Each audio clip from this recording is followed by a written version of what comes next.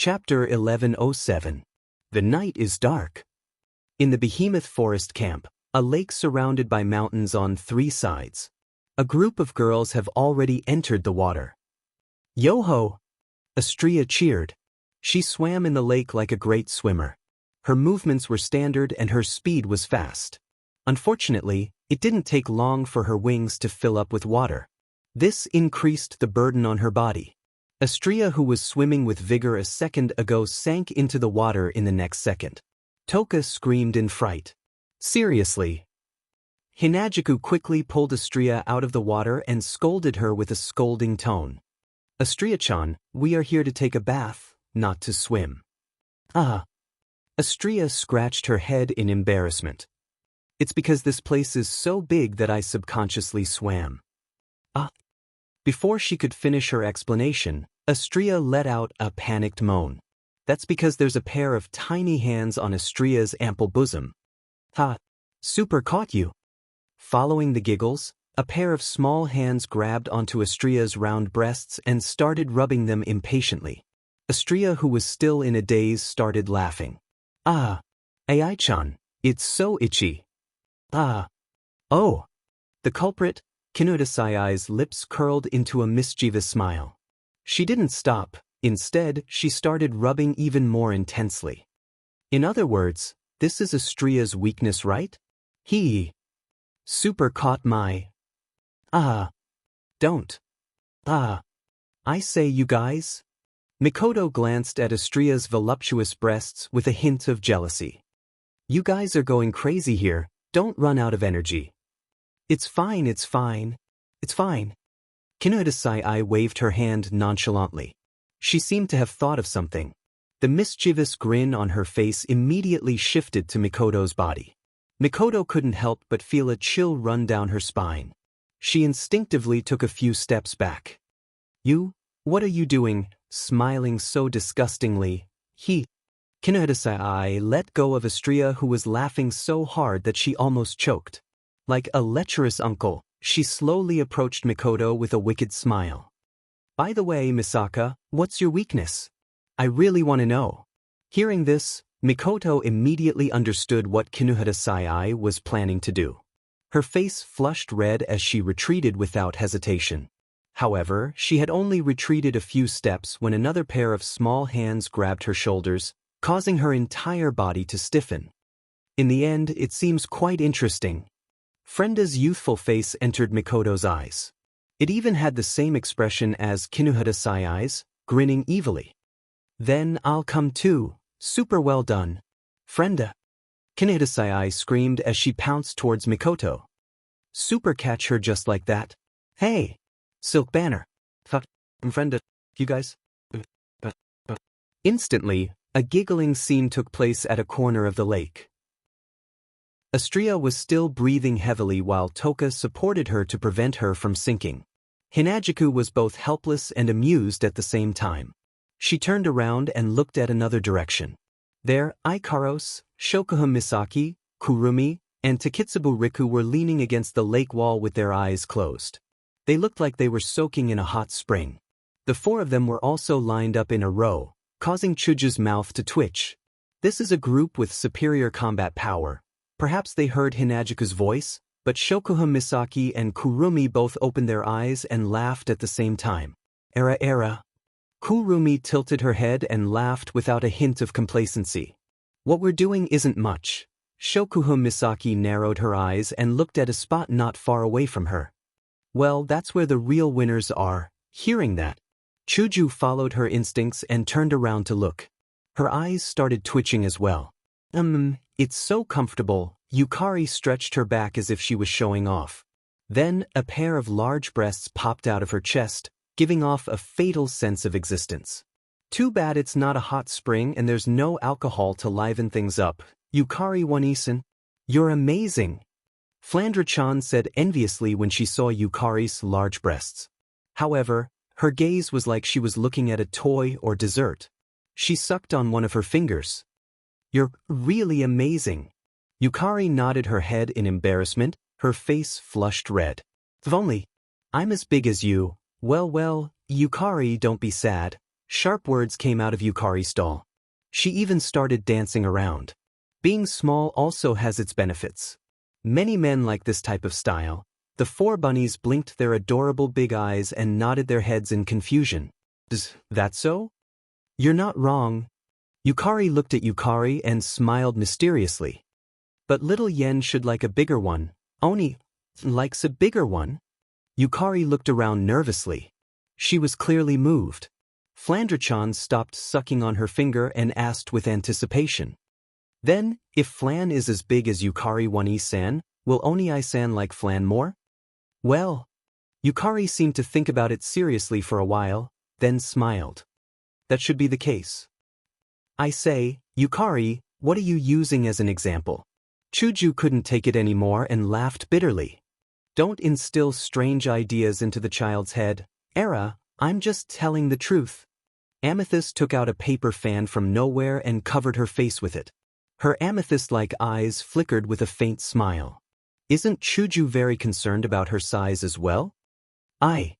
Hinagiku opened her mouth as if she wanted to refute, but in the end, she stuttered and didn't say anything.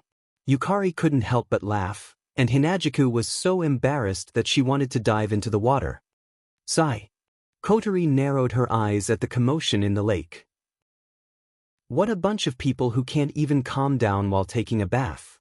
After saying that, Kotori slowly walked to the shore, attracting the attention of Hinagiku, who was still in a daze over the size of her chest. You're done? Kotori. It's about time. Kotori waved at Chuju without looking back. I want to bathe for a bit longer, but I'm a little hungry. Let's head back first. In the lake, Astria and Toka's ears twitched. They immediately rushed towards the shore. We're hungry too. Kotori, Toka, and Astria climbed out of the lake. At the same time, a magic crystal on top of the pile of women's clothes vibrated. Then, tiny dots of light appeared out of thin air. They gathered together and formed into a human figure. In the night, the light spots that appeared out of nowhere were undoubtedly noticed by all the young girls. Faintly feeling that something was amiss, before the girls could react, the light spots around them suddenly dispersed, exposing the figure within to the air. Wu Yen slowly opened his eyes. His mouth turned into an O shape when he saw the scene before him. My master, Shido. Since Wu Yen appeared at the spot where the girls piled their clothes, Kotori, Astria, and Toka went in that direction. The three girls came face to face with Wu Yen. Yua. Astria and Toka regained their senses and they jumped back into the water. Kotori covered her chest as she glared at Wu Yen. She looked like she wanted to bite off a chunk of meat from him. In the water, a lot of girls reflexively dove into the water. Hinagiku and Mikoto screamed in anger. Their screams naturally attracted Wu Yan's attention and he looked over. The next moment, one by one, their white and delicate bodies entered his field of vision, causing him to feel dizzy. What the hell is going on? Chapter 1108. That's the gist of what happened. Inside the tent, Wu Yen told the girls everything that happened on the Emperor Island and the Domain of Gods. Aside from Sylph, Wu Yen told them about everything that happened in the Domain of Gods. He had a puzzled look on his face. Wu Yen isn't bothered by the fact that he has to tell them everything. He's more concerned about the lake incident. Wu Yen was lucky enough to pick up a lot of benefits when he came back. However, he still received a lot of condemnation from the girls. Hinagiku and Mikoto wanted to chop him up and electrocute him. Wu Yen is worried that his true ancestor body won't be able to withstand the torture. That's not all. After all, most of the girls have already been intimate with Wu Yen. Their bodies aren't a secret to Wu Yen. Their condemnation is just a cover-up for their shyness. Toka, who hasn't slept with Wu Yen yet, didn't complain because of her feelings for Wu Yen. Flandre-chan and Yoshino, on the other hand, aren't fully mature yet, so they don't mind letting Wu Yen see their bodies. They also don't mind letting Wu Yen see their bodies. However, it's a different story when it comes to Yukari. Yukari is different from the girls who have feelings for Wu Yen. Yukari values Wu Yen, but she doesn't love him. Wu Yan's status to Yukari is the same as Yu Yuzi and Ling Meng. He's a rare friend. Yukari's status in Yukari's heart is already very high. However, it's not high enough to let him see her naked body. That's why, after the lake incident, Yukari forcefully took Wu Yan away and interrogated Wu Yan with her usual smiling face. When it's about time, she led Wu Yan back to the tent. How can Wu Yan not be puzzled? After all, he was still confused. Why did he appear beside the lake where the girls were bathing? Wu Yan was in a daze. He didn't know anything. He wanted to know the reason, but he was scolded by the girls first.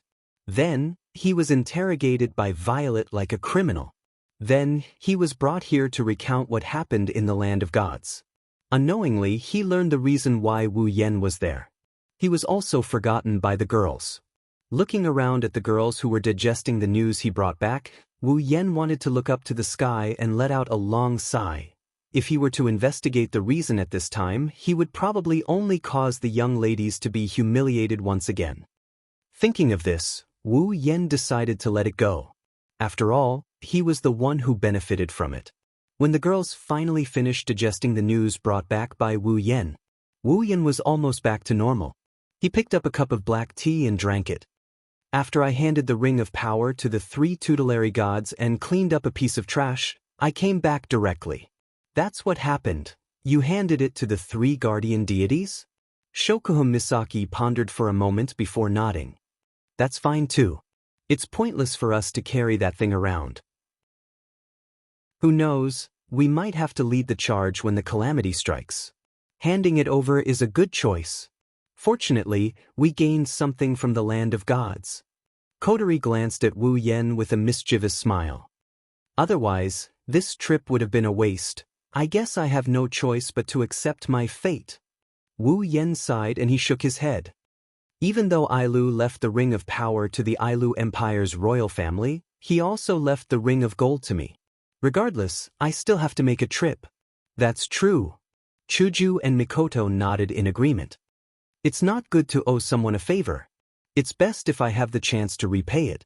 Besides, Lulu and Feifei are in Ailu Empire as well. For their sake, I have to make a trip to the land of gods. Wu Yan nodded with a smile. He turned to Yukari, who was sipping her tea. Yukari, what do you think? Yukari, it's the same whether we hand over the Ring of Power or not. Yukari replied with a smile. As long as we're in the Spalier world, we'll be bound to the calamity sooner or later. It's only a matter of time before we get involved. Handing over the Ring of Power will only make us face it later. In the end, we can't escape unless we leave this world. I guess you're right. Wu Yan scratched his face and shrugged helplessly. In the end, I didn't see it as clearly as you did. It's fine, isn't it? She gently put down the black teacup in her hand and tapped the table with the paper fan in her hand. Her eyes flickered slightly. The guardian tree, on the other hand, does pique my interest. Is it invincible? Mikoto crossed her arms in front of her chest and said with interest, I really want to see what this guardian tree looks like. And the palace at the bottom of the sea. Chuju shook her head regretfully. If only I went with them. If you're not from the 3 empires, not only will the guardian tribe be hostile to you, the guardian tree will also chase you away or even kill you. Wu Yan frowned. I heard it from Sylph and I don't know if it's true, but the guardian tree is level 98.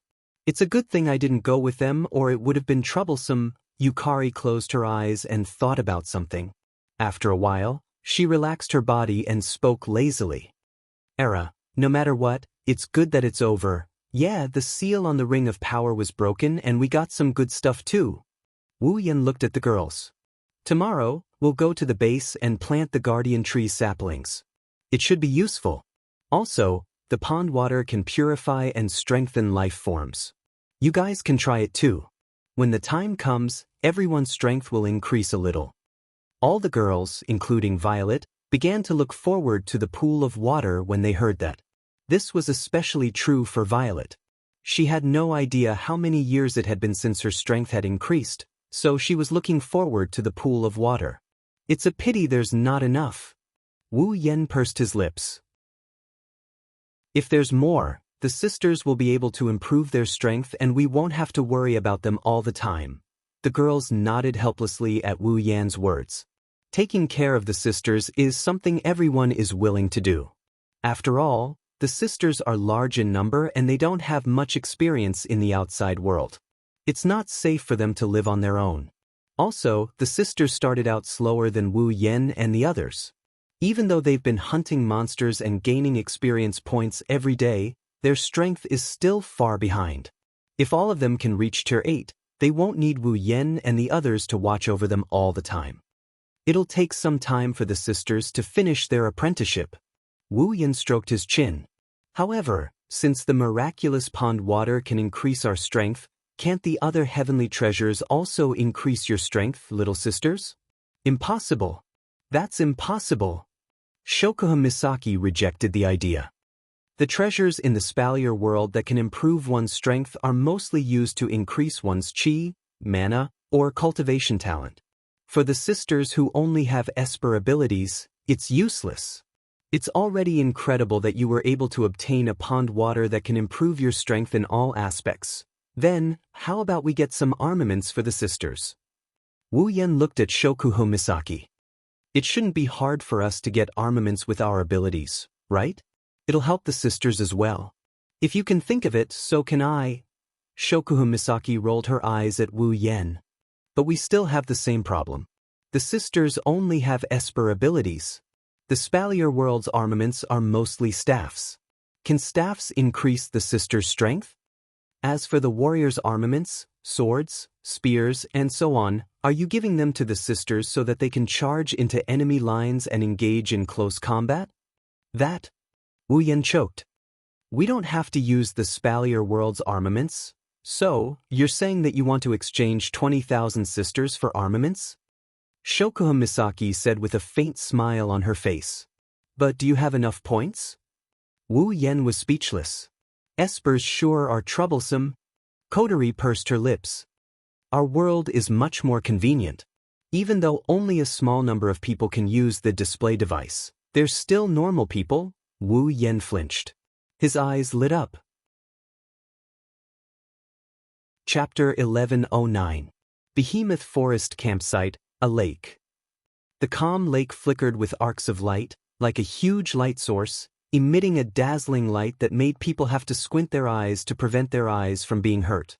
The slow sound of water kept reverberating from an unknown corner, as if there was a stream that was connected to this lake, pouring in a brand new source of water. The weather was clear and there were no clouds in the sky. The sunlight was not scorching hot, but it was enough to provide warmth to people. The sunlight poured into the lake and illuminated the corner of the mountain on 3 sides, filling it with an inextinguishable light. It was exceptionally dazzling. However, at this moment, the most dazzling thing was the ripple in the sky above the lake. It was pouring some extremely clear water into the lake below, and its area was comparable to the entire lake's crimson spatial ripple. Along with the sound of flowing water, the gate of Babylon that covered the sky above the lake continued to sprinkle clear water like rain, replenishing the lake below. With the injection of clear water, the arc in the lake seemed to be getting brighter and brighter. Vaguely, there was a wave of energy fluctuating in the lake, and it was still expanding. The reason for this is the clear water pouring into the lake. Wu Yan stood on the shore, controlling the gate of Babylon to pour the water into the lake in an orderly manner. He couldn't help but sigh. Wu Yan turned to look at the girls around him. He shook his head helplessly. Do you really only need the diluted pool water? The effect should be a notch lower. Well, there's nothing we can do about it. Violet held up her parasol and didn't look discouraged at all. You and your familiars added up to 4 people, yet you used up a third of the water. And that's only because your familiars are too special, so you don't have to use too much of it. You've actually used more than half of it on yourself. Violet's eyes turned to look at the water pouring into the lake. She tapped the handle of her parasol with her paper fan and said calmly, "That's not all. You're a primogenitor, Yen. You have a lot of mana and a lot of abilities. With so many aspects, the amount of pool water needed to be increased. However, there are many people here who are not pure humans, so the amount needed is definitely not small. Plus, there are many people here, so if we don't dilute it, we won't be able to use all of them." Violet is right. Mikoto nodded in agreement. Since there's good stuff, we should all enjoy it together. It's fine if the effect isn't as good. The advantage is that everyone can get stronger. Hinajiku patted Wu Yan's shoulder in a comforting manner. So, Yen, don't throw a tantrum here. What's there to throw a tantrum about? I just think it's a pity. Wu Yan sighed again. Forget it, it's fine as long as you guys think it's fine. Who asked there to be so little water? If you think about it from another perspective, diluting the water isn't that bad either. Shokuho Misaki chuckled. Little Yen, didn't you soak in those pools for 5 whole days before you finished upgrading? Diluted water shouldn't take that long, right? Wu Yen pondered for a bit before nodding his head. That's true. It's not good to let the sisters out of our sight for a few days. You don't have to worry about that. Mikoto crossed her arms in front of her chest. We'll take turns going in. Someone will watch over the sisters. Is that so? That's right, Yen. Worrying too much isn't a good thing.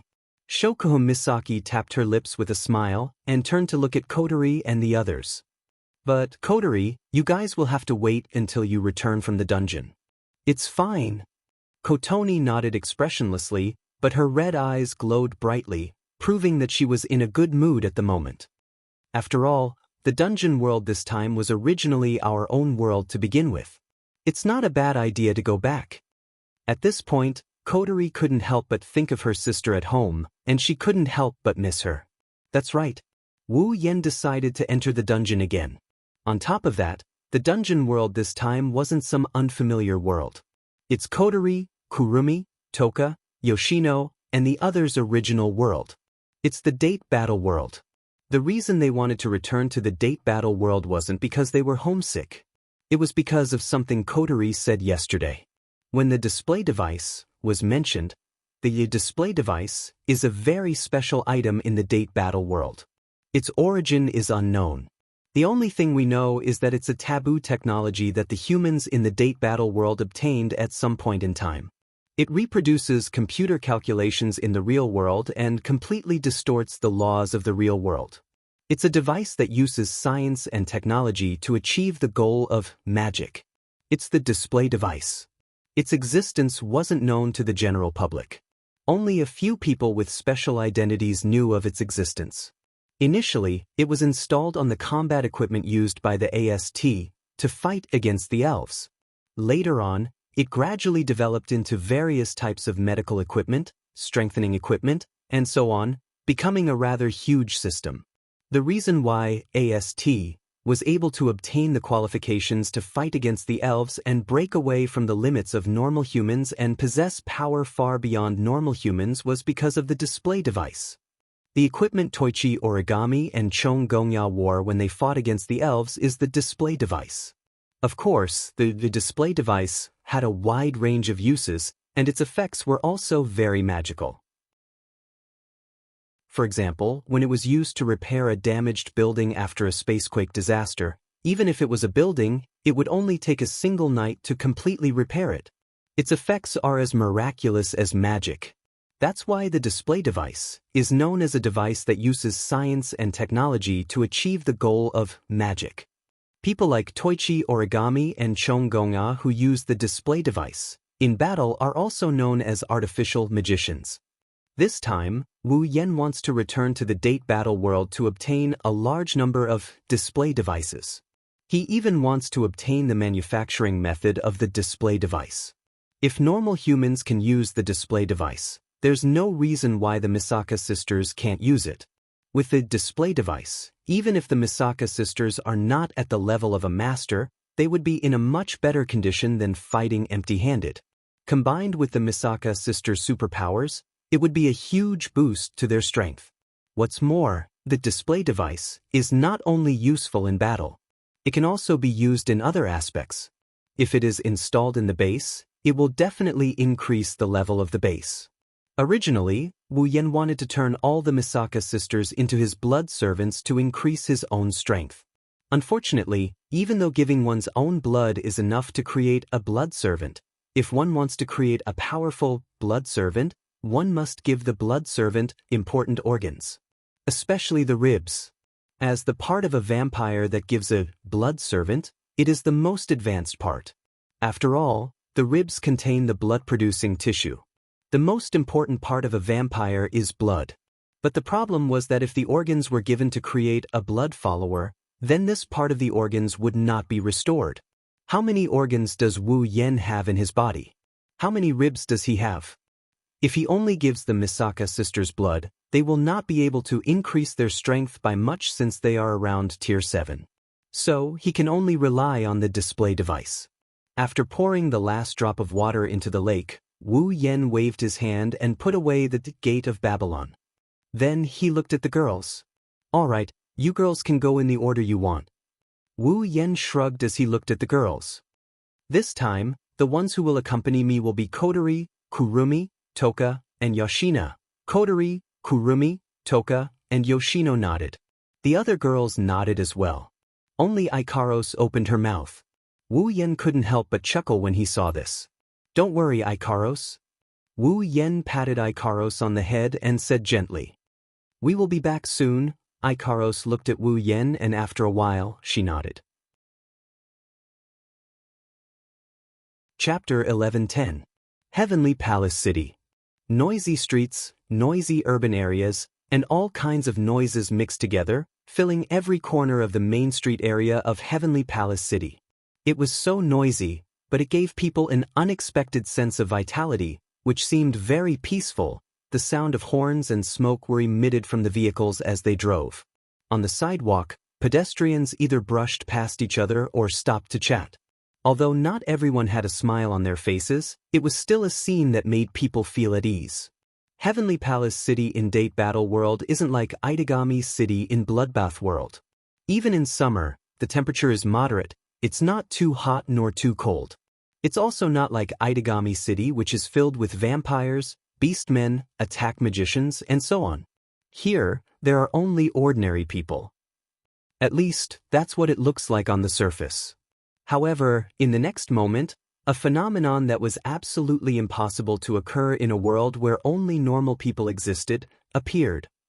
Woo! On the street, an extremely harsh alarm sounded without any warning in Heavenly Palace City, causing the glass windows of many buildings to shake. The birds that happened to fly over Heavenly Palace City were also frightened by the sharp alarm and were hovering in the air. As for the people who remained on the main street, they stopped all their activities. Everyone's eyes widened, and their faces instantly stiffened.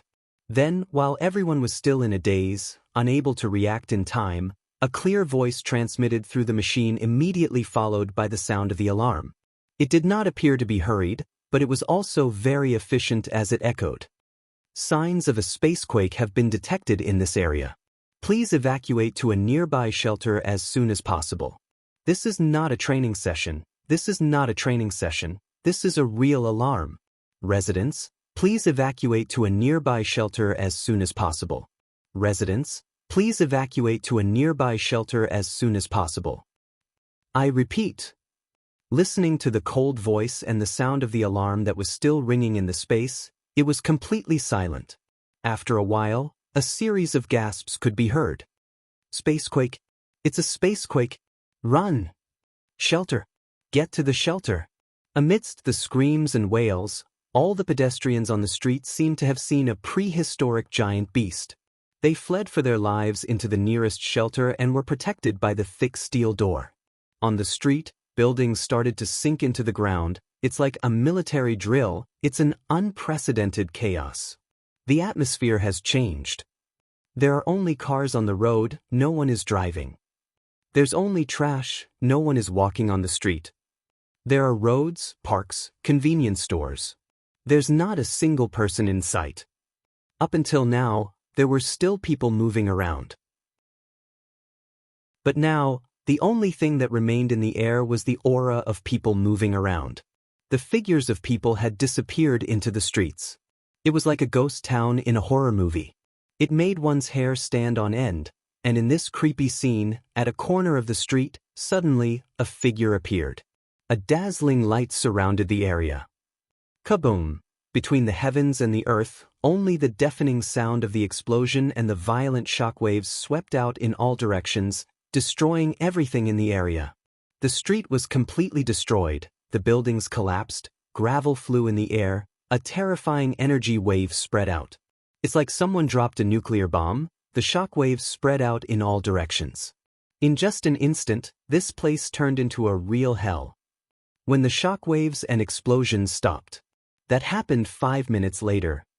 What's left is the scene of a meteorite crashing down. An entire layer of the street was shaved off. There's no trace of concrete left on the street. What looks like walls are standing one after another around the destroyed street. There's light smoke coming out of them. At the center of the street where the explosion happened, there's a large hole dug out of the ground. A few figures stood in the hollow as they blankly looked at their surroundings. They exchanged glances with each other. In an instant, a deathly silence surrounded them, causing them to be unable to open their mouths to speak. After a long time, one of the beautiful girls with 2 ponytails hanging in front of her and bangs long enough to cover one of her eyes tilted her head and smiled. "Ah, something interesting happened." "It's not interesting at all." A petite girl with 2 pink ponytails yelled angrily. "We caused a space-time quake." "A space-time quake? I've never caused a space-time quake before. Damn it." Hearing this, the man standing in front of the 4 beautiful young ladies of various sizes first lowered his head. Soon after, he abruptly raised his head and shouted like he was going crazy. "Why is it space-time again? The ones who caused the space-time quake are Wu Yen, Kotori, Kurumi, Yoshino, and Toka." "But why?" Wu Yen scratched his head, unable to get over this. Why would it cause a space-time quake? If you think about it, it's not that strange. Kotori took a deep breath and gritted her teeth. Our spiritual energy isn't sealed. It's not like we're in a quiet world. It's not strange that we caused a space-time quake. Sprites that were hibernating in another world would suddenly appear in this world. This phenomenon was known as the manifest world. When an elf returns from this world to the other, it's called disappearance. The reality world is divided into 2 types based on whether a space-time quake occurs or not. When a space-time quake occurs, it's called a normal reality world. When a space-time quake doesn't occur, it's called a quiet reality world. As a matter of fact, when fairies disappear and return to the other world, they will naturally enter a state of hibernation. Moreover, they will be pulled to this world from time to time, as if they were forcefully awakened by someone, thus appearing in the real world. In other words, whether the reality world exists or not has nothing to do with the will of the elf. When an elf is forcefully pulled into the reality world, a space-time quake will occur in the reality world. If an elf doesn't want a space-time quake to occur in the reality world, they'll have to rely on their own will to descend into this world. In other words, if they want a quiet reality world, they'll have to consciously resist a space-time quake. Wu Yen, Kotori, Kurumi, Toka, and Yoshino. 4 of them are elves. They came back from the Spalier world to this world. Moreover, they forgot to seal their spiritual energy and didn't consciously try to control the space tremors. Naturally, the space tremors happened. Wu Yen more or less understood Kotori's words, but he also had another question. If that's the case, why did a space-time quake occur when he first arrived in this world? Even though he didn't consciously resist a space-time quake, Wu Yen doesn't have any spiritual energy and he's not an elf. While Wu Yen was pondering this question, Toka and Yoshino exchanged glances and walked up to Wu Yen. Toka asked anxiously, "Hey, Shido, did we do something bad?" "Probably. I think, maybe. Wu Yen scratched his cheek and smiled awkwardly. "Yeah. Forget it, it's good that no one got hurt." Kotori sighed. "In short, let's leave before Esti arrives." Zhang Lisheng shook his head. Wu Yen and Ko were about to nod when they heard a sonic boom from the horizon. They froze on the spot just as they were about to leave. Era. Kurumi licked the corner of her mouth as if she was taking pleasure in her misfortune. "Looks like they're here." Everyone raised their heads and looked in the direction of the sound. There, a few figures wearing streamlined light armor were rapidly flying over under the guidance of ejectors. Wu Yen rubbed his forehead and looked at the 4 elven girls. "Whatever, hurry up and change into your spiritual equipment. Don't let AST see you in your normal attire or it'll cause some trouble." The four girls nodded, and in the next moment, flames, black gas, purple light, and icy mist enveloped their bodies. When they reappeared, the four elven girls had already changed into dazzling spiritual equipment. Chapter 11:11. As soon as she arrived at the scene of the space-time quake, she saw 5 figures standing in the hole. Unfortunately, before Kite Origami could see the true faces of the 5 figures, a scorching flame, a rich black light, a dazzling purple light, and a cold white light soared into the sky one after another, causing the group of AST members, including Kite Origami, to squint their eyes out of reflex. Even their flying speed had slowed down a little. It wasn't until the 4 different lights dimmed that the members of AST could finally see what was going on inside the hole. A girl with long pink hair wrapped in flames, horns on her head, wearing a feathered dress. A young girl in a black and red gothic dress with 2 ponytails tied up in her hands, one long and one short, was holding 2 ancient Western-style guns, one long and one short. Violet Radiance Village. A young girl wearing a purple crystal headdress and ceremonial armor. A petite girl with a doll in one hand, surrounded by cold air, wearing a green cloak decorated with bunnies. There was also a black-haired man who was standing in front of the 4 girls. There was nothing abnormal about him. He was wearing an ordinary black shirt and trousers, and a black jacket. The AST members in the air saw this scene and their expressions changed drastically. They even felt dizzy. 5 elves? How? How is this possible? 5 elves. It's really 5 elves. How are we supposed to fight this? The AST members, other than Kite Origami, were all shaken. They almost screamed out loud. Even though the ejector behind them was still active, they didn't dare to take another step forward. That's understandable. Usually, all of the AST members added together could only deal with 1 elf. They were the only ones who knew how to fight against the elves. The AST members were just barely able to resist the elves when they appeared. They dragged the elves until they disappeared and the battle was over. If they really fought against the elves at full power, with the level of the AST battle display device, even if all of the AST members were added together, they would only be on par with the weakest elf in history, Hermit. They wouldn't be able to do anything to the elves. Now, against 5 elves at once, let alone AST, even Dim might not be able to do anything. If they really fought against the elves, only death awaited them. Prince? Nightmare? Hermit. The leader was a female. The captain of AST, Hoshino, gritted her teeth as she stared at Wu Yen and company. She endured the dizziness in her head. That fire sprite should be an Efreet, right? And that man, could he be the Red Devil? Damn it. When did the elves know how to gather together? 5 elves, how are we supposed to fight them? The AST members didn't dare to step forward after hearing Liaozi's words. It wasn't that they were too cowardly. It's because the elves in front of them are too terrifying. Not to mention the weakest one, Hermit.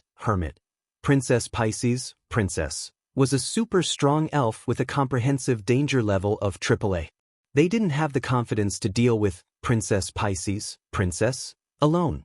On the other hand, even though the fire elf, Efreet, hadn't appeared in the world for a long time, its overall danger level was still AA. It was definitely stronger than Hermit. Of course, they were strong, but they had never taken the initiative to kill a human. But Nightmare was known as the evilest and most dangerous sprite. Her comprehensive danger level was S. She could kill tens of thousands of humans with her bare hands. If she was alone, they would still dare to fight her. But now, not only was she not alone, she was with several elves who were not inferior to her. Who would dare to fight her?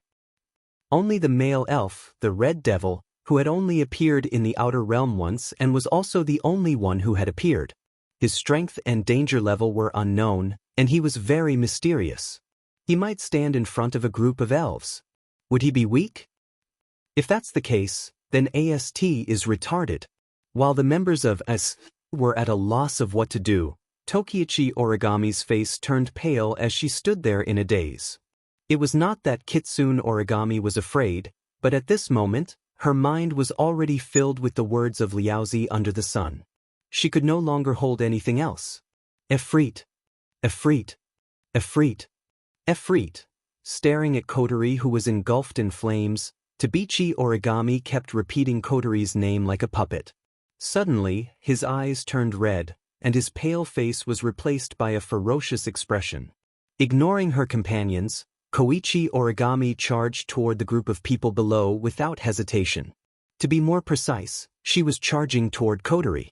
Following that, a sharp screech filled with hatred and resentment echoed in the air, accompanied by the cries of prairie fire. Efreet! Wait! Origami! The resentful screech startled Wu Yen and the others. When they reacted, Tabichi Origami was already in front of Kotori. Ignoring the others, she raised her lightsaber and slashed at Kotori's head. Kotori frowned deeply when she saw Koichi Origami's face distorted with hatred. However, the merciless lightsaber made her temporarily put aside the doubts in her heart. She extended a hand, and a scorching flame immediately wrapped around it and slowly burned. Ding! The gleaming lightsaber slashed at Kotori's hand. However, it was blocked by the flames on her arm. Kotori gripped the lightsaber tightly. Her red eyes stared at Tabichi Origami. There was a trace of fiery red in her eyes. You still have the guts to charge at me in this situation. I have to say, Tabichi Origami, your actions are both surprising and hilarious. Kotori frowned at Tabichi Origami's hateful face and couldn't help but mock her. I heard you hate elves, but I didn't expect it to be to this extent. Looks like I've underestimated you. Efreet. Efreet. Efreet. Koichi Origami bit her lips and tried to pull the lightsaber in her hand. However, no matter how hard she tried, she could not pull the lightsaber out. She abandoned the lightsaber in her hand, grabbed a heavy cannon, and aimed it at Kotori's face. A dense energy wave surged out of the cannon and hit Kotori at close range. Both Kotori and Origami were shrouded in black smoke and flames. Origami. Looking at the black smoke that couldn't be seen clearly, Liaozi clenched his fists tightly. That idiot! Prairie Fire turned around and yelled at the AST members behind him. What are you looking at? Go help them. The members of AST were shocked. They hurriedly operated the ejector and flew down. However, after flying for a short distance, a figure appeared in front of them. Era. Kurumi walked slowly in the air as if she was taking a stroll in the garden. She turned her head around and a wicked smile hung on her beautiful face. Although I don't know what's going on, it seems to be very complicated over there. Can you please not go over and disturb them? After saying that, Kwang-san's red eyes flashed with an ominous glint. Otherwise, I'll be very angry, very angry. Nightmare.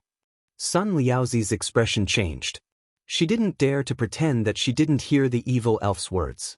At the same time, the black smoke gradually dissipated, revealing the situation inside. Kotori, who was engulfed in flames, wasn't hurt at all.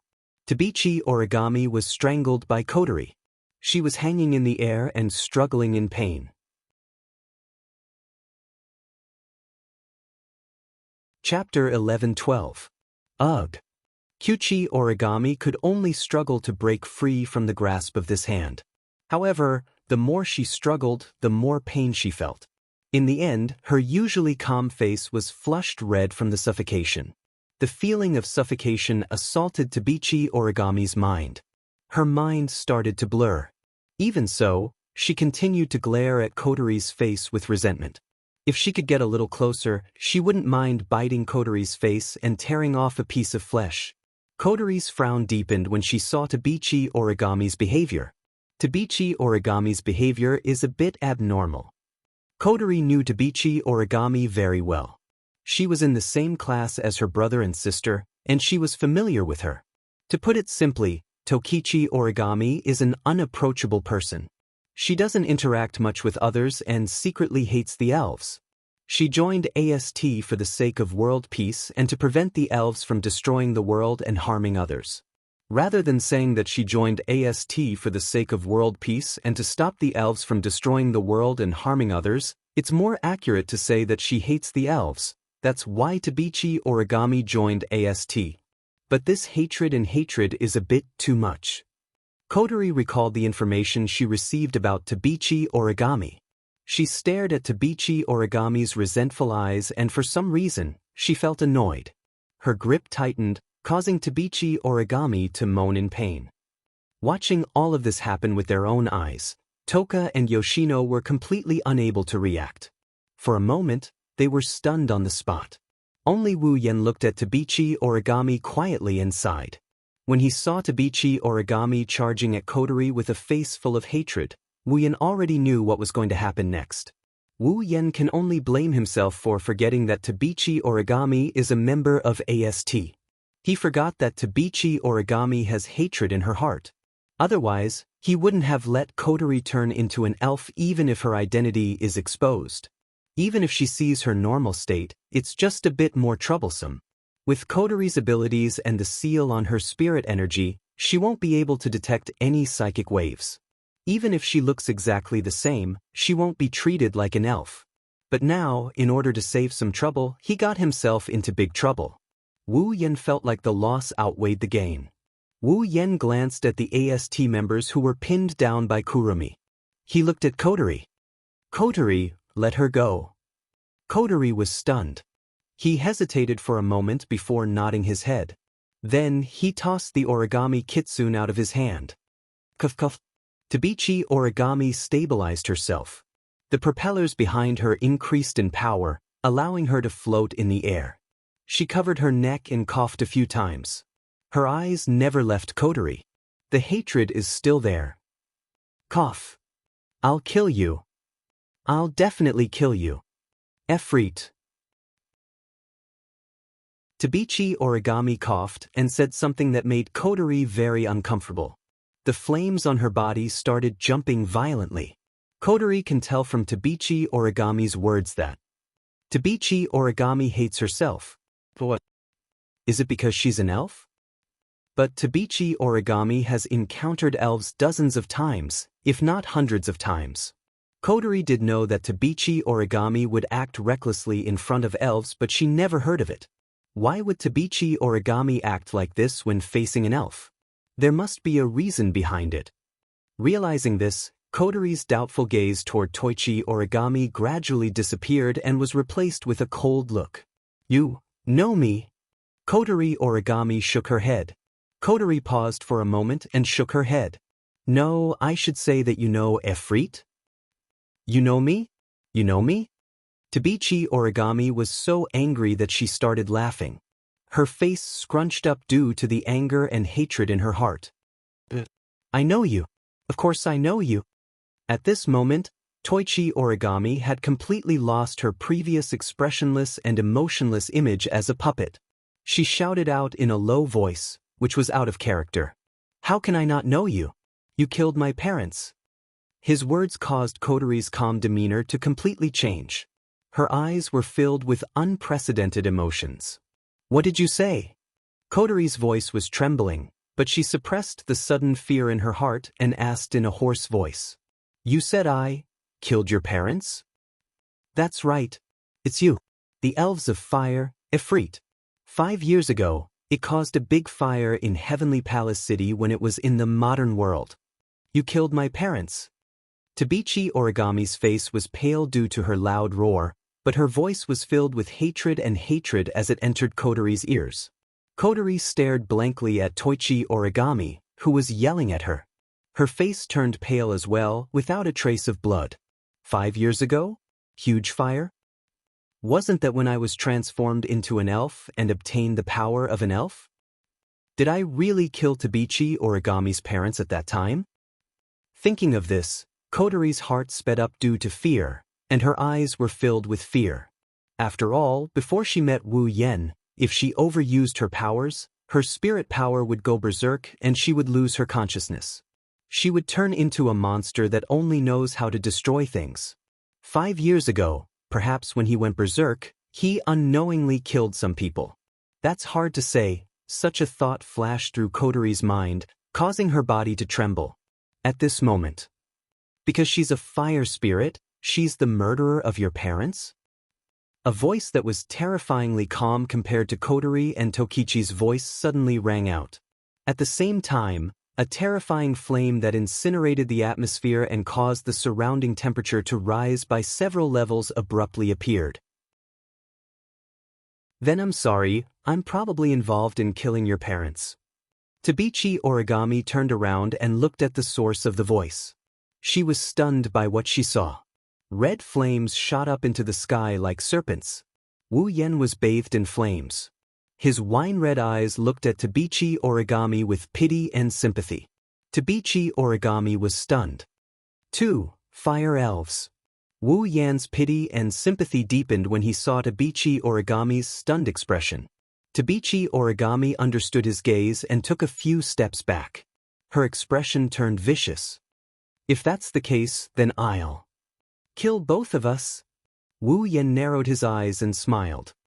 Do you think you can do it? I have to do it even if I can't. Tabichi Origami yelled and raised her cannon again. This time she aimed at Wu Yan. I'll kill you.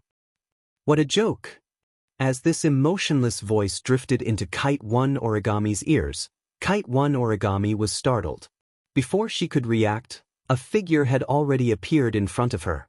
The figure extended his hand and pressed down on the heavy cannon in her hand. His wine-red eyes immediately met Kite 1 Origami's gaze. If you can kill elves with aggro, then there's no need for an AST. Wu Yen grabbed the cannon with all his might and he flung it out. Tabichi Origami, who was holding the cannon, was sent flying. When Tabichi Origami steadied herself and looked down, Wu Yen and Kotori were nowhere to be seen. Even Toka and Yoshino were nowhere to be seen.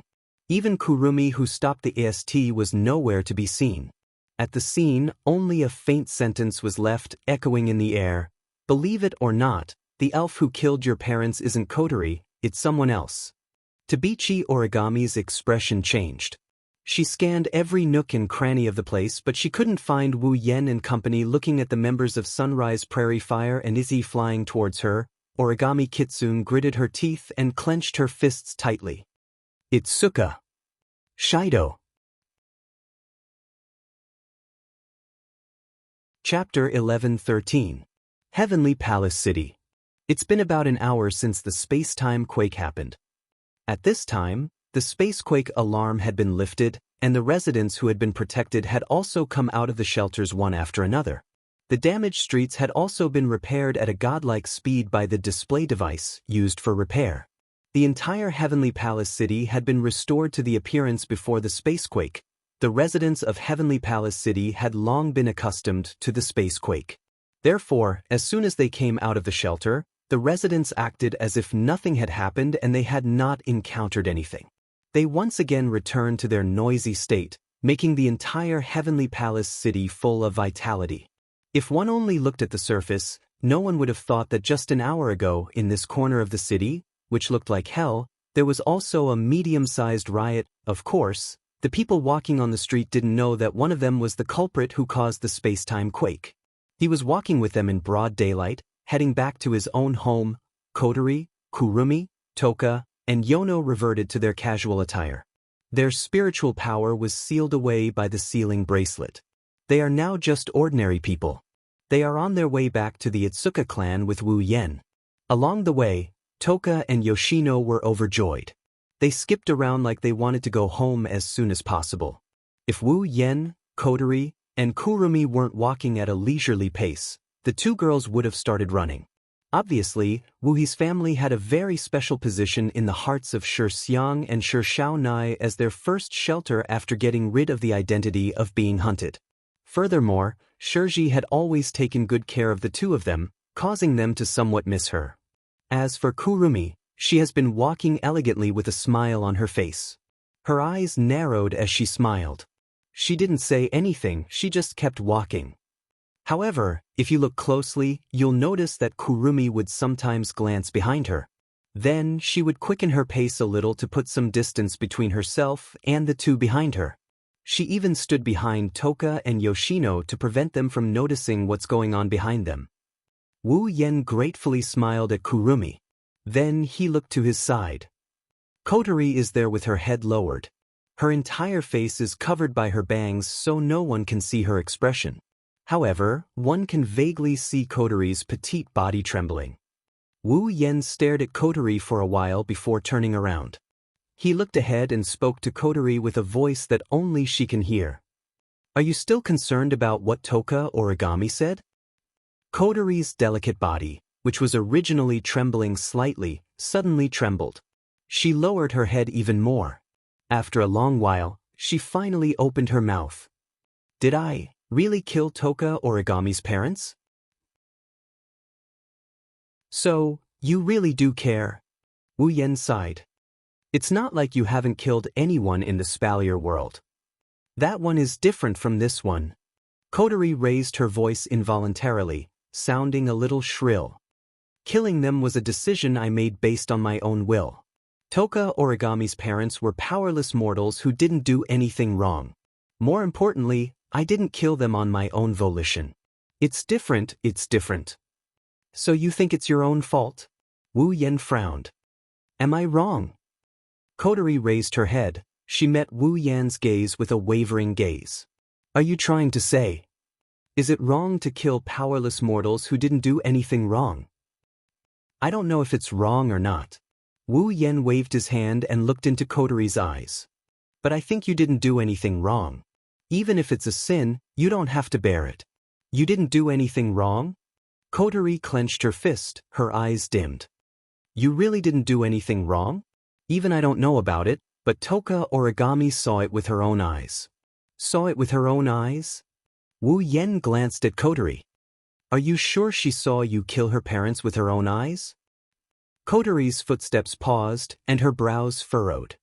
What do you mean? Even though you were still a child 5 years ago, it shouldn't be hard to match her in terms of appearance, right? Wu Yan shook his head.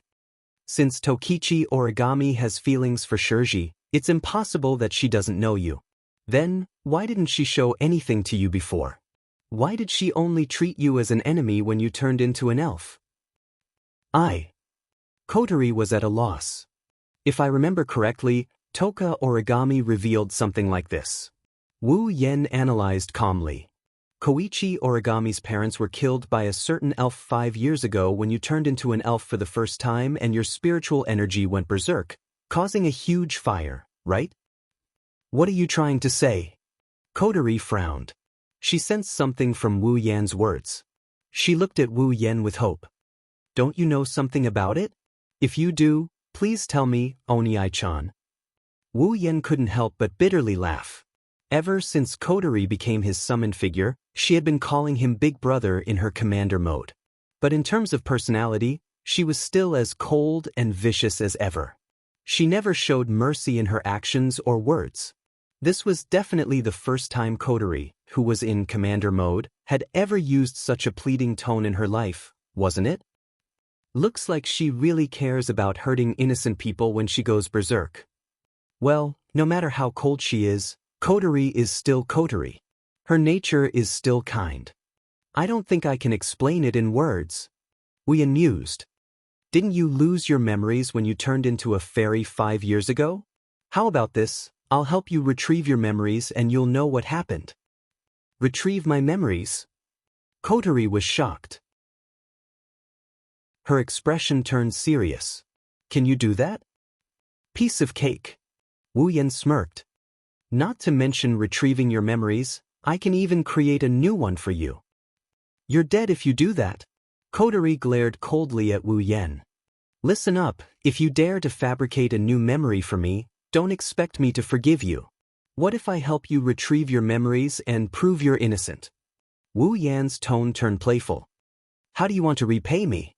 My adorable little sister. I'll repay. Kotori's eyes darted around. She didn't dare to look at Wu Yan's playful face. Her cheeks turned red as she spoke shyly.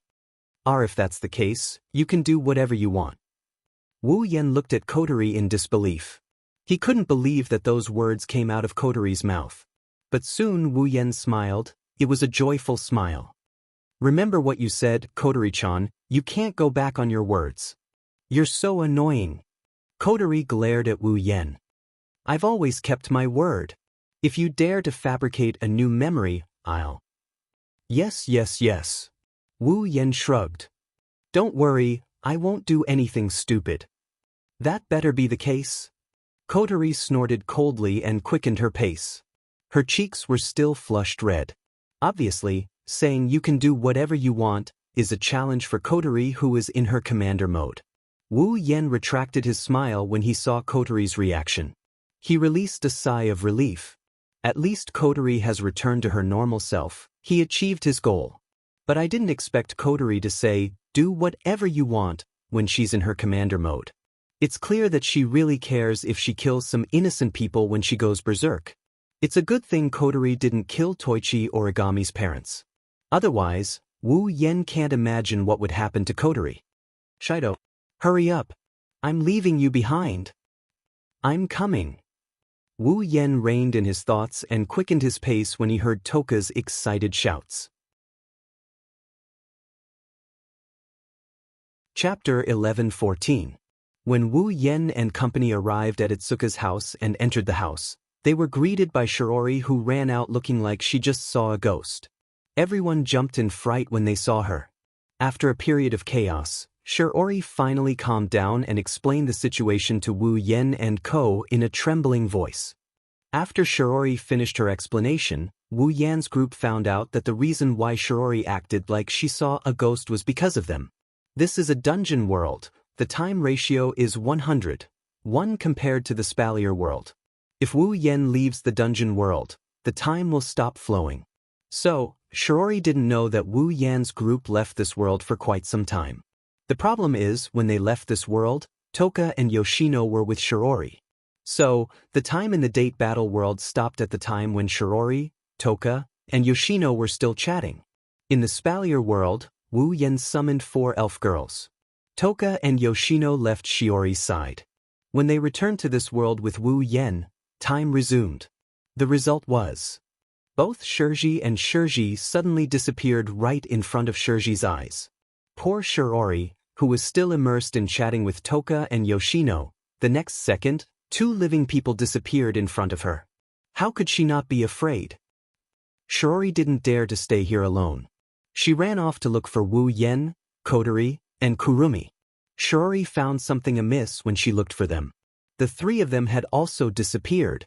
Such a strange phenomenon scared Shiori so much that she almost fainted. She wanted to escape from Itsuka's house. She was afraid that even the people on the street outside would disappear. If she was the only one left in the world, she would collapse. So, Shiori could only tremble. She held on to the fear in her heart. She ran back to her room.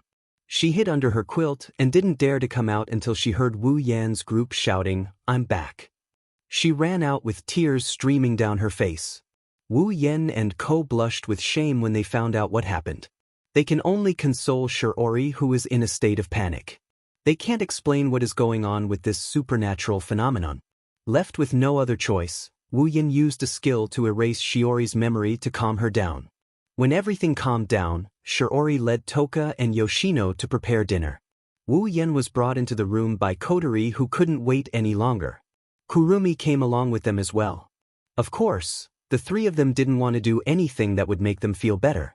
They just wanted to help Kotori retrieve the memories that she lost when she turned into an elf 5 years ago. Itsuka, Kotori's room. Wisps of burning mana flames jumped on his fingers, as if they were cheerful fairies dancing in the air. Wu Yen grabbed the strand of magical flame and flicked it. The magical flame shot out like a bullet and hit the ground. Then, a platinum-colored magical formation appeared with the magical flame as the center. Wu Yen nodded and looked at Kotori. Stand in the magical formation. Stand in this magic circle. It can help you reconstruct the memory before and after your elven transformation 5 years ago. Kotori's face tensed up. She was expressionless, but there was an indescribable seriousness in her voice.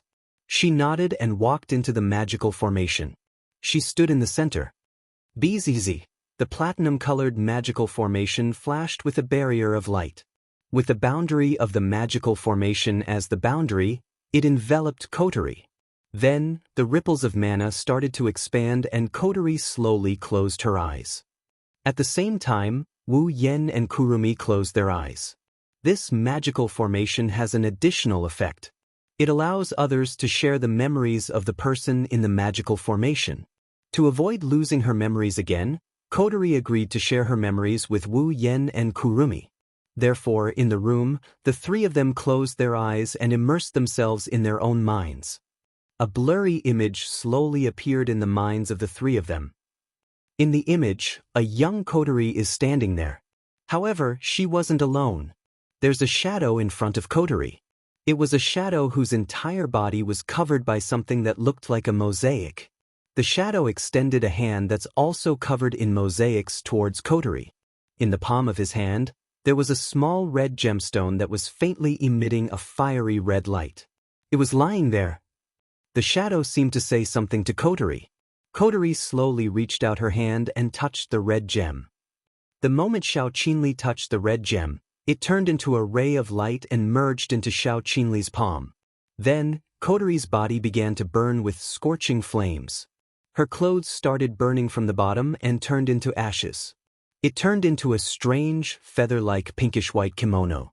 She was wearing a feather kimono that was so beautiful it seemed like a fantasy. She was bathed in boiling flames. In the video, Kotori's face was twisted in pain. Not only that, but around Kotori, bright red flames began to burn. Kotori seemed to have reached the limit of her endurance, and she began to cry out. As if it had received some kind of command, the flames suddenly expanded and spread wildly in all directions. The park, the houses, the shops, the buildings, and even the streets were all covered by the merciless flames. Xiao Qin, on the other hand, seemed to have been tied to a pillar. Her hands were spread wide open as she screamed in pain. She looked like a saintess who was being burned alive. As she screamed, the flames around her shot out in all directions like a flamethrower. By the time Xiao Qin finally stopped screaming and calmed down, everything around her had already been engulfed in a sea of fire and was slowly burning away. Everything within his field of vision was burned to ashes. Moreover, the fire was still gradually expanding its scope. Seeing all this, Kotori's face once again showed a pained expression. She collapsed to the ground, covered her face, and cried bitterly. Large drops of tears flowed from her eyes, dripping onto the ground, and were directly evaporated by the scorching flames. The shadow stood there and watched. Until a certain moment, it suddenly raised its head and looked at the sky. Then it immediately disappeared. Almost at the same time, a figure descended from the sky and landed in front of Kotori. Kotori threw herself into the person's arms as if she was grasping at a life-saving straw. Not long after, the two talked about something and the person gave Kotori a red bracelet before disappearing. That person was Wu Yen, who accidentally returned to Heavenly Palace City 5 years ago. When Kotori put on the bracelet and sealed all her spirit energy, Wu Yen disappeared. The shadow appeared in front of Kotori again. The shadow kept looking up at the sky and didn't say anything for a long time. When her spiritual energy was sealed and her spiritual equipment turned into flames, Kotori covered her body and took a few steps back in fear. The shadow seemed to have realized something and looked at Kotori. Then, the shadow reached out its hand. This time, there was no gem in its hand. Its palm was no longer in front of Kotori. Instead, it pressed down on Kotori's head. A faint light flashed from the shadow's hand. Kotori, who was struggling, stiffened. Her eyes closed and she fell to the ground. He raised his head and looked at the sky. The shadow disappeared once more. The fire that spread throughout Heavenly Palace City seemed to have lost its power. As Kotori fell, it gradually dimmed. Many buildings and streets that were burned to ashes were exposed to the air. Everything disappeared. The image of Heavenly Palace City, which was almost burned to ashes, emitting light smoke, became the last scene in this memory fragment. Chapter 11:15. The magical ripples in the small room slowly receded. The platinum-colored magic formation in the center of the room slowly retracted and disappeared into thin air. Wu Yen, Kotori, and Kurumi opened their eyes. They were shocked as if they were awakened from a nightmare. Their breathing quickened. That was Coterie covered her forehead subconsciously. She was still immersed in the memories she just retrieved. Her red eyes were trembling violently. Even her pupils were dilated. I remember now the reason why I turned into an elf. Compared to the dazed Coterie, Wu Yan's expression was full of frustration. So that shadow was there the whole time. Why didn't I notice it? Despite saying that, Wu Yan couldn't do anything about it. What could he do? When he returned to Heavenly Palace City 5 years ago and saw Coterie, it was just an accident. It was not something he could control at all. There was only a short period of time. He was not free when he came, and he was not free when he left. Even if he found the shadow, he probably couldn't do anything. However, Wu Yan wasn't happy that the shadow that caused Coterie to turn into an elf had watched him disappear from Heavenly Palace City 5 years ago. That shadow? Kurong-san frowned slightly and then relaxed her brows. She relaxed and muttered. So that's what caused Coterie to turn into an elf. Wu Yan and Coterie flinched when they heard Kurumi's words. Coterie quickly asked after she recovered from her daze.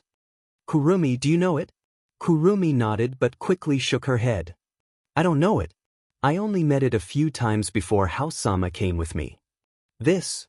Coterie took a deep breath and suppressed the agitation in her heart, calming herself down. Then do you know who it is? Kurumi shook her head. I said I met it a few times, but I only talked to it a few times. I only know it was covered by a blurry shadow every time it appeared. It has never revealed its true form. As for what purpose it has and what it usually does, I have no idea either. Kurumi nodded. Coterie fell silent. Wu Yan glanced at Coterie. Then he looked at Kurumi. Kurumi, how do you know it? In the beginning, it came to me by itself. Kurumi narrowed her wine-red eyes and tried to recall what had happened. She slowly opened her mouth. It seemed to know a lot of things. It also knew that I was gathering a lot of time to launch the Bullet of 12. It was also the one who gave me the information that you were studying in Lichon High School, lived in Wu He's house, and had Shixiang and Sifunai with you. It gave it to you? Wu Yan narrowed his eyes and he continued. You're saying you transferred to Zenhai to look for me because it provided you with the information you needed. That's right. Kurumi sighed.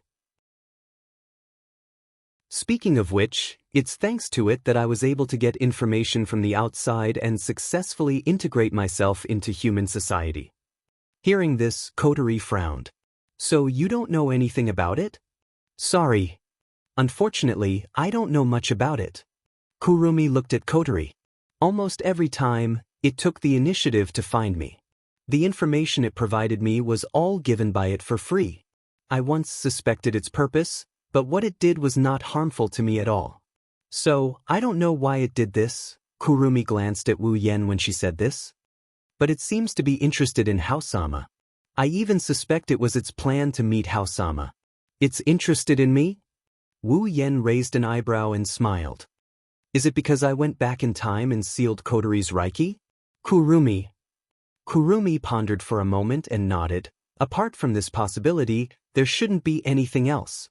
After all, in this world, the only one who can seal the power of the elves, besides Shirji, is Husband. On top of that, Lord Husband also possesses a strength that is comparable to or even surpasses the elves. If I didn't become Lord Husband's summoner, I probably wouldn't have known what kind of existence Lord Husband is in my entire life. That's true. Wu Yan lowered his head and pursed his lips. It has done so many inexplicable things behind my back. It must have its own purpose. To it, an inexplicable existence like me should have disrupted its plan. It's not strange for it to pay attention to me, even you don't know the true form of that shadow? Coterie turned to Wu Yan. Don't you know a lot about the dungeon worlds? Huh. Didn't I tell you when we were in the bloodlust frenzy world? I don't know everything about the dungeon worlds. Wu Yan bitterly smiled. Even though I know a lot more about this world compared to the blood-devouring frenzy world, unfortunately, that shadow is a mystery. Even I can't figure out what it is. You always drop the ball at the most crucial moments. How useless are you? Coterie harumphed coldly. At least I know why it turned me into a Reiki and why it gave the core of Reiki's Reiki to a human. That, I really don't know. Wu Yen turned his head away and he said this out of the blue. But I do know that there's another Reiki in this world like Kotori. She was given a Reiki by the shadow and turned into a Reiki. Kotori was shocked. She grabbed Wu Yan's collar and yelled angrily, "What did you say? Why didn't you tell me about such an important thing?" Wu Yan tilted his head back to avoid Kotori's saliva and pursed his lips. "What can I do if I tell you? Do I even need to tell you?" Kotori yelled angrily, "Of course you have to communicate with her and seal her Reiki. I can't do anything about that." Wu Yen shrugged and explained before Kotori exploded that Reiki hates men for some reason. She likes cute and pretty girls. Kotori's anger froze. Allah! Kurumi also opened her mouth in surprise. In other words, "That's right."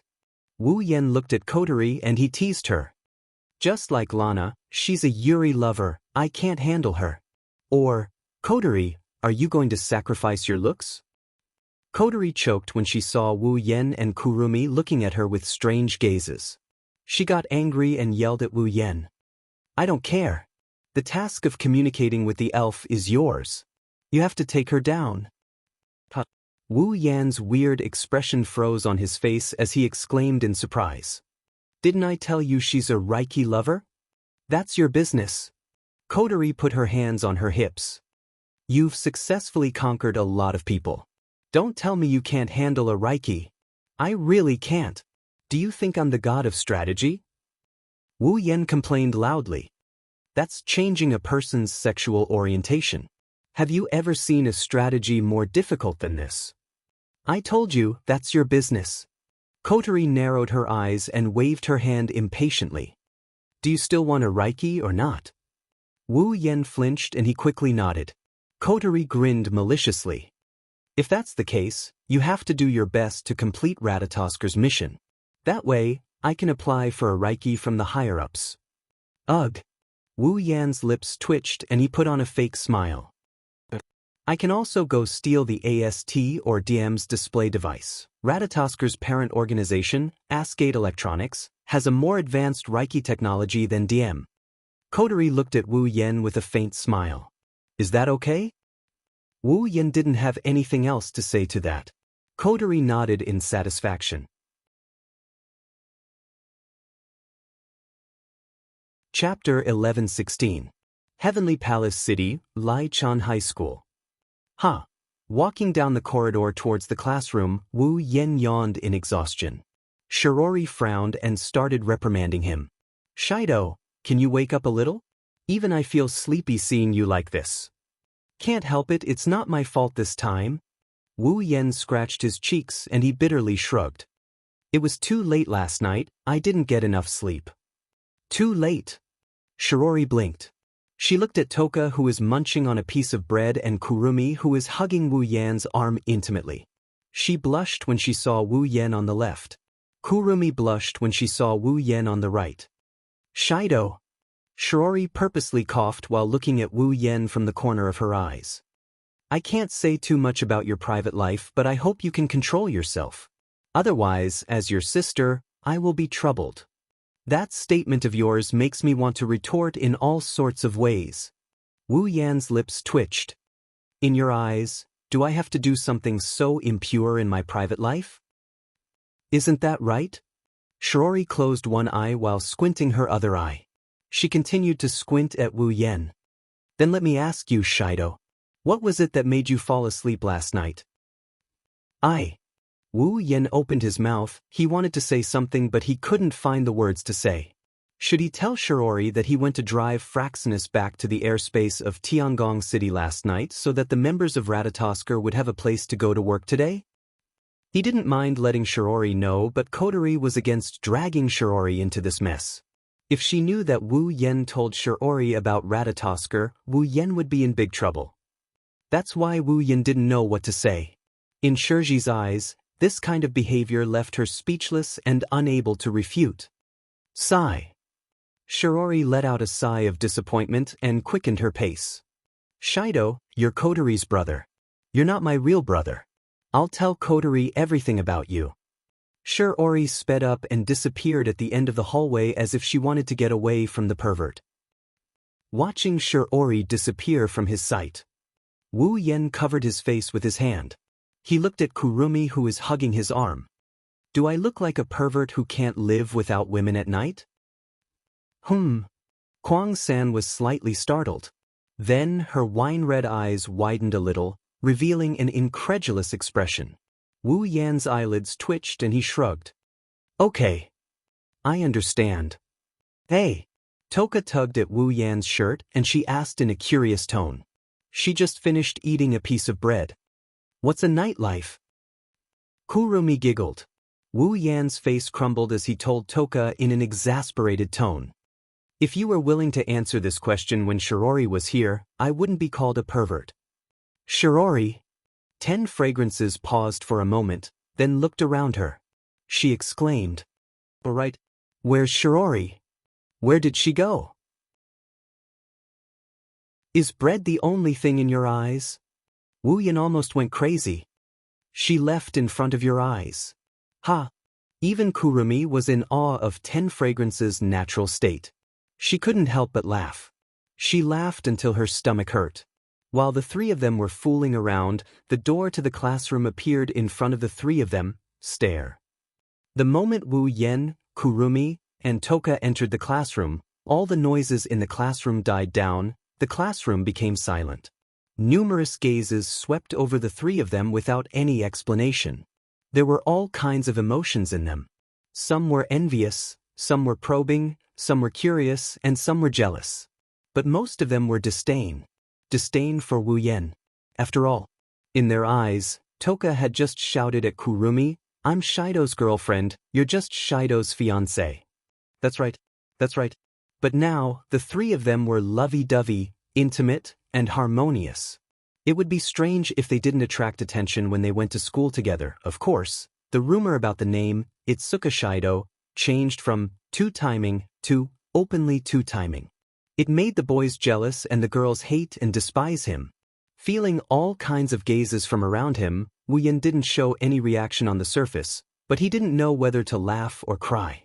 Recently, no matter which world he was in, he seemed to attract attention. From this point of view, he really has the destiny of a protagonist. Wu Yen didn't know whether to laugh or cry as he sat down on his seat. He started chatting with Kurumi and Toka. He treated everyone else as if they're nothing more than dirt. He teased the two beauties without a care in the world, causing them to giggle with him. Seeing this scene, the eyes of the boys in the class almost burst into flames. They beat their chests and stomped their feet, tears streaming down their faces. Whether it was Kurumi or Toka, the two of them were super beauties. Such a beautiful girl in the entire Lai-chan High School was already qualified to be the school belle. Now, the school beauties were chatting passionately with an unremarkable boy. How could they not be envious? Hey Wu Yen. A few girls surrounded Shiori and began to criticize Wu Yen. Your brother is two-timing, shouldn't you do something about it? Shido isn't two-timing, you know.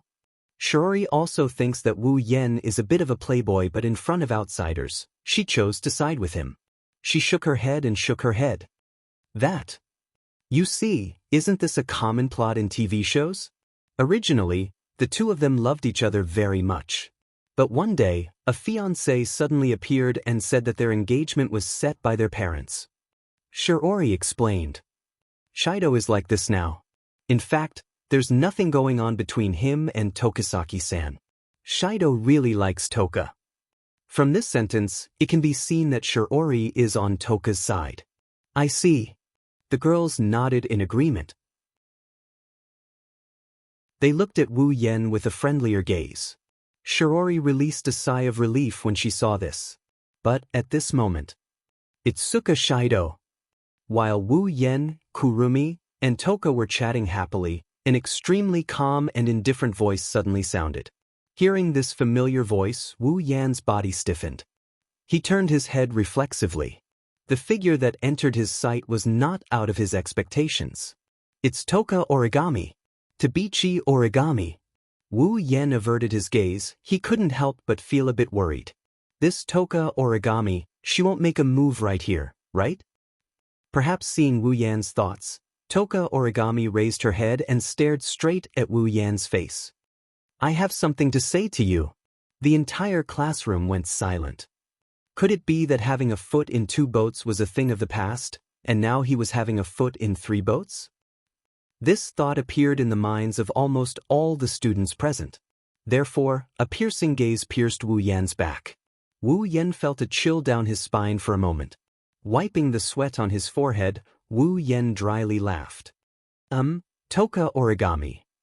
I have something to say to you. Toka origami used the same tone to interrupt Wu Yan. At the same time, there was an unquestionable look in her eyes.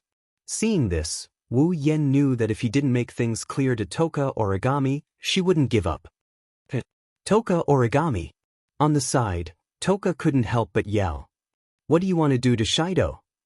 Toka origami ignored Toka and continued to stare at Wu Yan. This made Toka a bit angry. I say, Toka. Patting Toka's shoulder and giving her a reassuring look, Wu Yan walked out of the classroom. Toka origami immediately followed.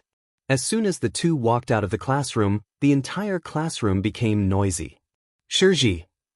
Many female students looked at Shirji. Are you sure your brother only likes Okami? Shirji smiled embarrassedly and tiredly laid on the table. I don't care.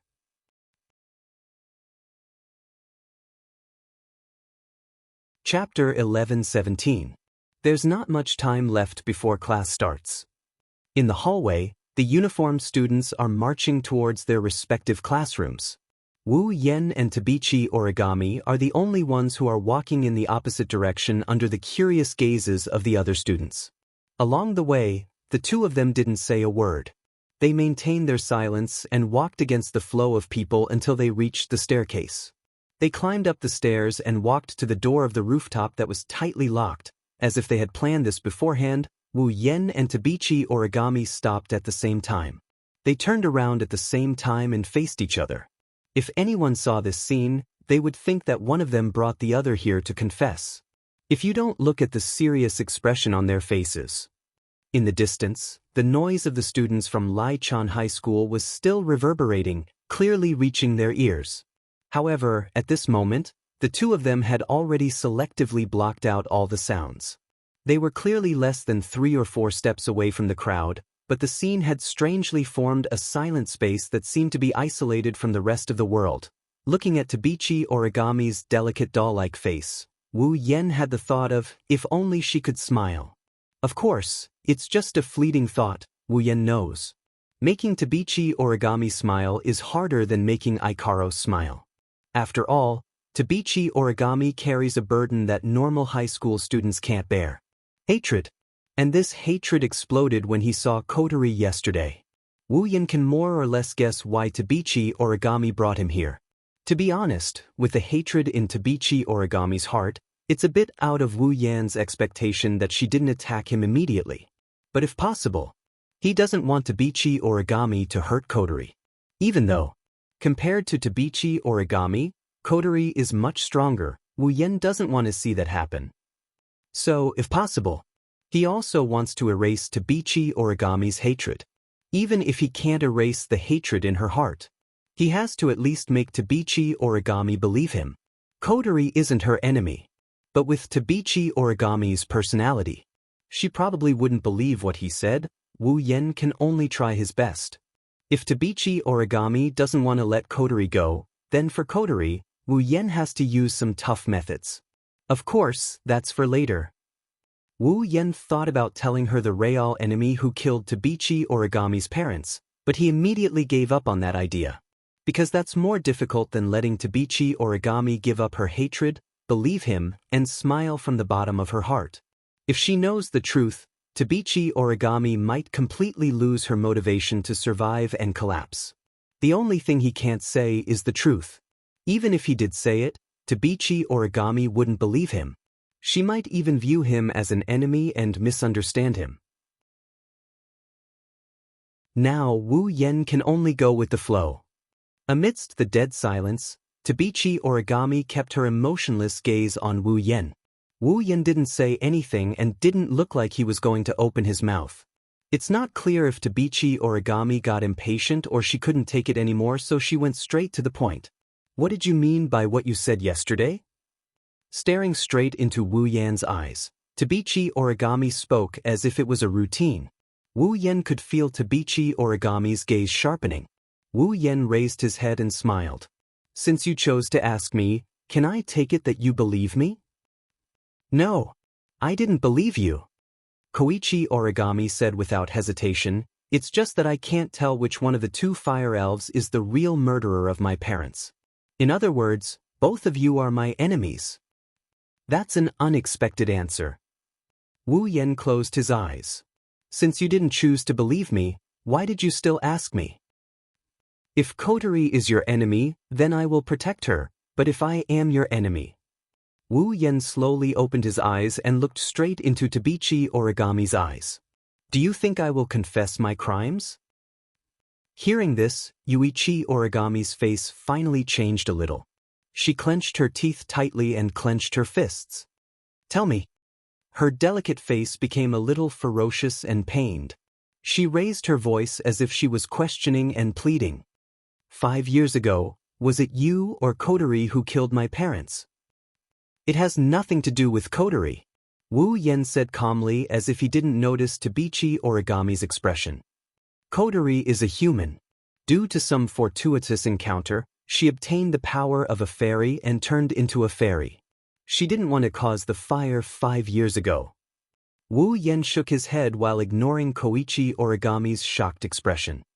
From the moment she obtained the power of the elves to the moment I sealed Kotori's power, Kotori stayed in the same spot and didn't move a single step. Therefore, she didn't kill anyone. A human obtained the power of a fairy? You sealed it. Tokichi Origami's eyes fluctuated violently. He gritted his teeth and gradually increased the strength of his teeth. Do you think I'll believe that? I clearly saw a fairy at that time. Let's not talk about whether you saw it or not.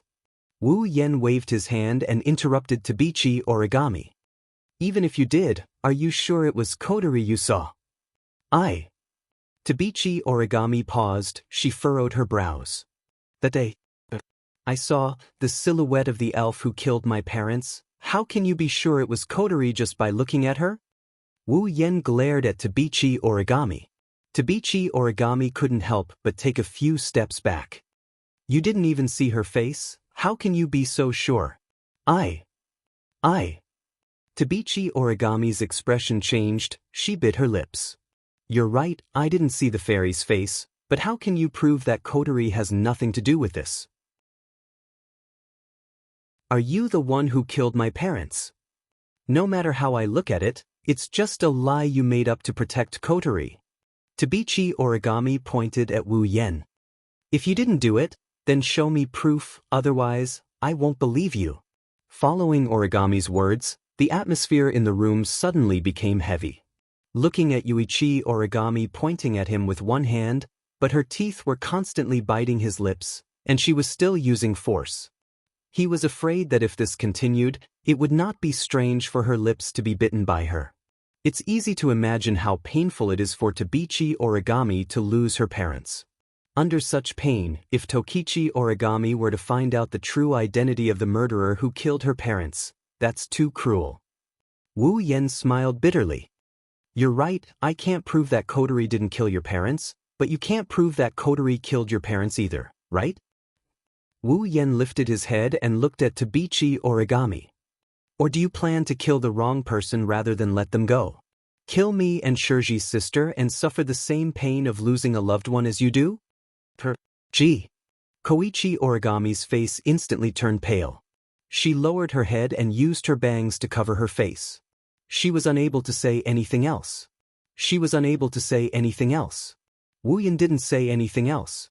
He just stared at Toichi Origami, trying to figure out something from her expression. However, he could only see Toichi Origami's slender shoulders trembling uncontrollably. Clearly, Origami Kite was also struggling. Wu Yen didn't know what happened between Tabichi Origami and Shirori that made Shirori so important to Tabichi Origami. However, it's still a good thing that he managed to turn Tabichi Origami's mind upside down. It wasn't until a long time later when the class bell rang that Tokichi Origami took a deep breath and raised her head. Her face once again returned to normal. I will find the murderer. Leaving these words behind, Yuani Origami walked away without looking back. Wu Yen leaned against the wall and looked up at the ceiling. He sighed. Temporary peace is a good thing.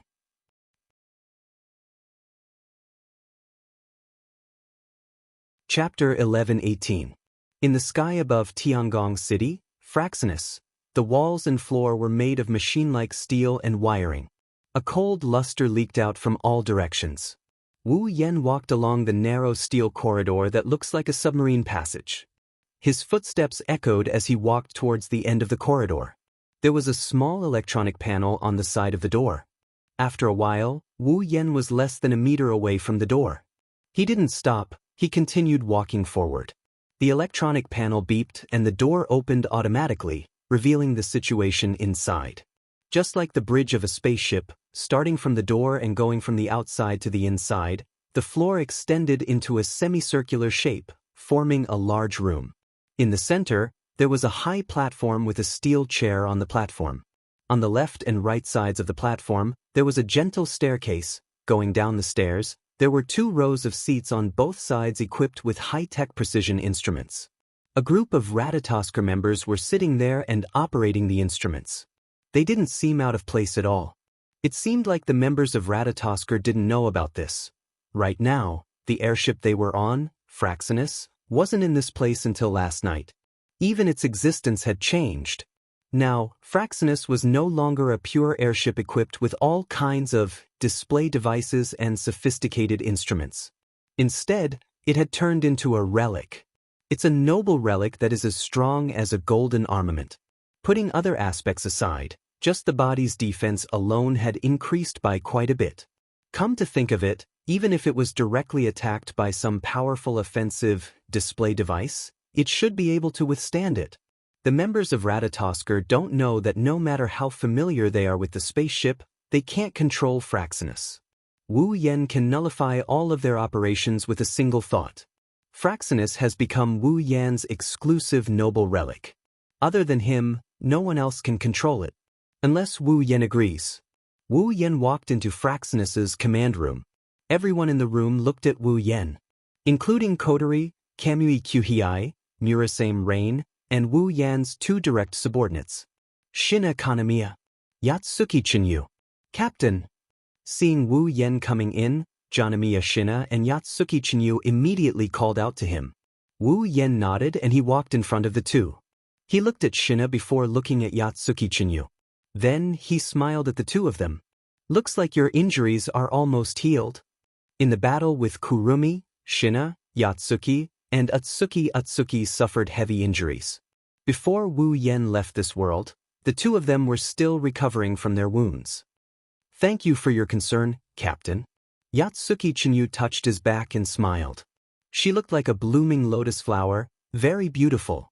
It's a pity that under that beautiful face, there's a man's heart. Although it's troublesome to deal with the bullets that contain spiritual energy, I managed to finish it by today. My injuries are all healed. Well, it's within my expectations. Zhen Nan nodded like a little adult. Her petite body was like a little adult. He exuded an incredible sense of maturity. Ratatosker's display technology is better than DM's except for combat. Although it's troublesome to deal with the bullets that contain spiritual energy, a few days should be enough. As long as you guys are fine. Wu Yen patted them on the shoulder. Kotori nodded in agreement. Wu Yen looked like he cared about his subordinates. Kotori nodded, but she quickly focused on the machine in front of her. Wu Yen asked curiously, "What are you doing? You're so busy. Do you think everyone is as free as you?" Kotori said without turning her head as she chewed on the pearl in her mouth. She took a bite out of her mouth and glanced at Wu Yen. The information about Phantom hasn't been uploaded into the database yet. In order to prevent me from losing my memory again and losing important information, I'll be busy for the time being. Phantom? Wu Yen flinched at first, then he nodded in relief. Is it that phantom? Yes, Kotori nodded. Her eyes were still on the machine in front of her. Although I don't know what kind of existence it is, but to possess such power, it's most likely an elf. That's why I gave it a name. If it's possible, I hope that I can analyze its spiritual energy fluctuation. Is that possible? Wu Yan couldn't help but ask. Phantom has never appeared in public before. 5 years ago, when Phantom gave me the spiritual crystal, a short part of it was captured by a nearby surveillance camera. Kotori narrowed her eyes. Although it's only a short period of time, it's the only evidence that can prove that the Phantom has appeared. I must analyze it thoroughly.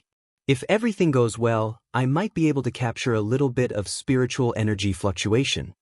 I see. Wu Yan pondered and smiled. Well, as expected of Kotori. She didn't make any mistakes. Looks like I can't fall behind as her brother. Wu Yan turned serious and looked at Shina, Yuki Chinyu and Yuki Chinyu. How's the information I asked you guys to collect? Hearing this, Kotori couldn't help but stop her work. Shina and Chinyu also looked at each other and nodded.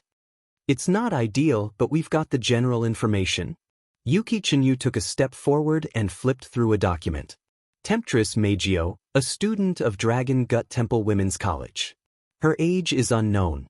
Although she's a student, she's actually a very popular singer who has only debuted half a year ago. She's currently active as an idol. Raising his head, Yatsuki Chinyu looked at Wu Yan and handed him the information while frowning at the same time. I don't know why, but the information about seductive Knight Meijio only started from half a year ago. As for the information about seductive Knight Meijio, no matter where I looked, I couldn't find any information about her. Yeah, Captain. Shina stared at Wu Yan with a confused look in his eyes. Even Ratatosker can't find any information about seductress Meijio before half a year ago. This seductress Meijio seems to be special. Of course it's not normal. Wu Yan sighed as he flipped through the information in his hand. Well, it's not surprising that you can't find any information about Temptress Meijio from half a year ago. After all, she only changed the name, Temptress Meijio, half a year ago. Before that, her name was Xiao Dayuno.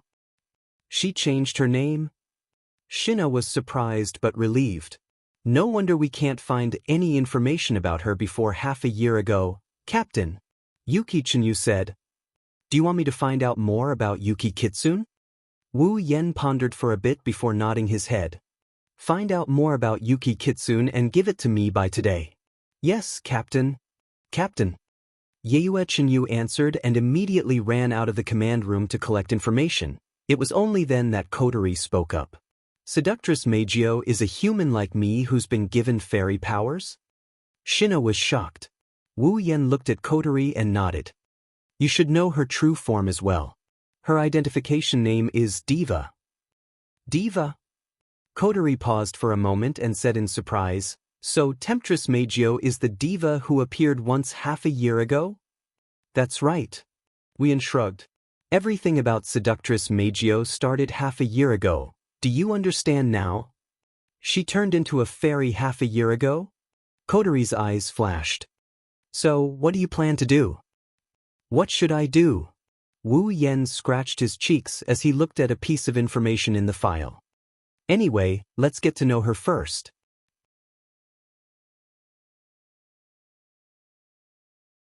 Chapter 1119.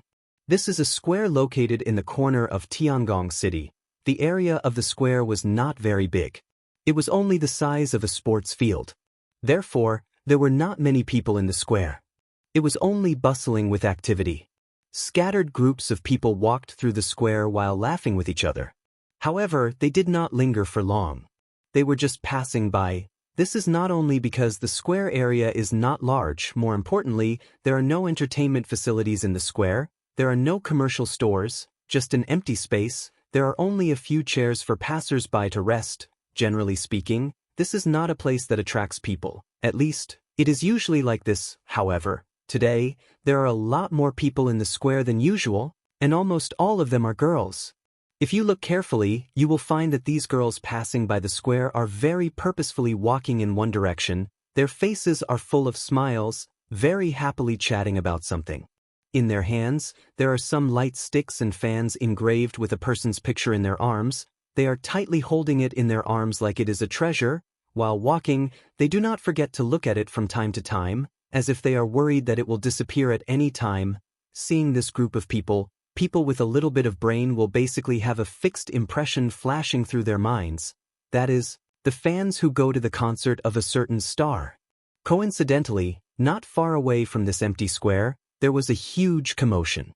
There is a place suitable for concerts or large-scale entertainment activities. Today, in that venue, there is indeed a concert, which is little known. Walking in the square, looking at the bustling girls, who are walking in twos and threes, Wu Yan pursed his lips. His footsteps are a little hesitant. Tempting Night Beauty, a popular singer, debuted half a year ago. She has a beautiful voice that is like an auditory drug. Once with overwhelming singing skills, she has released many super popular songs.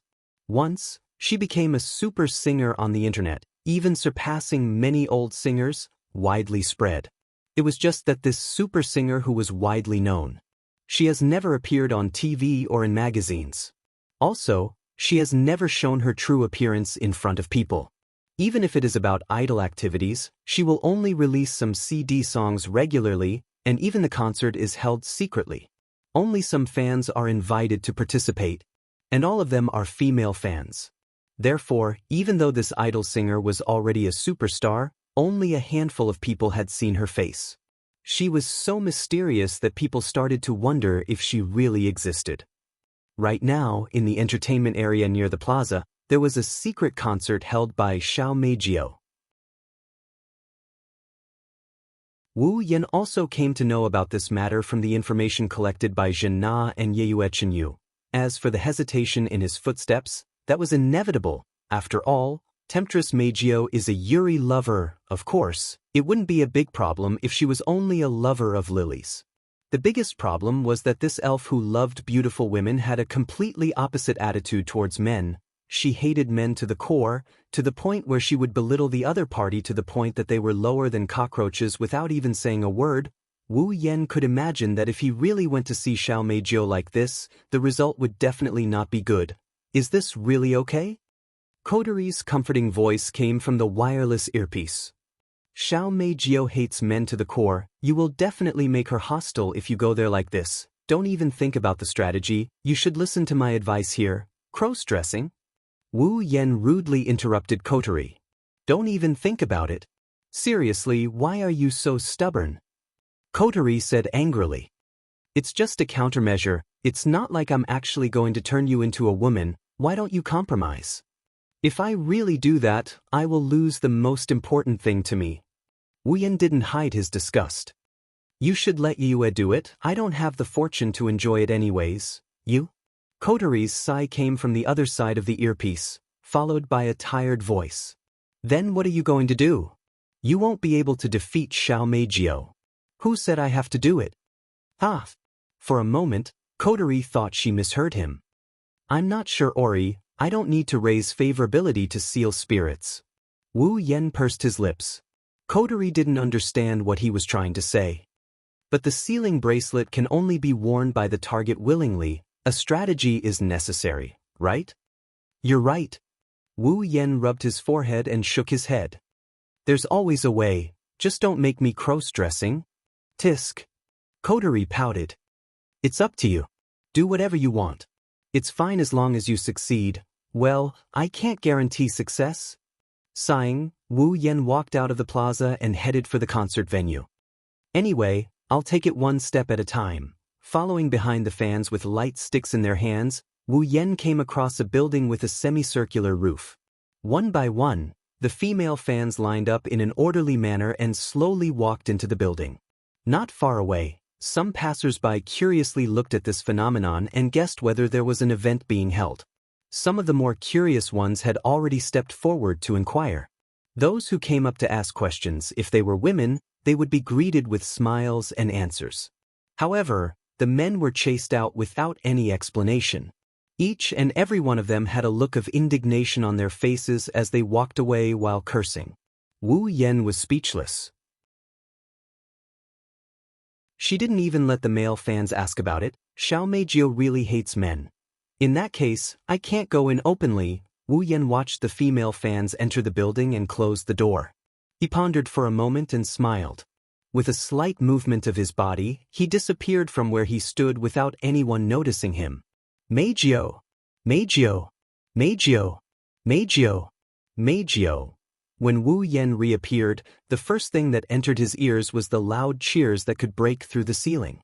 He was completely unprepared for this, and he quickly scanned his surroundings. The first thing he saw was the auditorium full of light sticks. The surroundings were dark, and the only light sources were the countless glow sticks in the audience seats and the spotlights from the stage that could be seen at a glance. Coming back to his senses from the deafening cheers, he found himself standing at the end of the staircase of the auditorium. Behind him is a door. It looks like it's the door that leads to the outside. At the very front of the stage, in the center, stood a young girl wearing gorgeous clothes with a great figure.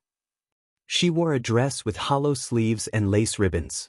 Her lower body was a dress with wrinkles that looked like it was made of light. It was very eye-catching. Under the spotlights, the girl's violet hair sparkled with starlight. She wore a moon-shaped accessory on the side of her hair. It was as if the entire night sky was compressed into her beautiful hair.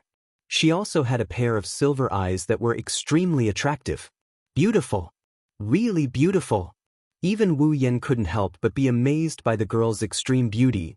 The girl on the stage was dancing gracefully. She used very few moves to create a pleasing dance. She also had a sweet smile on her face as she sang a song. It was a song with a seductive tone.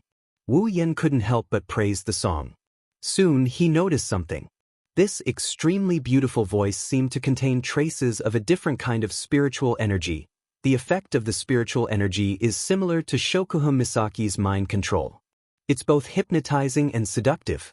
In other words, the beautiful girl on the stage is using the power of the fairies to hypnotize and seduce her fans.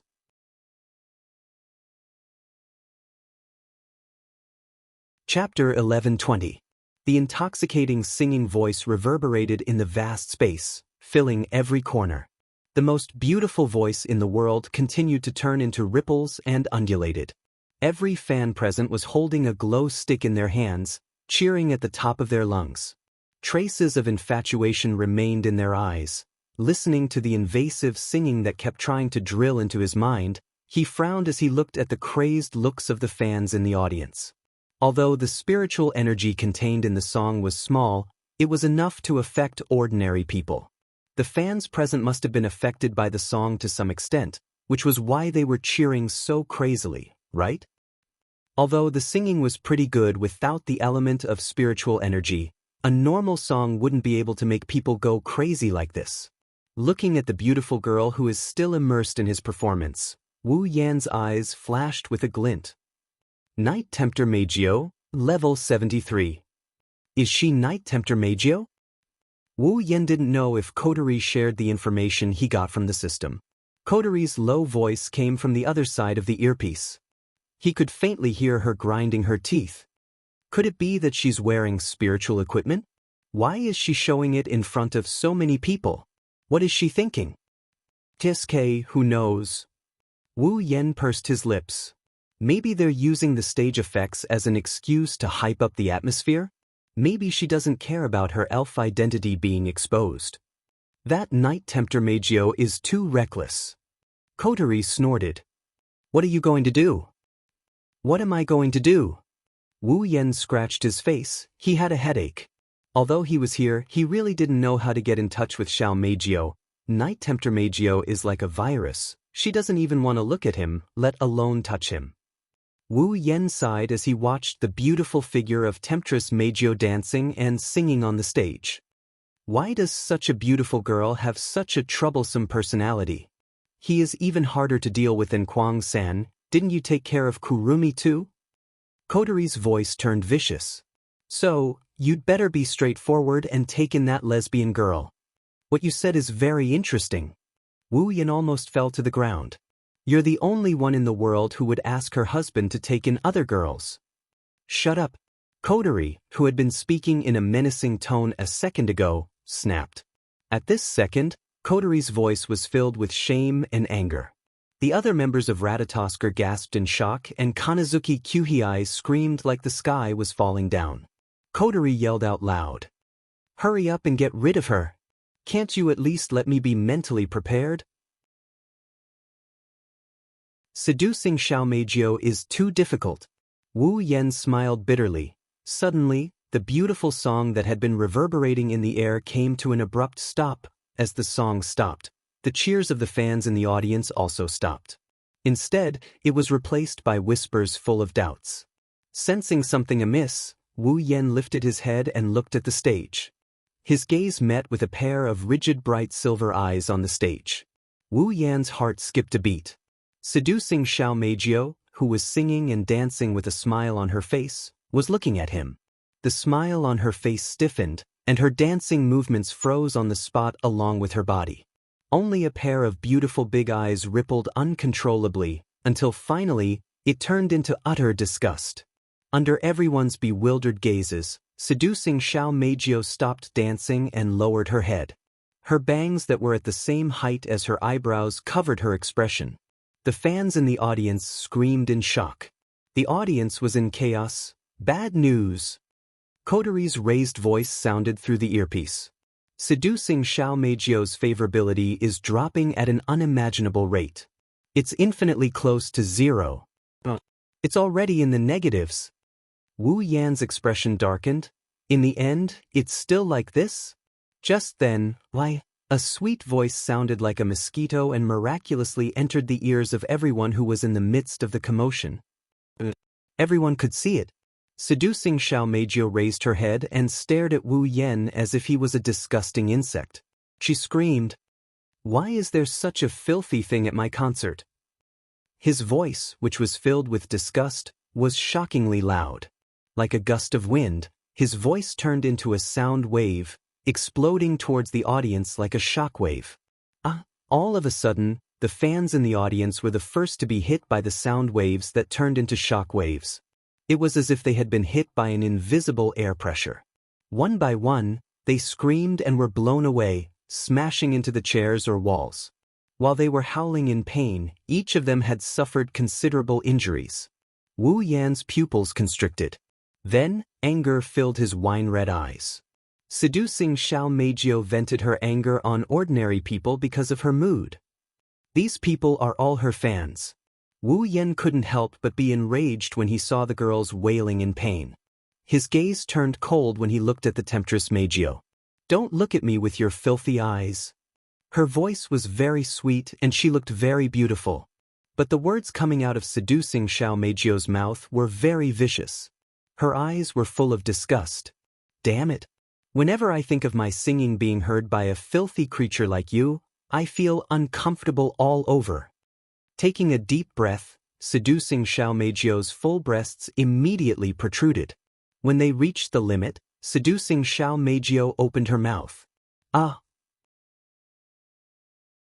A long, high-pitched voice echoed from Seducing Xiaomeijio's mouth and turned into a wind wave. It was like the impact after an explosion, mixed with a strong pressure. It was like a substance violently swinging in the direction of Wu Yan. Wherever it passed, the seats of the audience were all blown away. Even the people who had fallen on the ground were shaken up again and smashed down heavily. Witnessing all this, Wu Yan's eyes became more and more cold. Looking at the sound wave, he didn't dodge or do anything. He just stood there and looked coldly at Seducing Xiaomeijio. That cold gaze made Seducing Xiaomeijio's face change. She couldn't help but feel a little timid. Finally, the sound waves hit Wu Yan's body.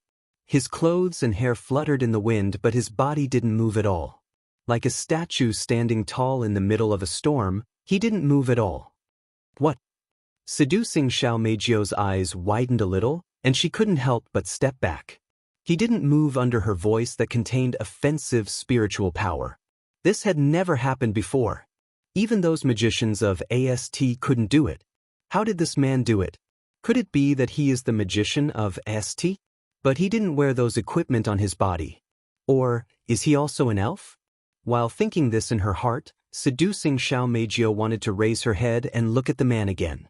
But when she raised her head, the position where the man originally stood was already empty. Knight Temptress Meijio was startled.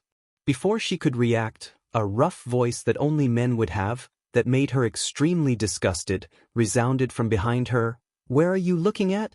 Seducing Xiao Meijio's body stiffened. She quickly turned around and looked behind her. On the other side of the stage, Wu Yan stood there straight, facing seducing Xiao Meijio. There was a faint smile on his face, but there was no smile at all. Obviously, Wu Yan was a little angry at seducing Xiao Meijio's actions.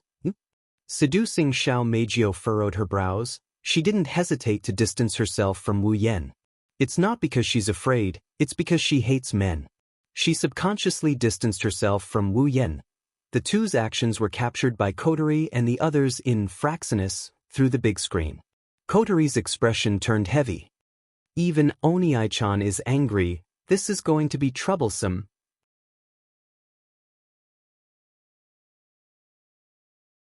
Chapter 1121. In the command room of Fraxinus, the members of Ratatosker raised their heads and looked at the two of them on the big screen. Seductive Beauty's favorability bar is still dropping. They started to panic a little. "Commander," a member of Ratatosker said in a panic. "The diva's spiritual energy fluctuations are starting to become unstable. If this goes on, it's very likely to cause a space quake." "Captain." Zhen's fist clenched and unclenched, then clenched and unclenched again. His usually serious face was now filled with nervousness. In fact, it wasn't just him. Beside him, everyone, including Kotori, was nervous. This doesn't look good. Kotori bit hard on the pearl in her mouth, trying to use the sweetness to ease the tension in her heart. If this continues, Seductive Meijio's favorability will drop. We won't be able to continue the battle. Captain isn't going to fight Seductive Meijio, right? Yatsuki Chinyu's expression is uncertain. He shouldn't be that reckless, right? Captain. That might not be the case. Kotori frowned. Because she saw something she hated, she vented her emotions on ordinary people. In fact, those people are even her fans. Seducing Xiao Meijio is indeed too much. With brother's personality, I'm afraid he's really angry now. What should we do? Shina looked at Kotori. If the captain really fights with the diva, then the AST side will definitely rush over as well. Indeed, it won't be a good thing if we run into her again. Kotori recalled Tabichi Origami's cold face. She clenched her teeth. We can only trust Oni-san's judgment. Kotori turned to Shina and Yatsuki Chinyu. She announced. Shina, Yatsuki, you two go over there first. If AST's people show up, we must stop them. Shina and Yatsuki Chinyu nodded and ran out of the command room. Kotori turned to everyone. Everyone, get ready for battle. Spacequake alarm is on standby. Once we detect a spacequake alarm, sound the alarm. Yes. Shenwue. Kotori lowered her head and said to Kyuhei Kanazuki, Oni-chan and the Temptress Meijio are going to fight. Go and make arrangements to save all the fans in the venue. Understood. Kanazuki Kyuhei saluted energetically and ran out of the command room, shouting and yelling. Then he arranged all the things that needed to be done. Kotori's furrowed brows finally relaxed. She looked at Wu Yan, who was smiling on the big screen, but there was no smile in his eyes. He's really a troublesome brother. On the stage of the concert, looking at Meijio, who was looking at him with disgust, Wu Yan looked around. His gaze swept across the fans who were lying on the ground and wailing in pain, and his emotionless voice suddenly sounded. Do you know what you've done? Huh? Temptress Meijio was stunned for a moment. Then she frowned and her sweet voice echoed in the air. I don't know what you're talking about, but can you please not talk to me like nothing happened? It's super disgusting. They're all your fans, aren't they? Wu Yan ignored Mikoto's words and he continued talking as if he was minding his own business. His face was calm. You're a popular artist. Is this how you treat your fans? Meijio's brows twitched. She followed Wu Yan's gaze and looked at the audience. She looked at the girls who were groaning in pain on the ground. She seemed to realize what happened and laughed out loud. A sentence that caused Wu Yan's expression to freeze up came out of Mikoto's mouth. Along with her innocent laughter, her words spread across the stage. Are you kidding me? Since they're my fans. Of course, they have to accept all of me. I can do whatever I want. Just as she finished speaking, the smile on Temptress Meijio's face froze. She keenly felt that the atmosphere at the scene seemed to be a little different. It made her feel like she was in a deep quagmire and couldn't breathe. Because they're your fans, you can do whatever you want. They have to accept it. Wu Yan looked at Meijio calmly. Even if it's you who inflicts pain, they have to accept it gratefully. Is that what you mean? Seeing the smile on Wu Yan's face, Meijio would feel that smile was extremely disgusting. But at this moment, that smile made Meijio feel cold in her heart. However, Temptress Meijio still nodded and spoke matter-of-factly.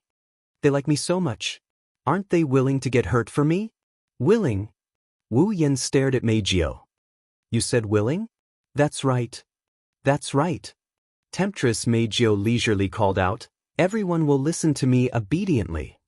After saying that, Night Temptress Beauty Gio suddenly opened her hands. Under her feet, a ripple-like wave suddenly fluctuated and spread across the entire stage. The army destroyer songstress. As if responding to seductive Beauty Gio's call, a huge castle-like metal block slowly emerged from the flashing ripples under her feet and set up on the stage. It's a huge pipe organ connected to a slender silver cylinder. It's as big as the stage.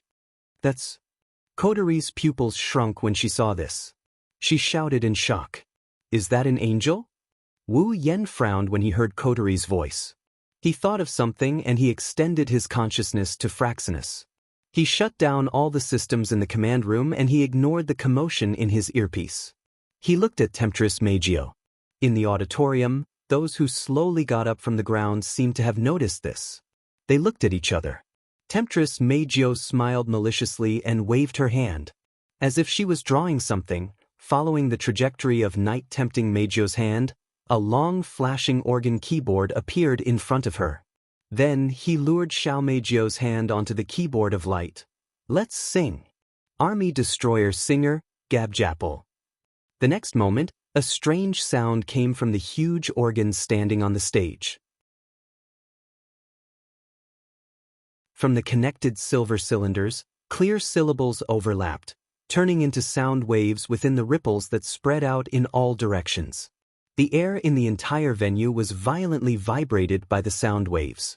The sound waves entered the ears of everyone present and directly invaded their minds. It was not until more than 10 seconds later that the sound waves that swept through the entire venue like a storm gradually calmed down and finally disappeared. At the same time, all the sounds at the scene disappeared. Regardless of whether it was the strange zither music or the audience's anguished howls, they all disappeared. Not even the sound of talking or footsteps could be heard. But that's not the only thing that changed. In the audience stands, the audience members who were still struggling to get up were like mechanical dolls. They stood up straight and did not make any extra movements. Their heads were lowered and their faces were expressionless. The light in their eyes had completely disappeared. Wu Yan looked at the audience who stood up in unison like mannequins. Wu Yan seemed to have expected this. He glanced at them and he looked at Temptress Miku with a calm expression. Noticing Wu Yan's gaze, Miku's expression darkened. She pressed her slender fingers on the keyboard and played a syllable. Catch him. The audience straightened their backs in unison, held the glow sticks in their hands, and rushed directly to the stage. The messy and neat footsteps entered Wu Yan's ears. He finally looked at them. Looking at Meijio's happy expression, Wu Yan closed his eyes. He took a deep breath and shouted, Stop!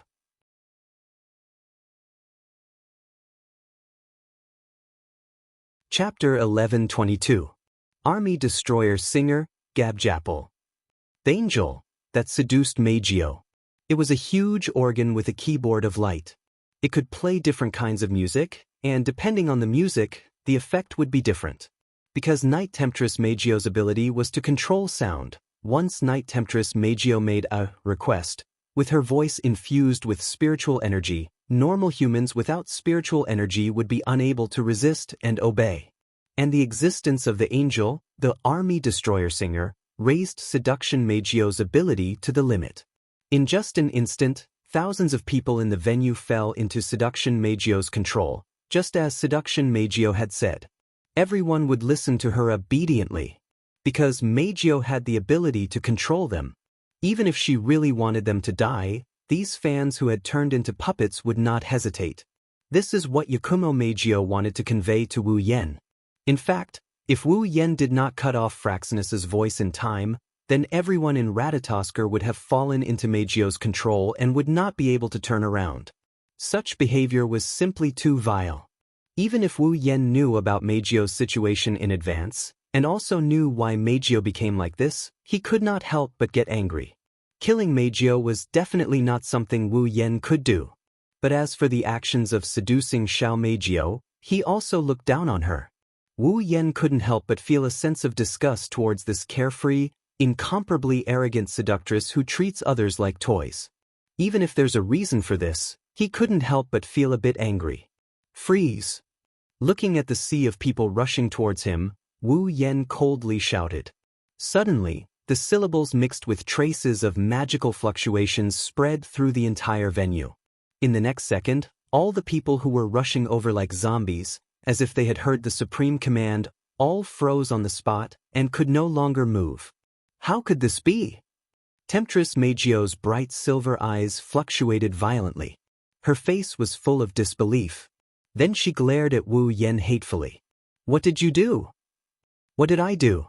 Wu Yen sneered. All I did was control their behavior. Compared to you who controlled their minds, what I did was much worse. You, originally, before coming here and even after coming here, I have been thinking about it. What method should I use to contact you without arousing your hostility? When Meijio was about to say something, Wu Yen suddenly changed the topic and interrupted her. Meijio froze for a moment, as if she heard something funny, her face tensed up in disbelief. Contact me? Stop joking. Let dirty men like you come in contact with me. I might as well just die. As expected. Hearing the words that tempted Knight Meijio, Wu Yen nodded without changing his expression. That's why I've been very distressed, but now, thank you what you did, I don't need to be distressed anymore. Hearing this, alluring Knight Meijio took a step back. In her heart, a bad premonition arose. She couldn't help but ask out loud. What do you mean? The meaning is very simple. Wu Yen narrowed his eyes. For the current you, I don't want to have peaceful contact with you anymore. Do you want to accept my lesson obediently, or do you want to struggle desperately, and then choose the way to negotiate? Choose for yourself. Meijio's face was angry. She was so angry that she laughed. You're just a human. Do you think you've won? Sorry, I'm not a human. Wu Yen sneered. The real human should be you, right? When she heard Wu Yan's first sentence, Meijio was already stunned. When the latter sentence also fell into her ears, her expression completely changed. In the end, it turned into thick shock. You know about me, of course I know about you. Everything. Wu Yen waved his hand and interrupted Meijio's words again. But I've also said that I have nothing more to say to you now. Who will say anything to you disgusting men? Meijio's face was gloomy, and she shouted with some resentment. Since you know so much, then take these secrets and die for me. Army Destroyer Singer, Rondo. As if she wanted to vent her resentment towards Wu Yen, Meijio stomped her foot fiercely. A circle of flashing ripples centered on Meijio's foot, and it kept fluctuating and swaying on the entire stage. In the next moment, a large number of silver cylinders emerged from the flashing ripples on the stage as if they were protecting their master, and also as if they were surrounding their enemy. In an instant, the entire stage was filled with silver cylinders. It wasn't until they extended to a certain extent that those silver cylinders stopped. Then, like a microphone, the front end fell in the direction of Wu Yen. Only one of them was like a microphone aimed at Meijio's mouth. Meijio raised her body, took a deep breath, and faced the silver cylinder in front of her, and made a high voice that was enough to echo deep in the ear. Huh? The silver cylinder of Army Destroyer Singer continuously reflected Meijio's voice, and then it reverberated out from the silver cylinders aimed at Wu Yen, like an invisible rope. It wrapped around Wu Yan's body. The sound waves that were invisible to the naked eye reverberated and shook the surroundings. Wu Yan only felt that his body seemed to be pressed down by something heavy from all directions, squeezing in the middle. Even his body became a little heavy, causing him to raise his eyebrows, and also causing Meijio to laugh happily. How is it? Isn't it amazing? My voice. Well, it is indeed amazing. Lowering his head and looking at his slightly bent fingers, Wu Yan also laughed. It's just that you made a mistake. Mistake? Meijio stared at Wu Yan with some displeasure, and said in a sharp voice, "It's already a great blessing for a man like you to listen to my voice. If you still have to comment on my voice, it'll be the most serious pollution in the world. If you can, please shut your mouth and don't taint my voice. Don't worry, it won't tarnish your voice." Wu Yan chuckled. "This is not your voice at all. How can it be tarnished?" This sentence was like a sharp arrow that mercilessly pierced into Meijio's heart, causing her to feel a sharp pain. Her face couldn't help but turn pale, and even the smile on her face became a little forced. You don't understand what you're talking about. It's not that you don't understand, you just don't want to face it." Wu Yan glanced at Meijio and declared bluntly, "Don't you know that the reason why you have the voice you have now is because of the power of the elves?" So what? Meijio bit her lips, and her extremely beautiful face was slightly distorted. "The power of the elves is also my power. But the voice is not your voice." Wu Yan's words directly hit Meijio's heart. "In the end, your current voice is just a fake. Shut up." Meijio's heart was completely messed up, she panicked, and at the same time, she was angry. "What do you know?" "I said I know everything." Wu Yan sighed and laughed self-deprecatingly when he saw Meijio's pale face contorting as she roared at him. "Really, I already said that I have nothing to say to you, but in the end, I still said so much. Really, even I feel funny." Along with this sentence, a ferocious magical heat flow suddenly erupted, blowing away the sound waves that were pressuring from all directions and rushing toward Temptress Meijio without any explanation. Knight Temptress Meijio was shocked. She subconsciously raised her hand and blocked in front of her in an attempt to block the magic power impact that blew over. But when she thought that her body was about to be hit by a huge impact, the magic power heat flow that was rushing toward her suddenly disappeared without any warning. Before Knight Tempter Meijio could react, several purple magic circles rippled around the stage. Immediately after, a chain that was suffused with a faint purple light shot out and wrapped around Temptress Meijio's body. She was heavily tied up and hung off the ground.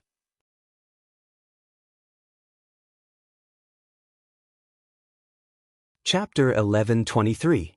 With a series of clanking sounds, the stage that was filled with silver cylinders not long ago was immediately filled with chains that glowed with purple light. Temptress Meijio didn't even realize what happened. Her plump body was firmly bound and she lost her sense of substance under her feet. By the time she reacted, she was already suspended in the air. In the blink of an eye, the situation reversed. "What is this thing?" Temptress Meijio couldn't help but struggle. Traces of spiritual power emerged from her body and supported her body, causing her extremely plump body to instantly possess strength that surpassed that of a human. Unfortunately, such strength, in front of the lock of discipline forged by the gods, only caused a crisp sound of collision. Let alone breaking it, it was impossible for her to break free. "It's better to save some strength." Seeing Temptress Meijio constantly struggling, Wu Yan walked over the many silver cylinders on the ground and slowly walked in front of Temptress Meijio. He looked directly at her pair of bright silver eyes. "With your strength, it's impossible to break free from the lock of discipline." Temptress Meijio's struggling figure stopped. Looking at Wu Yan standing in front of her, she couldn't help but feel a little scared. "Who are you?" Hearing Temptress Meijio's question, Wu Yan couldn't help but laugh. "Don't you think it's too late to ask this question? Asking the identity of the person who came, no matter how you think about it, should be something you should do from the beginning? However, Temptress Meijio is different. From the beginning, when she saw Wu Yan, she didn't ask anything and directly attacked him without saying a word. It's not until now that she was restrained that she asked. It can be imagined that if it was another man, after being attacked by Temptress Magio, in less than 10 seconds, Temptress Magio would forget about it. For Temptress Magio, Wu Yan's only identity before this was a man. Other than that, there was nothing else. However, Temptress Magio didn't feel that there was anything wrong with it. Looking at Wu Yan, who was less than a meter away from her, she reflexively struggled again. Just to get away from Wu Yan, his face was filled with panic and his eyes were filled with fear. He was deeply afraid that Wu Yan would do something to him. If she let the man she hated the most do something to her, then Xiao Meijio would really have the heart to short-circuit herself. Not to mention letting a man touch her. Now, smelling the unique masculine scent from Wu Yan, the seductive Meijio already wanted to vomit.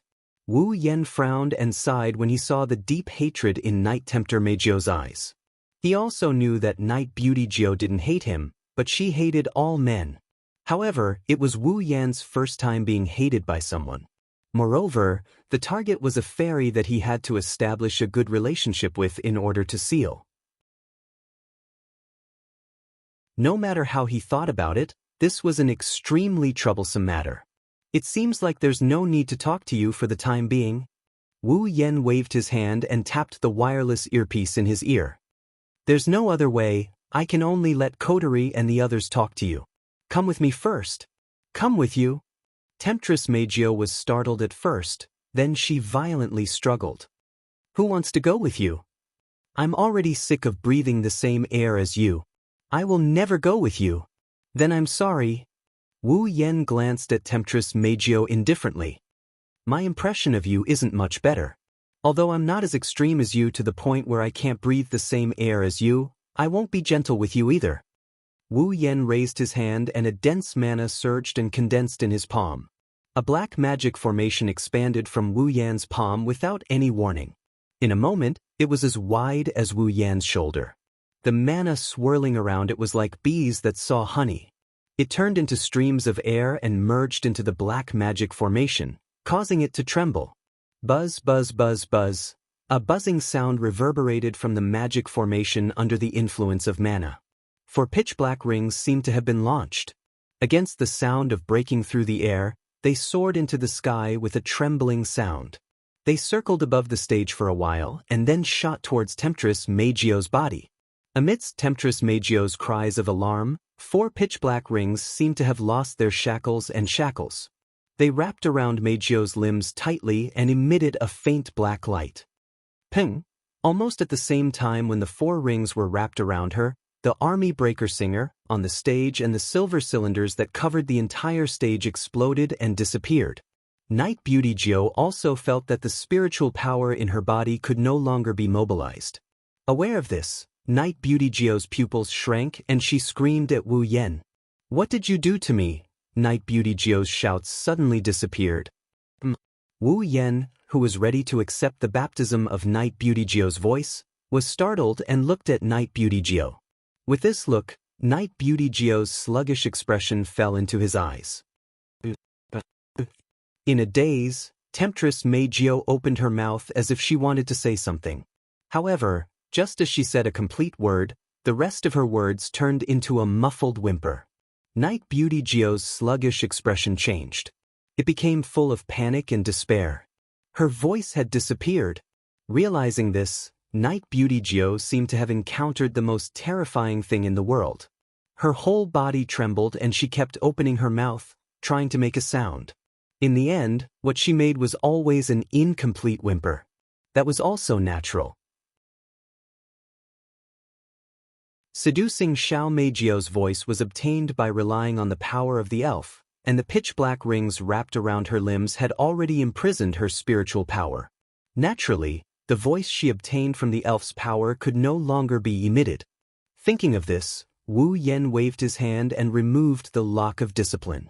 Night Beauty Jio, who was free, had a sluggish face and directly lay on the ground. Then, she crawled toward Wu Yan with a panicked face. She did not care that the person in front of her was the man she hated the most and grabbed his clothes tightly. Night Beauty Jio was like a drowning person, using Wu Yan's clothes as a life-saving straw. Even if her hands were trembling, she still did not intend to let go. Her face was full of despair, fear, and terror. She begged at the top of her voice. Looking at Night Beauty Jiao, who was kneeling in front of him and clutching his clothes tightly, her eyes were full of despair and begging. Wu Yan was silent. Night Beauty Jiao was a person who had nothing other than singing. This was not belittling Night Beauty Jiao, but a fact. Whether it was in school or sports, Night Beauty Jiao's grades were at the bottom. She did not know how to cook or wash clothes. She did not even know how to take care of herself. Night Beauty Jiao was such an existence. The only thing that could be recognized by others and stand out was her singing. Therefore, for Night Beauty Jiao, singing was everything to her. It was also because of this only talent that Night Beauty Jiao successfully debuted as a singer at the age of 95 with the stage name Xiao Dai Yuno. Men accounted for 90% of her fans. Originally, her path in the entertainment industry was quite smooth. It was not until she rejected the unspoken deal of a TV producer that everything changed. Scandal. The fabricated scandal. This sudden scandal caused Temptress Mei Jiao's reputation to plummet. The change in the attitude of the fans made her very painful, causing her to be mentally and physically exhausted. In the end, she even got psychogenic aphasia and lost her voice. From the beginning, Night Beauty Jiao had nothing else to do besides singing. From the beginning, Night Beauty Jiao had nothing else to do except for her voice. After losing the ability to sing and her voice, Night Beauty Jiao no longer had any value. Therefore, for Night Beauty Jiao, her voice was even more important than her life. Once such an important thing was lost, one could imagine how desperate it would be. It was also because of this experience that Night Beauty Jiao, who turned into an elf, no longer trusted humans. Especially men, she hated them to the extreme. That was why she treated men as slaves. That was why she treated women as playthings. That was why she used the power of the elves to manipulate others and do whatever she wanted. In the end, Night Beauty Jiao was just a victim, a pitiful person.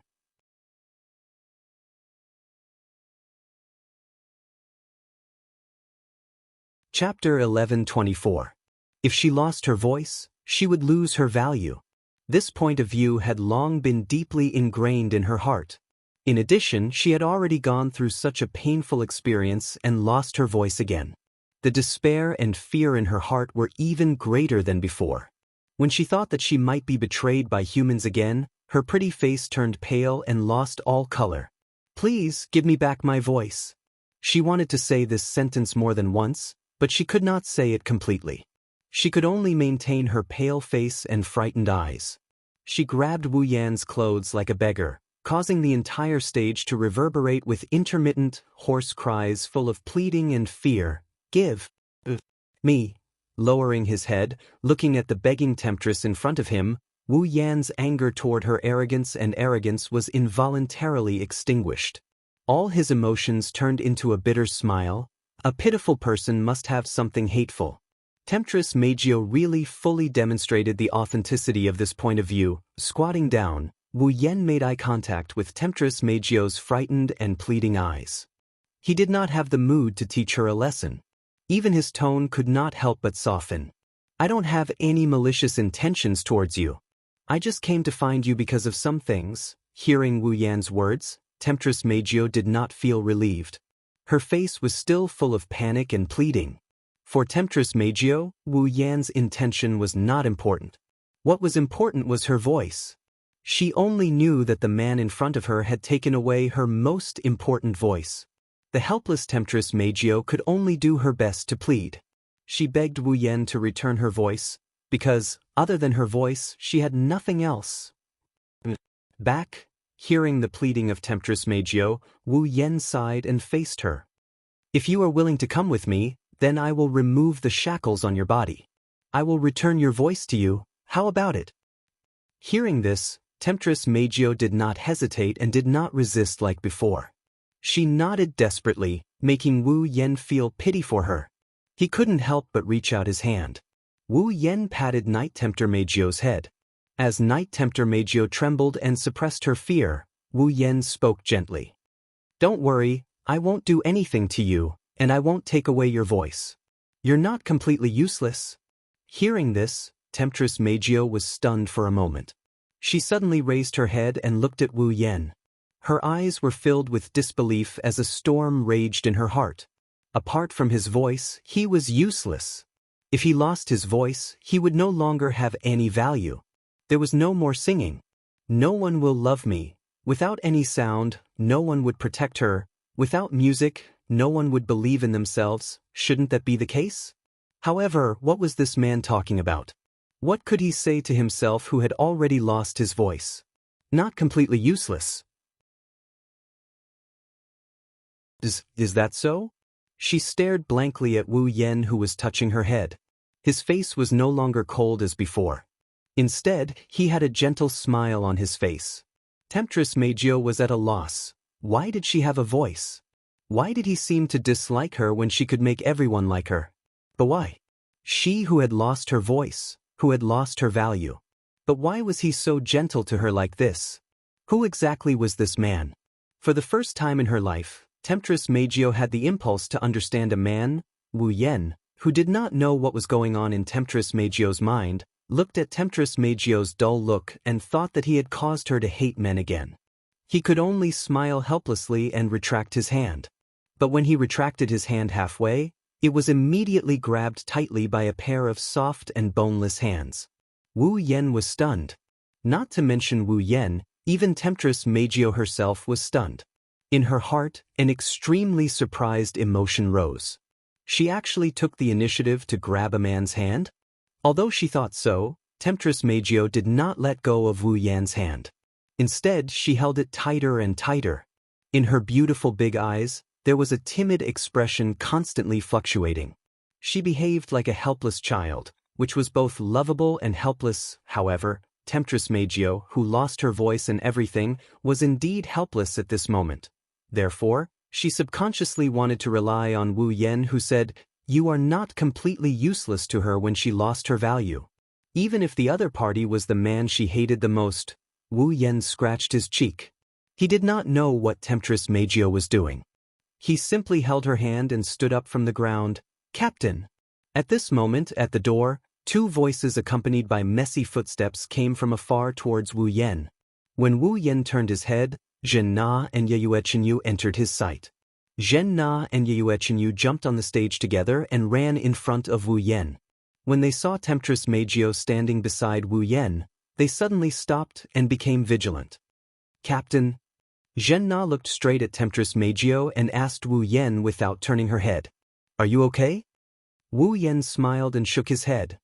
"I'm fine, but you two came at the right time." Looking around at Temptress Meijio's fans who were frozen by his words, Wu Yen pursed his lips. The audience here has seen how Knight Meijio was tempted to use the power of the elves.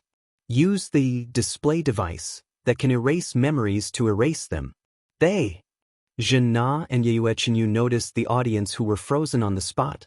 They were surprised. What happened to them?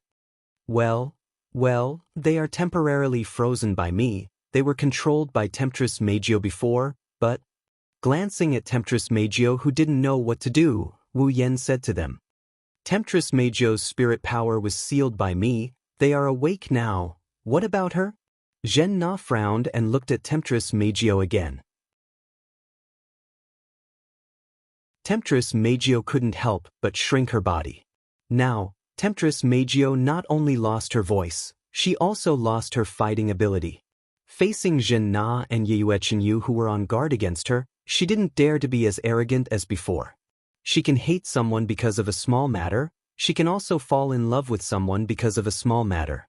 Without her power, she won't be at a disadvantage. Temptress Meijio's values are very similar to a child's. It's extreme but also very cute. It should be fine here. Wu Yen said helplessly. "I will bring Temptress Meijio back to Fraxinus. We will talk about the rest later. Got it?" Zhen Na and Yeyuechenyu looked at each other and nodded. They started erasing the audience's memories. Wu Yen held Temptress Meijio's hand and walked towards the exit of the venue. At the same time, he restored Fraxinus's sound capturing system. Once he restored the system, A sharp scream pierced into Wu Yan's eardrums. Wu Yan almost got dizzy. Hey, can you hear me? Onya-chan. I can hear you. Wu Yan rubbed his ears with a bitter smile and complained. Don't shout so loud, my ears are about to burst. That kind of thing is fine. Kotori yelled rudely. What did you say to Seductress Meijio just now? Her favorability towards you skyrocketed. Wu Yan stopped in his tracks. Are you serious? Of course it's true. Kotori's voice was filled with confusion. It's only a little better than a normal person, it's far from favorability but it's much better than before. How did you do it? Didn't Temptress Meijio hate men? Wu Yan tilted his head and he looked at the timid Temptress Meijio. He didn't know what to do with her. He even had a dangerous thought in his mind. Could it be that the seductive Meijio no longer saw him as a man?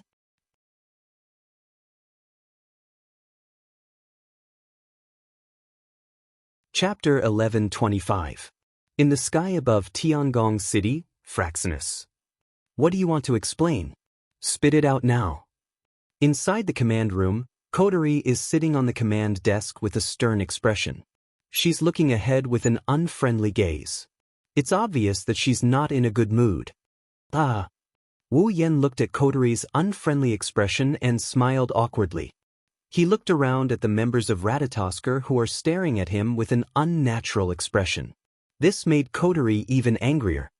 Ratatosker's mission is to talk to the elves and solve the problem of the space quake peacefully. That's what Ratatosker was founded for. Kotori pointed her lollipop at Wu Yan and she scolded him without holding back. What are you doing? You're fighting with the fairies. What's the difference between you and St? Wu Yan choked when he heard that and he started mumbling again. When I met Kwang-san, didn't I also fight with him? At that time, you were playing happily too. What did you just say? Kotori narrowed her eyes. A sinister smile appeared on her face. She looked dangerous. I didn't hear you clearly, can you speak louder? I said, this was something that couldn't be helped, right? Wu Yan grumbled. Did you expect me to just stand there and let them beat me up like that? What? Does it matter? Kotori didn't realize how unreasonable her words were. She pretended to be absent-minded and said matter-of-factly. It's not like you can kill me. Hearing you say that really pisses me off. Wu Yan pursed his lips and his eyelids twitched. Do I have to take the beating just because I can't kill you? Fortunately, you were fast enough at that time and took down Night Temptress Meijio. Otherwise, with Night Temptress Meijio's mental state at that time, it was very likely that her spiritual power would become unstable. Kotori glanced at Wu Yan. At that time, thousands of people in the audience might die because of you. That should make you happy, right? Don't make it sound so serious. There's always a way, right? Wu Yan's smile is a bit forced. Isn't the end result good? Good. Kotori looked at Wu Yan with a half-smile. Thousands of people were manipulated, the concert venue was damaged to a certain extent, and we even had to wipe the memories of the people who died. Space quake hasn't happened yet. Tell me what's good about it. Why do I feel like you're picking on me? Wu Yan smiled bitterly. Didn't I successfully lure Xiao Meijio back? Kotori's expression changed. Kotori's expression eased up a bit. She tilted her head and looked at the girl who was grabbing Wu Yan's clothes. Standing behind Wu Yan, Seductress Miko, who appeared to be a bit timid, raised an eyebrow. Is she really the Seductress Meijio who attacked you in the audience at the concert without saying a word? Kotori turned to Wu Yan. Why do I feel like you're not as strong as you look on the screen? Instead, you look like you're being bullied. Did you do something you shouldn't have done to her? Am I that thirsty? Wu Yan resisted the urge to drag Kotori down from the podium and give her a good beating. He glanced at the nervous Miku and he sighed. This girl is also a person with a story. She is very reliant on the power of the current fairy. It's normal for her to behave like this when I suddenly imprisoned her spiritual power. Story? Kotori gave Yakumo Miku a deep look.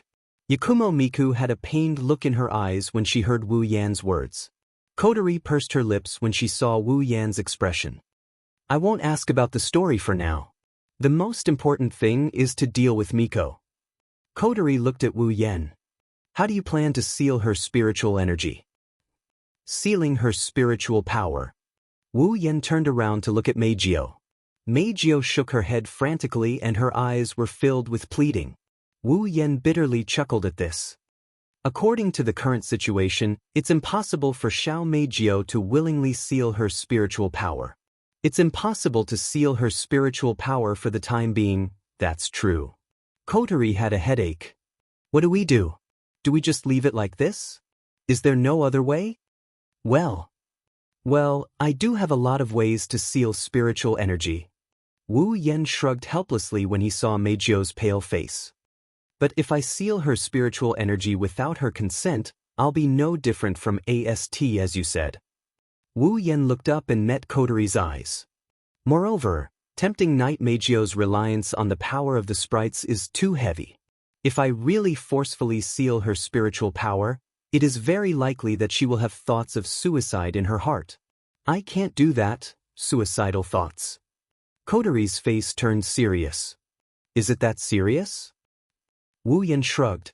He handed the information about Miko and Yukino that Shina, Yatsuki and Yukino collected for him to Murasame Rain. Murasame Rain understood and handed it to Kotori. As Kotori flipped through the documents in her hand, her expression became more and more serious. The atmosphere in the command room became heavier and heavier. When Kotori put down the documents in her hand and revealed a helpless expression, everyone looked at each other in dismay. Mikoto seemed to have guessed what the document in Kotori's hand contained. She clenched her teeth and started whistling faster. To the temptress Meijio, her past was an extremely painful experience. Because she rejected the hidden rules of the deal, the ugly producer fabricated a scandal. Because of a scandal, she was betrayed by her fans who loved her so much, she lost her voice because of her disappointment in humans and despair. All of this, to a young girl, was too cruel. What's more, she was just a young girl who was good for nothing other than singing. To Meijio, the power of the elves was not so much a power as it was a means to support her survival. Under such circumstances, how could Knight Temptress Meijio give up her fairy power? The problem is, if a fairy's mood is unstable, her spiritual power will be unstable as well. She might cause a spacequake and bring disaster to this world. No one would be willing to let such a huge ticking time bomb run around. Didn't Kotori and the others choose to seal their spiritual energy? Sealing the spiritual energy of an elf who absolutely could not lose her elf power. Ratatosker was faced with such a contradictory problem. I didn't think things would get this troublesome. Kotori frowned and unconsciously bit the lollipop in her mouth. I only sealed her spiritual power, I didn't seal it. Miko still has her own spiritual power, she just can't use it. Wu Yan pointed at Miko's clothes.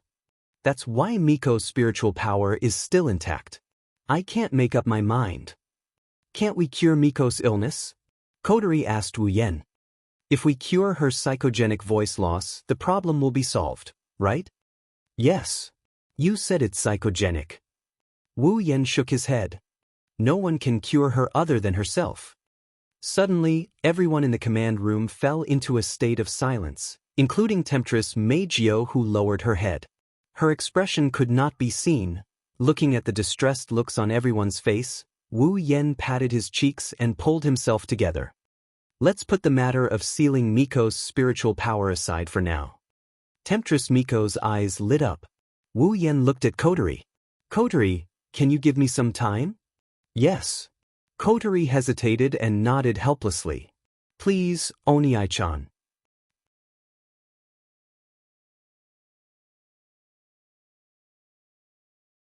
Chapter 1126. The blue sky gradually faded and was replaced by a blood-red sunset, and dusk, colorful clouds were floating in the sky, and the sunlight from the setting sun shone down on the streets, reflecting the faces of the pedestrians. Although it was already dusk and night was about to fall, the streets were still full of pedestrians. They were either housewives who had just bought the ingredients for dinner or students who were walking towards the residential area with a bag in their hands. It was quite lively. However, the night has been faintly visible and the sky is gradually dimming. It is believed that soon, the people on the streets should be replaced by a group of night owls wandering in the night of Heavenly Palace City. It didn't take long for the pedestrians on the streets to become sparse. Similarly, it didn't take long for the eyes of the few pedestrians on the streets to be taken away by a man and a woman who were holding hands. To be more precise, it should be said that it was taken away by the woman who was holding hands. Her eyes were full of amazement. Wearing a gorgeous dress of light, the yellow and white color of the dress emitted a faint light under the light of the setting sun. It was very dazzling. The long violet hair fluttered up and down with the owner walking up and down, giving the illusion that every strand of hair could be seen clearly. It was quite eye-catching. Of course, what was more eye-catching was the girl's beautiful face that was suffocating and the hot body that was so full that few people in the world could compare with her. Such a girl who had the appearance and the body. Even the clothes of the girl were so dazzling, how could the girl not be eye-catching? Some passing students even had their eyes wide open, hearts almost jumped out of their eyes, including some female students. Fortunately, the true identity and appearance of the girl have never been made public. Otherwise, if people knew that the super popular idol Temptress Beauty Geo was in front of them and was holding hands with a strange man, then there would be a huge riot on the scene. And tomorrow, there should be a lot of paparazzi and news reporters to carry out a huge operation to dig up the male lead of the scandal. In fact, not to mention others. Even Temptress Beauty Geo herself was shocked by her current situation. Her bright silver eyes stared at her hand that was held by Wu Yan. Temptress Meijio's mood was very complicated. Obviously, she hated men the most. Just being close to a man would make her want to vomit, let alone being touched by a man. But it was this kind of him. Instead, she let a man hold her hand. Yet there were no signs of disgust. Was this really him? Her gaze still didn't leave the hands that were held together. Tempting Meijio was a little dazed. She also knew that she was very weak after losing her elven powers. He was so weak that he couldn't help but look for a human who had disappointed him to rely on. But was this kind of weakness enough to make her want to rely on the man she hated the most? Well, that's not it. Because of psychological factors, because of those ugly men in the past, Xiao Meijio lost her voice, the voice that was more important than her life. That was why she hated men the most. He was so disgusted that he wanted to vomit just by looking at him. If possible, Xiao Meijio even wanted to use the elven power she obtained to kill all the men in the world. She hated men to such an extent. In addition to her previous betrayal, would Xiao Meijio still be helpless and rely on a man because of the loss of her power? The answer was of course no. And if this man was the man who took away the elven power that she regarded as her second life, then it would be even more impossible. But the truth was not like this. Temptress Meijio tried to think about why she wanted to rely on this man in front of her, because she wanted to ask him to return her voice? Perhaps this was part of the reason, but it was definitely not the whole reason. Temptress Meijio actually knew the reason, because she was curious about how this man hated her who had a voice, but treated her who had lost her voice gently, because of the throbbing of the man in front of her when she lost her voice, and said, "You're not nothing." But aren't all men lowly, dirty, and ugly creatures? Those men who used to line up, hold up signs, and shout, "I like you the most, I love you, I can die for you," and so on, didn't they also betray her in the end? Compared to her words, these people would rather believe those unknown scandals. What right did they have for her to trust them? What right did they have for her to rely on them? Humans are just creatures who only know how to say nice things, but their hearts are incomparably dark creatures. But this man seemed to have said that he wasn't human. Xiao Meijio didn't know if he was persuading her or lying to her, but the confusion in her eyes didn't disappear. Instead, the confusion in her eyes grew stronger. Even Xiao Meijio herself didn't know what she was feeling right now. She could only obediently let Wu Yan hold her hand and slowly walk forward until they arrived at a school marked Dragon Gut Temple Women's Academy. Stopping, Wu Yan turned around and looked at Xiao Meijio. Xiao Meijio immediately turned her head away so Wu Yan couldn't see her current expression. Wu Yan shrugged. He reached out and pointed at Xiao Meijio's body. The black rings wrapped around Xiao Meijio's limbs undulated and burst open. Xiao Meijio could clearly feel that the spirit energy in her body that couldn't be used anymore was starting to become active again. It gathered towards her throat as usual, proving that her voice has recovered. But Xiao Meijio didn't feel happy at all when she felt her spirit energy recovering. She lowered her head and remained silent. That's all I have to say. Wu Yan clapped his hands. He glanced at Temptress Mikoto and he grinned. Remember to control yourself. Don't let the space quake happen. Otherwise, even if Ratatosker doesn't seal your spirit energy, it won't be able to watch you run around. Hearing this, the Temptress Meijio finally raised her head. Looking at the man in front of her who she used to hate so much, her intoxicating sweet voice echoed. Tempting Knight Meijio asked this question with an unknown emotion. That Ratatosker seems to want to seal my spirit energy, right? You also have a way to seal my spirit energy, right? Why didn't you seal my spirit energy in the end and let me go instead? Do you need a reason? Wu Yan raised an eyebrow. He looked at Temptress Meijio with an odd look.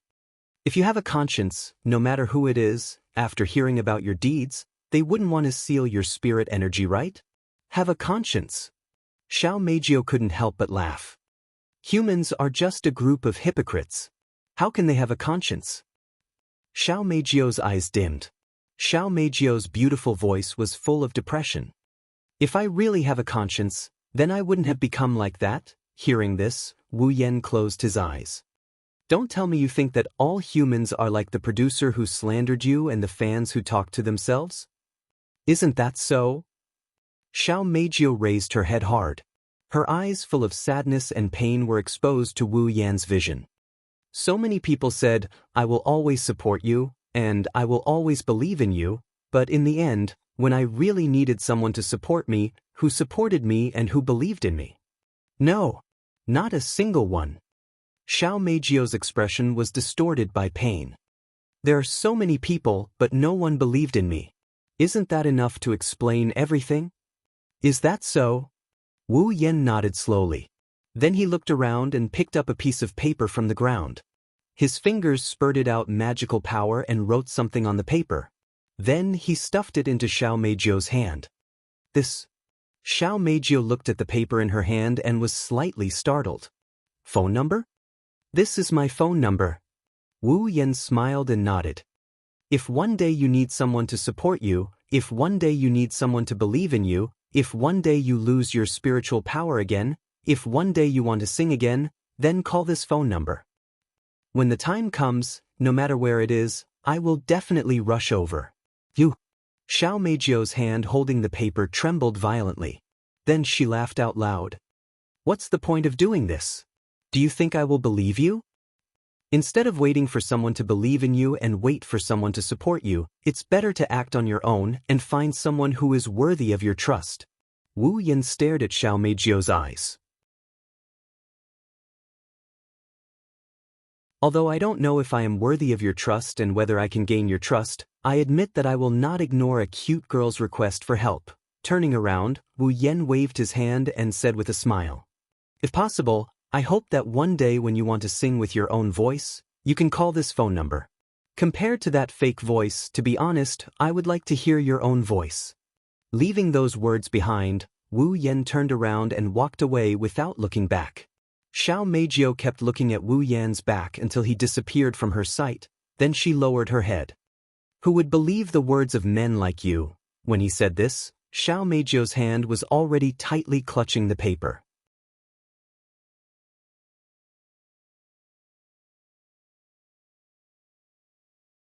Chapter 1127. As expected of my brother. Kotori's cheerful voice came from the other side of the earpiece. Wu Yan, who is heading home, found it a bit strange. It's not the first time I heard you say that, but why are you praising me all of a sudden? Ah. Kotori was surprised to hear Wu Yan's words. Isn't it obvious? It's because of your strategy on seduction Meijio. Strategy on seduction Meijio? Wu Yan blinked, he asked in confusion.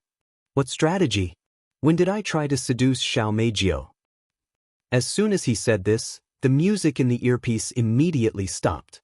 It was a long time before it started again. As expected of my brother. What are you talking about? Wu Yan shook his head, not sure whether to laugh or cry. I don't know what's going on. Isn't it praiseworthy for you to start a strategy without knowing what's going on? Kotori said with a half-smile. Started a strategy without knowing what's going on? Wu Yan scratched his cheek. Are you talking about me leaving my phone number with Seduction Meijio? Yes. That's it. Kotori said with certainty. Let me tell you. Because of what you did, Seduction Meijio's favorability towards you has increased by more than half. More than half? Wu Yan paused for a bit before he started getting curious. What's more than half favorability?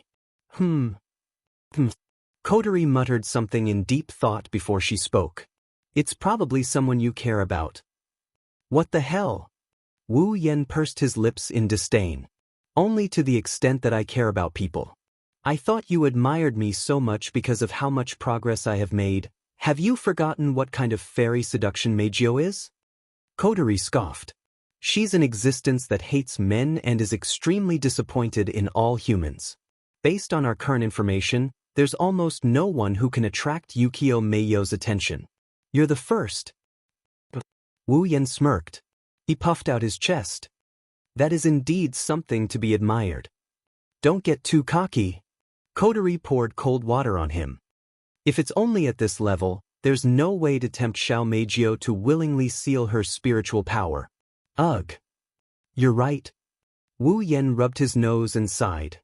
But is it really possible to seduce Meijio into sealing her powers willingly? Well, it's up to you, Kotori said in a low voice.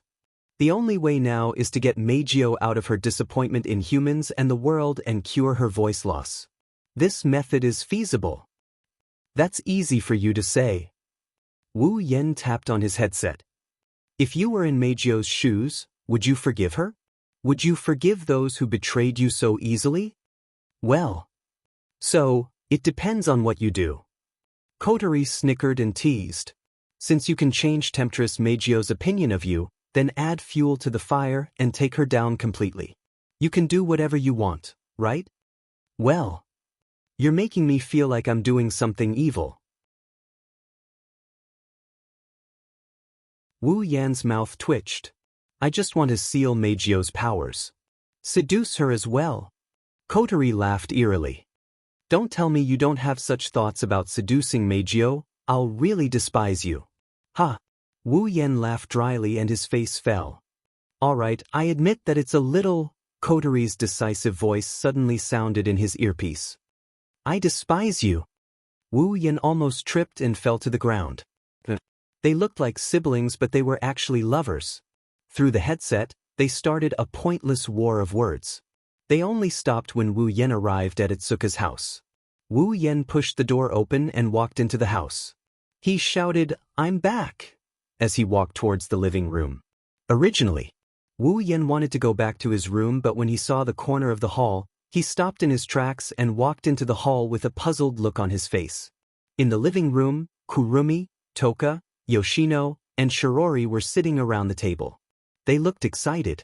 On the table, there were several boxes that looked like they were sent by mail. Under the actions of 4 young girls of different sizes, they were taken apart one by one. Wu Yan walked over with a strange expression. What are you doing? Kurumi, Toka, Yoshino, and Shirori stopped what they were doing and smiled at Wu Yan. You're back? Yeah. Wu Yan nodded. He sat between Kurumi and Toka and looked at the items in the boxes. He was stunned. This is... Wu Yan took out the item from the box and laid it out in front of him. He was a bit surprised by what he saw. Kimono? Kimono? Kotori's confused voice came from the headset. Why is there a kimono?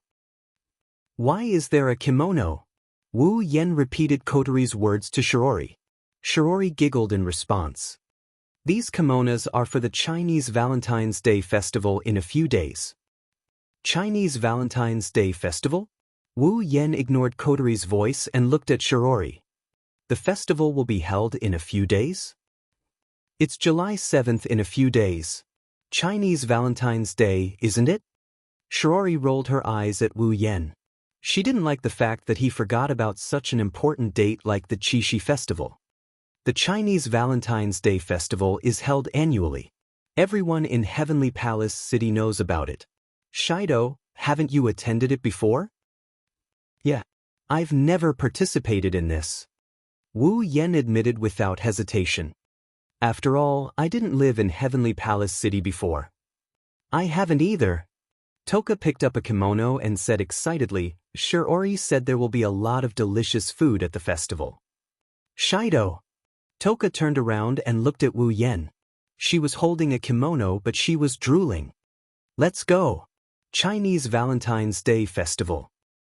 I want to go too. Yoshino raised her hand with a blush on her face. Her beautiful eyes were full of anticipation. I want to see fireworks. Both of you want to go? Wu Yan thought for a moment and looked at Kurumi, who was smiling. Kurumi, do you want to go? Era, isn't it good? Kurumi tilted her head and touched her lips with a finger. She smiled. Chinese Valentine's Day is a day that lovers can't miss. I want to go to the festival with hubby-sama. I see. Wu Yan nodded. All right then, let's go together. Hearing this, Kurumi, Xianxia, and Shiori all laughed out loud. Shiori was the only one who was about to laugh when the phone in her pocket rang in the hall. Sorry. Shiori looked at everyone apologetically and picked up the phone. Who is this? After Shiori's voice fell, the phone was silent. After an unknown amount of time, a cold and emotionless voice came out from the other side. It's me. Shiori was stunned for a moment and exclaimed. Origami. The entire hall fell into silence. Everyone's gaze fell on Shiori, making her feel even more pressured. She wiped the sweat on her forehead and forced a smile. What's the matter? Origami. Chinese Valentine's Day Festival. Toka Origami used her usual straightforward and emotionless voice and said to Shiori, I want to invite you to go with me. Wah. Shiori immediately remembered the last time she went shopping with Origami. A wave of dizziness suddenly enveloped her. Before Shiori could refuse, Origami spoke again. I'll let you know when the time is set. Origami hung up the phone as if she didn't want to give Shiori a chance to regret her decision. Hearing the busy tone from the phone, Shiori lowered her hand like a corpse and looked at Wu Yan and Co. for help. Ahem. Wu Yan coughed and stood up. Since Shiori has an appointment, we'll go by ourselves. Kurumi, Toka, and Yoshino stood up and followed Wu Yan out of the hall. At the scene, only Shiji, who seemed to have lost her soul, remained in a daze for a long time.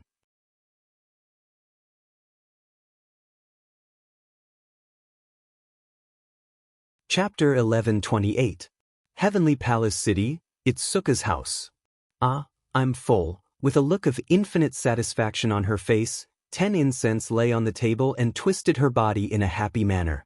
Oh, Ashido's cooking is still so good. Yoshino rubbed Yoshino's small head and nodded in satisfaction. Although Yoshino was still a little timid, he was much better than before. At the very least, Yoshino could easily express his emotions with his actions like now. Although I think so too. Shiori sighed as she rubbed her stomach. But losing to a boy in cooking. It's a bit complicated. Shiori-san, not everyone can eat House-sama's cooking. Kurumi held a cup of black tea and drank elegantly. House-sama is very lazy. Don't you think it's tempting that he's willing to take the time to cook for us? Hearing Kurumi's words, Shiori's little face immediately turned red. Obviously, Kurumi had hit the nail on the head. Shiori's expression was stiff. She looked at Shiori, who was lying on the side with a happy face, and then looked at Kurumi, who was elegantly drinking tea. She didn't know why, but she looked at Shiori as if she hated iron for not becoming steel. As for Kotori, she wanted to say something but she gave up when she remembered she had to pretend to be a good girl in front of Shiori. Alright, since you're all full, let's go find something to do. Wu Yen shook his head in exasperation and chased the girls away from the table. Clean up the tableware, get ready to bathe. Yes, Toka, Yoshino, and Kotori leisurely dragged their words and walked out of the hall with Kurumi's light laughter. Only Shirori was left behind. Let me help you. Shido. That would be great.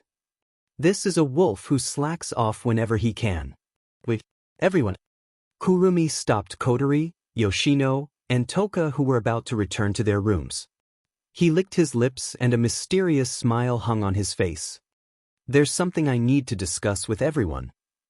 Hearing this, the three girls stopped and looked at Kwang-san in confusion. Discuss? Kotori was surprised. You actually took the initiative to discuss something with us. That's strange. What's the matter? Kurumi. Toka stepped forward enthusiastically. If there's anything you need help with, I'll be sure to help. Me too.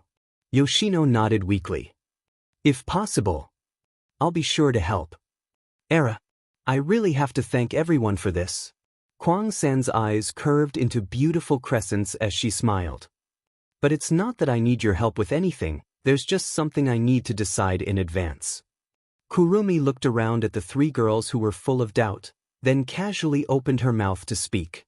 The arrangements for tomorrow's Chishi festival. The Chishi festival?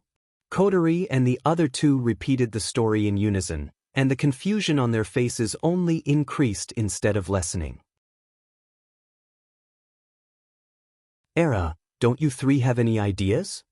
Kurumi's eyes widened a little as if she had seen something unbelievable. Then he laughed out loud again. Chishi is a festival for lovers. Don't you want to monopolize Owen-sama and spend a beautiful night with Owen-sama? The air at the scene suddenly froze. Monopolize Shido. Toka started to think. Spend time with Owen-sama. Kotori's eyes were filled with hesitation. We had a wonderful night. Yoshino's face turned completely red. Seeing Kotori's reaction, Kurumi's delicate face revealed a triumphant smile. It's Chishi after all, we're usually together and will always be together in the future. Today is special. I also want to be alone with my lord husband and spend the Chinese Valentine's Day together. Kwang-san pointed at her face with her finger. So, let's discuss who will monopolize Owen-sama tomorrow. Sherdao has already agreed to accompany me to buy octopus yaki. 10 Incense immediately declared arrogantly. Is that so? Kurumi's smile didn't change as she replied to Toka. Then Owen-sama will be monopolized after we buy octopus yaki, right? Toka choked. Big Brother is not very familiar with the roads in Heavenly Palace City. Kotori explained with an unnatural expression. I have to show Owen-sama the way. Kotori-chan, don't worry. Kurumi's smile didn't change. I've lived in Heavenly Palace City for a long time, I'm familiar with the roads. Kotori choked. I. Yoshino's face turned redder and redder. She became redder and redder. In the end, she simply pulled her hat over her head and didn't even say a word. Yoshino gave up. Kotori narrowed her eyes and looked at Kurumi when she saw Toka and Yoshino being knocked down by Kurumi. Do you want to monopolize that guy? Era, I do want to monopolize Owen-sama. Kurumi smiled wickedly. Kotori was about to retort, but she changed the topic. But that's a bit overbearing, I don't want Owen-sama to be unhappy. Speaking up to here, Kurumi finally revealed her purpose. How about we have a showdown here? A showdown? Toka paused. Then he clenched his fist with high fighting spirit. I will not admit defeat. Wait, how are we going to do that? Kotori frowned. Let's be clear, it's not a good idea to use fairy power in this world. Even if we control our Reiki and don't cause a space-time quake, AST will send out their psychic waves. Plus, Owen-sama doesn't want us to fight. Kotori calmly analyzed and glanced at Kurumi. So, you have to think about it. Don't worry, I won't mess around in a way that Lord Husband doesn't like. Kwang-san smiled unhurriedly. Then, she lowered her head and pondered. Alright, stop putting on an act. Kotori pursed her lips and waved her hand as if she was tired of it. Since you're the one who suggested it, you must have a plan already, right? Just say it. As expected of Lord Husband's younger sister. Then I'll be frank. Kurong-san had a coquettish smile on her face as she playfully blinked her right eye that was exposed. The showdown is simple. Whoever seduces Owen-sama will get to spend 3 hours alone with Owen-sama during the Chishi festival. What do you think? How about seduce? Kotori and the other two exchanged glances. Their reactions were different from each other. Kotori was disdainful. Is this your first time meeting Owen-sama? Kotori mocked. Her words were merciless. As long as it's a cute girl, she can seduce him with just a flick of her finger. He'll pounce on her like he's in heat. There's no need for a showdown like this. Kotori-chan, are you worried I'll play tricks on you? The corners of Kwang-san's mouth slowly rose. If that's what Kotori-chan is worried about, I can let you go first. Kotori opened her mouth but nothing came out. She snorted and turned her head away. I won't take advantage of you. We'll decide the order by rock, paper, scissors. Toka was confused. Nana. Toka looked at Kotori and Kurumi and asked, "What's seduction?" Kotori's expression froze. Kurumi's smile disappeared and she sighed. It's something that makes Owen-sama think he can do whatever he wants. So that's how it is.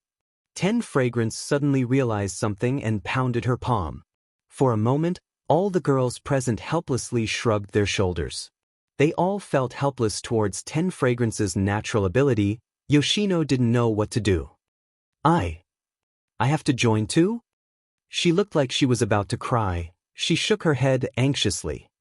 But don't worry. At this time, Yoshino, who was in Yoshino's hands, giggled. Yoshino, I'll be your backup. Let's go take down Winkuen. Yoshino. Yoshino sighed in relief. She looked at Yoshino gratefully. Seeing this, Kwang-san laughed. Then it's decided.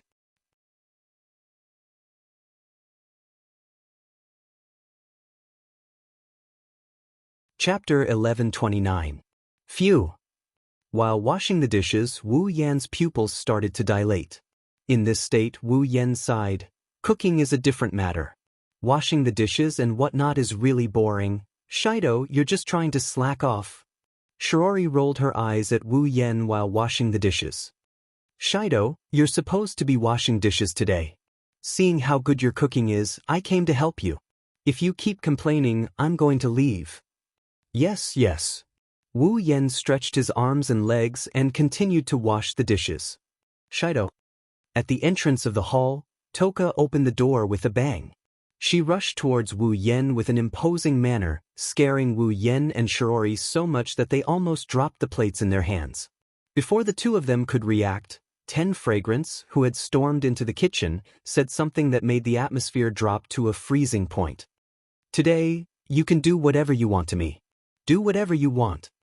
Wu Yan and Shiori managed to stabilize the plates with great difficulty, but the plates fell to the ground with a crisp sound.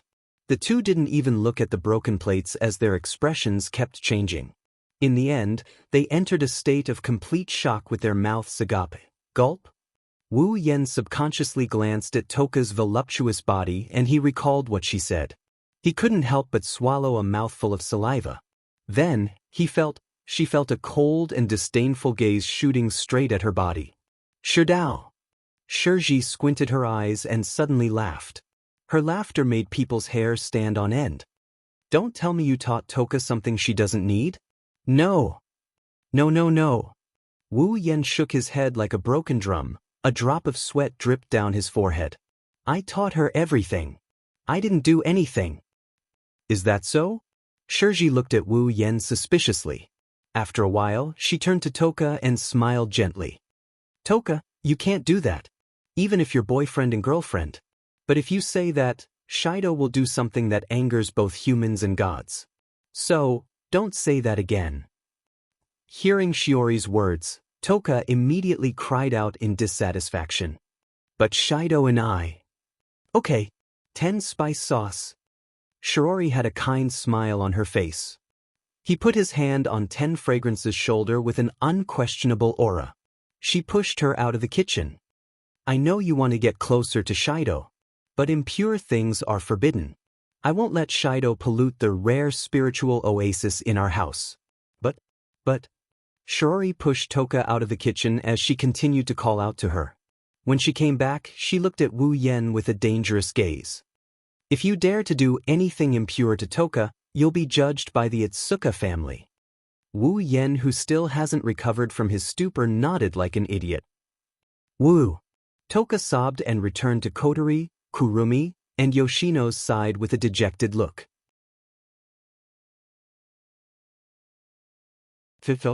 Saying this unwillingly, Juxiang fiercely glared at Kwang-san. Damn you, Kurumi. Didn't you say that letting Sherdao do whatever he wanted was a temptation? Why can't I do it? Are you lying to me? Kurumi was speechless. She rubbed her forehead like she had a headache. I was careless. I forgot Toka's personality isn't suitable for temptation. In short, Toka failed. Kotori smiled and stopped Toka, who was about to vent. She raised her voice as if she wasn't going to give Toka a chance to speak. Who's next? Weiss, it's me. Yono raised his hand in fear. Kotori and Kurumi smiled at him in return. But their smiles are fake. They don't think Yoshino will succeed. Do your best. Kurumi and Kotori both said this to Yanai. Yanai's shoulders trembled and he looked away. Yanai didn't know if it was out of kindness or if it was because they were taking pleasure in his misfortune. Don't worry, Yoshino. Yoshino. Yoshino used her unique sharp voice to cheer Yoshino up with a dance. Yoshino will help you. Yoshino is here. Everything will be fine. Hearing Shino comforting him as usual, Shino immediately mustered up a bit of courage, nodded his little head and walked into the main hall. Shido, did you really not instill any strange thoughts into Toka's head? In the kitchen, Shiori abandoned her task of washing the dishes and cornered a sweaty Wu Yen in a corner with an unfriendly look on her face. That's obviously different from the usual Toka, right? Shido, Toka is very innocent, you can't teach her bad things. It really has nothing to do with me. Wu Yen was about to cry. I've been washing the dishes with you all this time. When 10 Fragrances suddenly ran over and said this, I was also shocked. Really? Shiori still didn't believe Wu Yan's words. She stared at Wu Yan's eyes in an attempt to see if there's anything there. Of course, she didn't find anything, so she sighed helplessly. Forget it, let's just leave it at that for now. Shiori lowered her head and muttered. Seriously, I'll have to go look for 10 spice sauce later and correct her thinking. Wu Yan laughed dryly. The door to the hall was opened again. A shy little face appeared outside the door. There was a slight blush on her cheeks. She was so cute. Sorry for disturbing you. Wu Yen and Shiori, who were about to continue washing the dishes, turned around. They saw a blushing Yono peeking her head out from behind the door. The two of them flinched for a bit. Shiori's eyes lit up with love while Wu Yen felt a bit dazed by this scene. Toka! Toka? Wu Yen rubbed the plate in his hand and laughed awkwardly. Finally, he was released from the effects of Mo Kill. Haven't you taken a bath yet? It's time to take a bath. I. Toka's cheeks were dyed red. She lowered her head and slowly walked out of the door.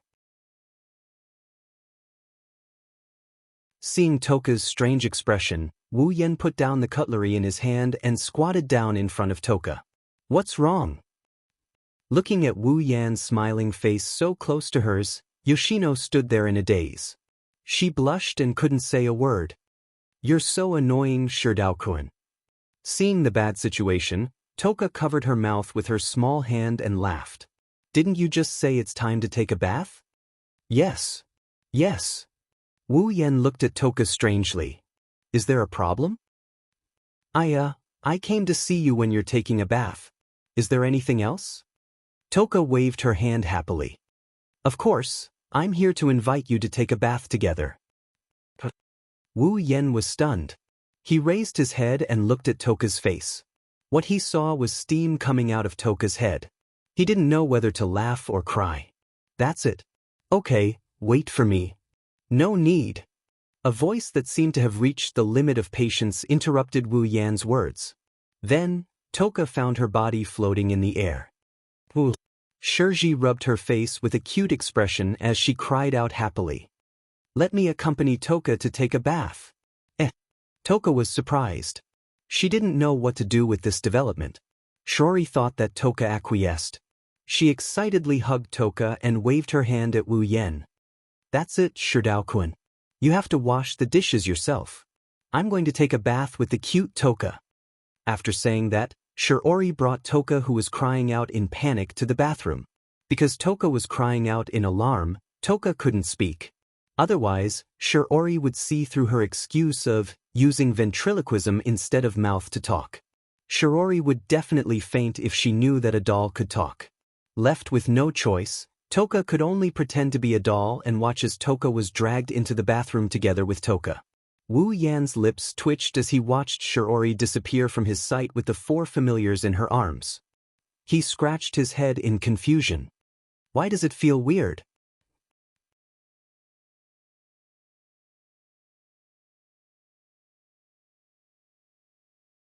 Chapter 1130. See Sister Shiori. What's wrong? Yoshino. Can you please put me down? Ah. Era, is Yoshino shy? Ah. And no, it's not like that. Wow. She's blushing. She's so cute. Yu. Shiori's adrenaline seemed to have been stimulated as she walked into the bathroom with Yoshino in her arms. Kotori, Kurumi, and Toka poked their heads out and looked at each other. Era. Kurumi shrugged. Yoshino is out too. In a way, Sister is a powerful enemy.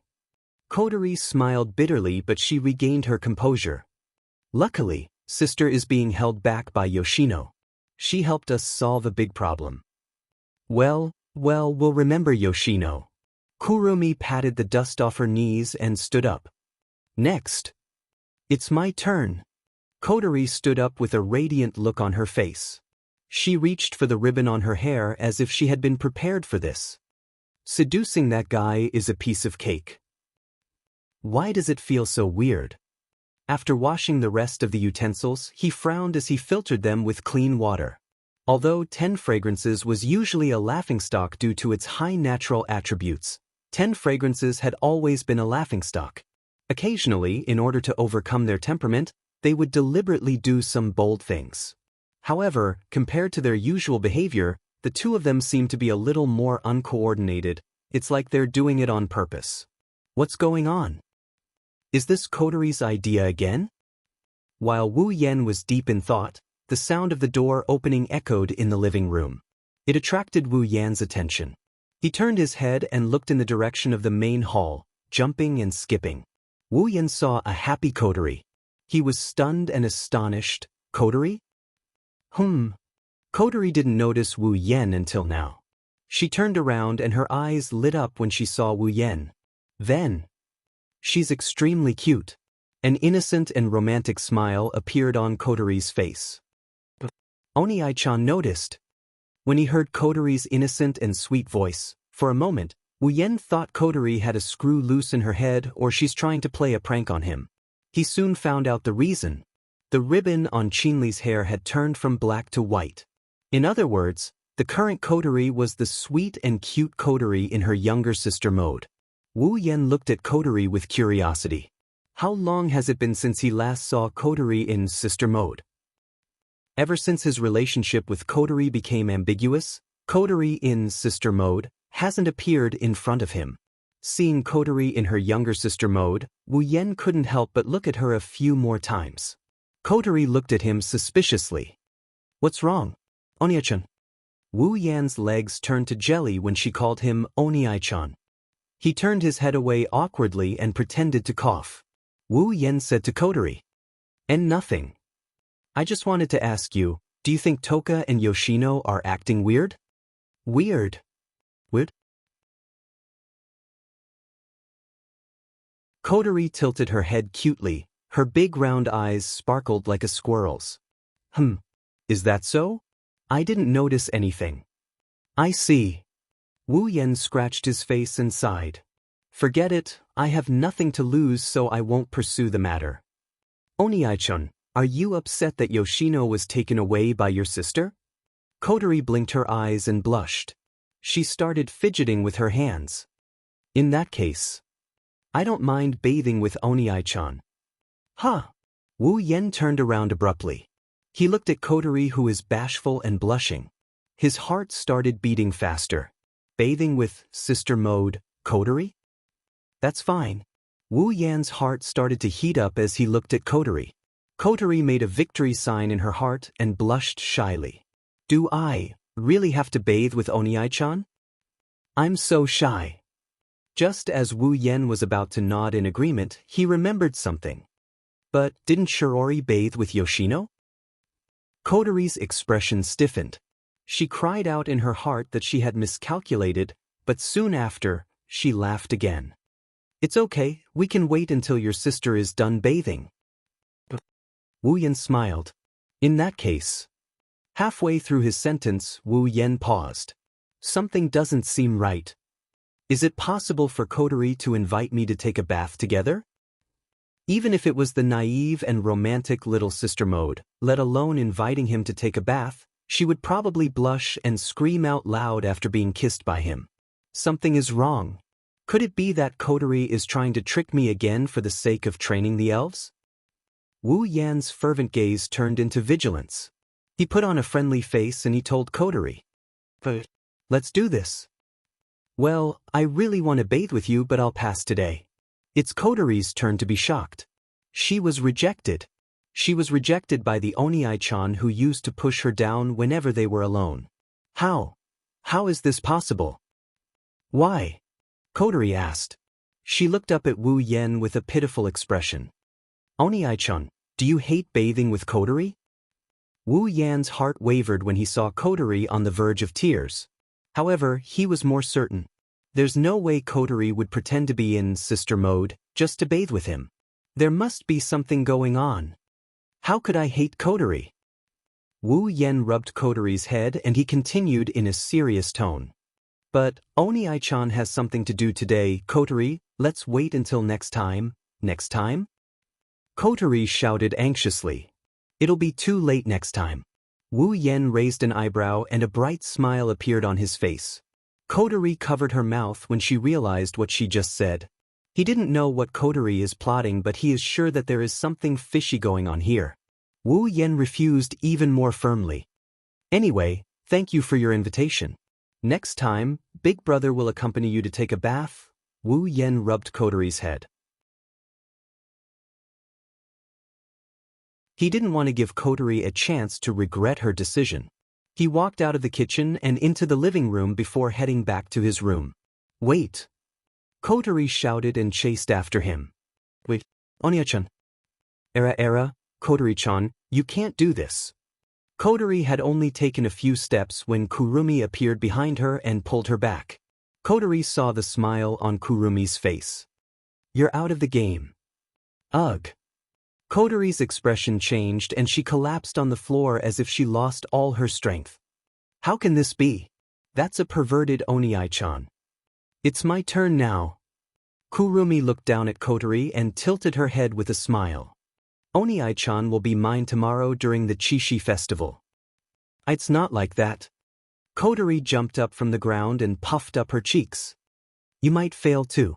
If you fail, Oni-chan will have to share with everyone. Thanks for your concern. Kurumi grinned. She turned around and walked towards Wu Yan's room. Sigh. What a pity. Lying on his bed, Wu Yan sighed in grief. It would be great if I could do it with Kotori in her sister mode. Oni-chan, you don't have to worry. Suddenly, a familiar voice and tone came from the room. Wu Yan reflexively looked at the source of the voice and what he saw made him flabbergasted. Kurumi, who is completely naked, walked up to Wu Yan with a blush on her cheeks. She maintained a graceful smile as she walked in front of Wu Yan. She reached out and caressed Wu Yan's chest with a seductive smile. Do you need me to comfort you? The fire in Wu Yan's heart finally exploded. In the hallway, Kotori and Toka looked at each other when they heard the moaning and panting coming from Wu Yan's room. They lowered their heads in dejection.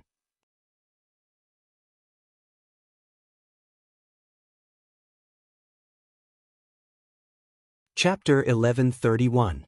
The main street of Tiangong City, the commercial street. This was a commercial street that was more lively and bustling than before. No, it should be a very lively commercial street. Today is the 7th of July, the annual Chinese Valentine's Day festival.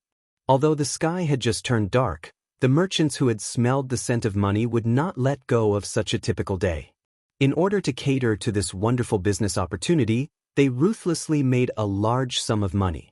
As soon as the sky turned dark, many people had already set off bursts of excitement on the commercial street. There are open-air shops and stalls on both sides of the street, preparing to welcome the arrival of customers.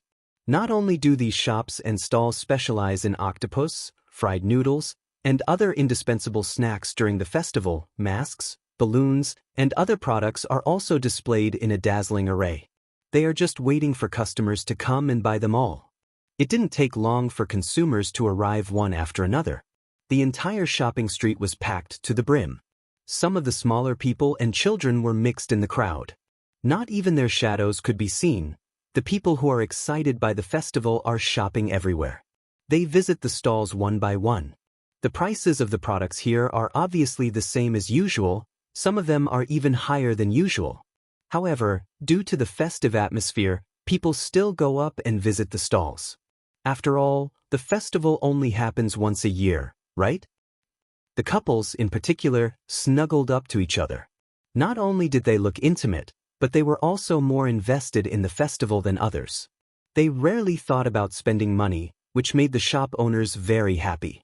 Of course, the men who are responsible for paying the bill for their girlfriends are bleeding in their hearts. In any case, today is the Chinese Valentine's Day festival. It's bound to be lively. Wow, looking at the crowded commercial street, Xianxia is surprised. This is the first time Toka saw something like this. She couldn't help but gasp in surprise. She grabbed Wu Yan's hand in excitement. Shidao. Look, there are so many people. There are indeed a lot of people. Even Wu Yan is a little dazed. It's not that Wu Yan hasn't seen more people than this before, but it's a different story when they are all crowded in the same commercial street. Even the festival on Itagami Island in the Blood Frenzy world. Nor was there as many people as the Qixi festival. In addition, there were girls in all kinds of kimonos walking around in the crowd. It almost dazzled Wu Yan's eyes. Just a casual mention. The girls were also wearing kimonos. Kotori's kimono was pink, Kurumi's was black, and Toka's was purple. Ce was blue, and Shirji was white with spots. Apart from Kotori, the other four also used hairpins to tie up their long hair. Together with their exquisite and beautiful faces, they were breathtakingly beautiful. Now that the sky has just turned dark, there aren't many people. Shirori chuckled softly and said to Shirori, whose eyes were filled with light, "When it's close to the fireworks, there will be a lot of people. Everyone, please keep an eye on each other and don't get separated, woo." Just as Shirori finished her words, Toka closed her eyes, twitched her nose, and ran out cheering. "It smells so good." "Tsuka-chan."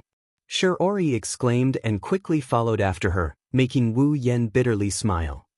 "Everyone follow me, don't get separated. Compared to that, you should be more worried about your wallet."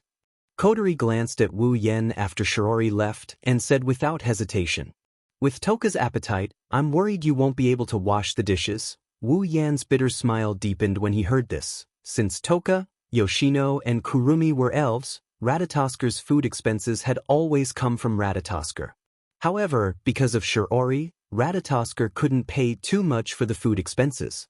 After all, Shirori is responsible for all the expenses of Toka's family. Kurumi and the others also have to pay Shirori for their food expenses. In other words, Shirori is the living expenses sent by Toka and the others' families. Living expenses, even if it's a lot, How much can it be? It's already a miracle that it can fill Toka's stomach. That's why they can't spend too much money on the festival. However, looking at Toka's excited expression, she probably won't stop because of the financial deficit. If Wu Yan doesn't fork out the money, who else can help her? Toka is also Wu Yan's girlfriend. Unless Wu Yan doesn't let Toka enjoy herself to the fullest, he must pay for all of Toka's food expenses. Since Toka has already paid for all of Toka's food, can the other girls be left out?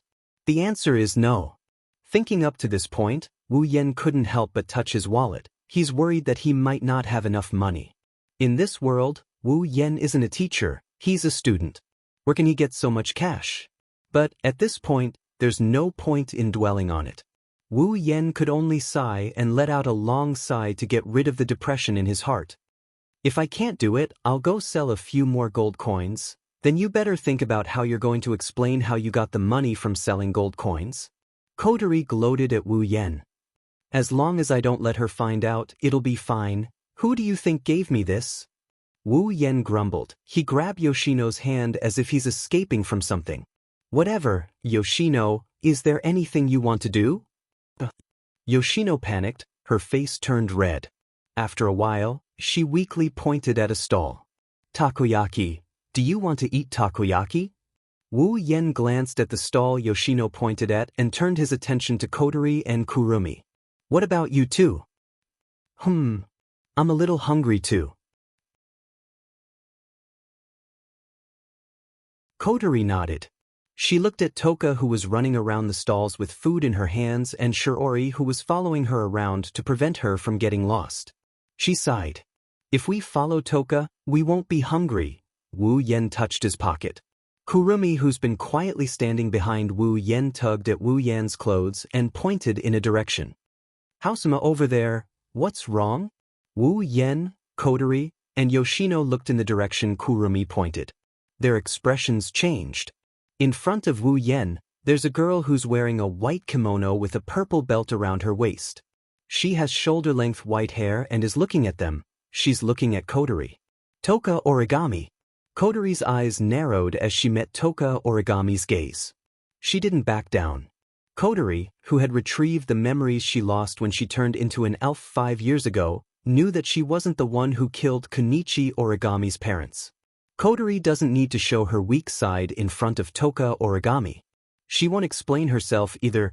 Kotori only needs to have a clear conscience. Itsuka Kotori. Toka Origami said Kotori's name with clenched fists. It seems Toka Origami still doesn't believe Wu Yan's explanation. She's still hostile to Kotori. However, she didn't charge at them, which means she didn't deny Wu Yan's explanation. Maybe she just can't let it go. What's wrong? Toka Origami Carrier Chow. Kotori raised her chin expressionlessly. You want to kill me again? This time, I won't be merciful. That's exactly what I want. Toka Origami said coldly and glanced at Wu Yan. I want to say that, but I don't want to kill Shiori's sister before I find proof that you're the one who killed my parents. Kotori raised an eyebrow and sneered. You don't really think you can kill me, do you? Toka Origami's gaze turned cold, but her tone was calm. Maybe not before, but now, I don't think you have any fairy power. As soon as these words were spoken, the atmosphere became tense.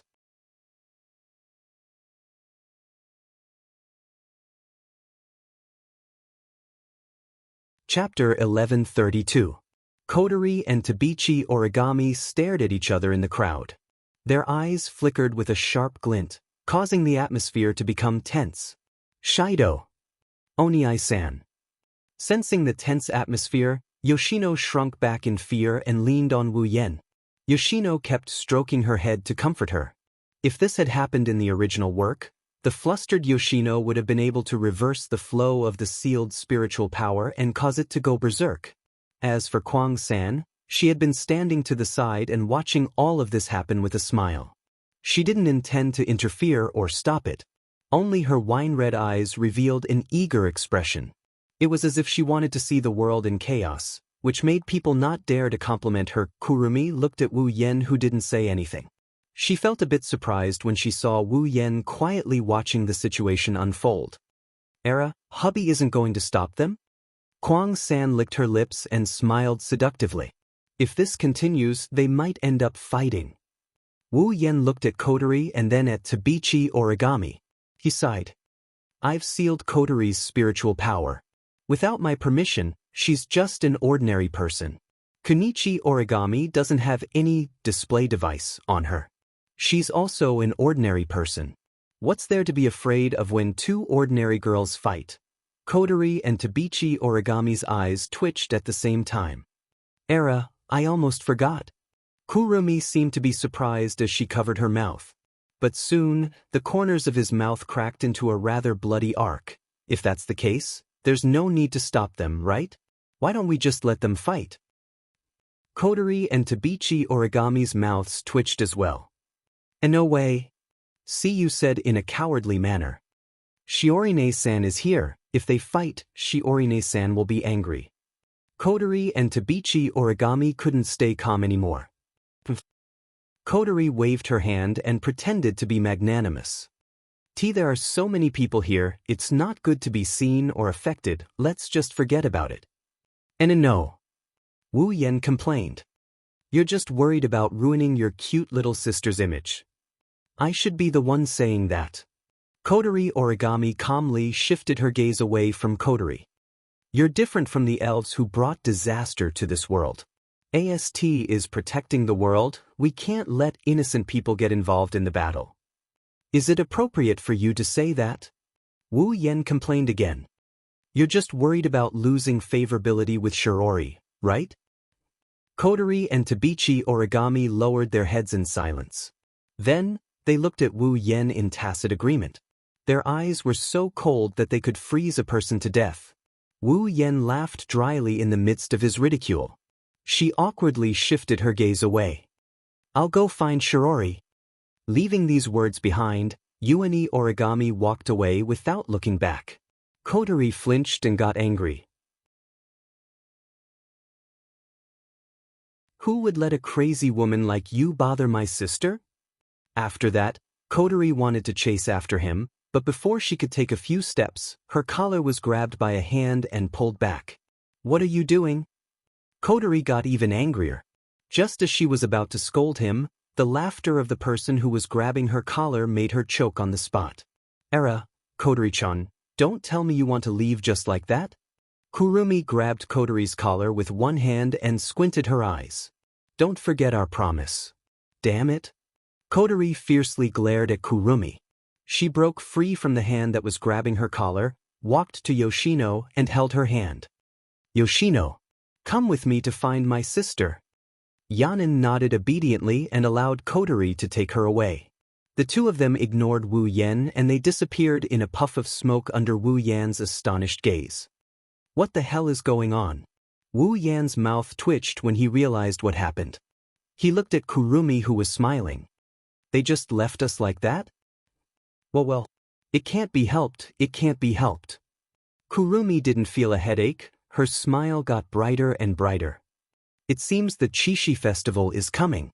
I guess I'll have to accompany Aotsusama. I guess so. Wu Yan scratched his head and looked around at the crowd. He made sure Kotori and the others weren't around and bitterly smiled. Seriously, they just told us not to get separated, but they just left us like that. What kind of people are they? So. Kurumi hugged Wu Yan's arm with an intoxicating smile. Let's enjoy the ceremony. Well, I don't mind. Wu Yan looked at the crowd hesitantly. But we still have to pay for them. No need to worry. Kwang-san's expression didn't change as she smiled. When Kotori left, she took Aotsusama's wallet with her. Wu Yan widened his eyes and he quickly checked his pockets. Of course, it's empty. That damned Kotori! Wu Yan yelled. How am I supposed to walk around the festival if she took my wallet with her? Walk and chat. I also have some cash on me. Kurumi blinked her wine-red eyes. There was a hint of mischievousness in them. It's not much, but it should be enough for two people. Sorry, Kurumi. Wu Yan shook his head. He didn't know whether to laugh or cry. Since it's the festival, we can't let the girls pay for it.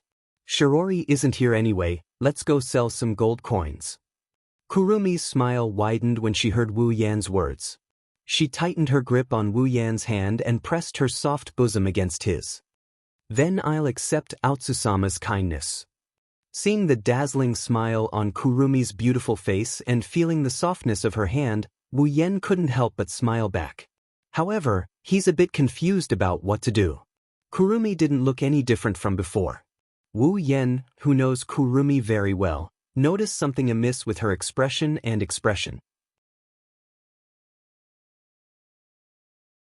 He felt that the smile on Kurumi's face was forced. Only now did it seem to come from the bottom of her heart. But there was only one thing, plus, she suddenly appeared in his room last night to seduce him, and that so-called promise she made with coterie. Wu Yan's intuition told him that Kurumi was hiding something in her heart.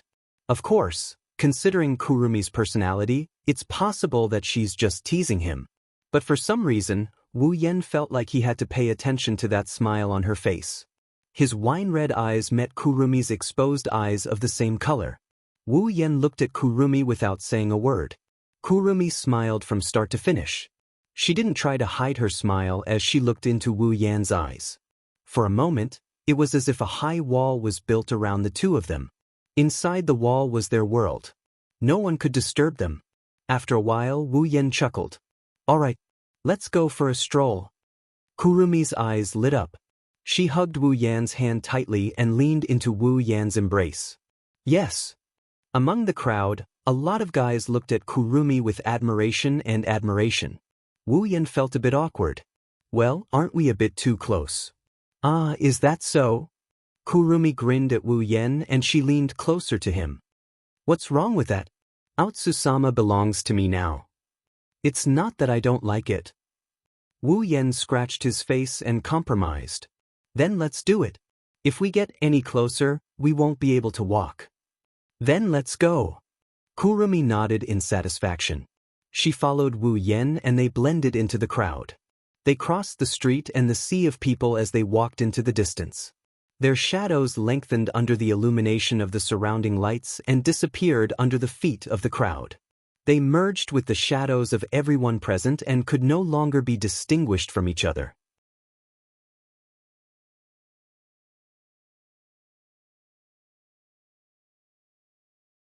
Chapter 1133. Along with the shouts of the merchants in the stalls and the laughter of the people on the street, the clamor rose to the sky, reverberating in every corner of the commercial street. Although it was getting closer to midnight, the enthusiasm of the people present did not lessen. Instead, it seemed to be getting more and more intense. Walking with Kurumi in the crowd, Wu Yan couldn't help but laugh when he saw the adoring gazes of the men around him. Wu Yan didn't even think about it before he blurted it out. Kurumi is really beautiful. The sudden praise seemed to startle Kurumi. When she noticed the gazes around her, Kurumi couldn't help but smile. Hearing you say that, I'm really happy. She didn't forget to hug Wu Yan's hand harder and giggled. If Lord Husband is jealous, then I will be even happier. Jealous? Wu Yan wanted to deny it out of reflex, but when he saw Kurumi's grinning face, he turned his head away and he mumbled to himself. Yes, a little. Era. Kurumi placed her finger on her lips. Her cute appearance made Wu Yan's heart skip a beat. Many of the boys around her forgot that they were still walking. They bumped into each other, causing some of them to fall on their faces. Kurumi turned a blind eye to everything around her. She tilted her head and pointed at Wu Yan's lips with her finger. Don't worry, I only have feelings for hubby. From the beginning to the end. Wu Yan's footsteps paused. He turned around and looked into Kurumi's eyes. Then what about Chuju, Mikoto, and Kotori? Kurumi's eyes flickered. With an unfathomable smile on his face, he said this. Hubby, do you want to hear a lie? Or do you want to hear the truth? This question. Wu Yan shook his head with a smile. His eyes turned serious. Of course, I want to hear what's in your heart. The smile on Kwang-san's face didn't change, but the light in her eyes was a little strange. She looked straight ahead and was silent for a while before she spoke. I'll say it again. From the beginning to the end, I only have feelings for hubby. Wu Yan lowered his head and remained silent. In fact, Wu Yan more or less guessed the situation. She's different from Toka and Yoshino, who are pure and kind elves, and Kotori, who is artificial. Before meeting Wu Yan, Kurumi's life could only be described as dark and gloomy. Wu Yan didn't know what kind of life Kurumi had from the first time she came to the realm to the time she met him. But one thing's for sure, that kind of life isn't worth remembering.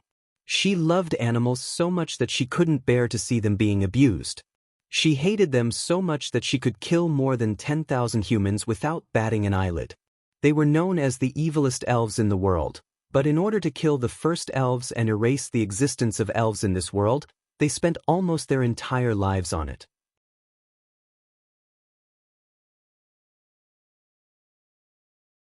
Even if they really did it, they could ignore the fact that their own existence would disappear from this world. What kind of life could make Kurong-san change like this and make such a sorrowful wish? Wu Yan doesn't understand, and he doesn't want to understand. Because the current Kwang-san had changed.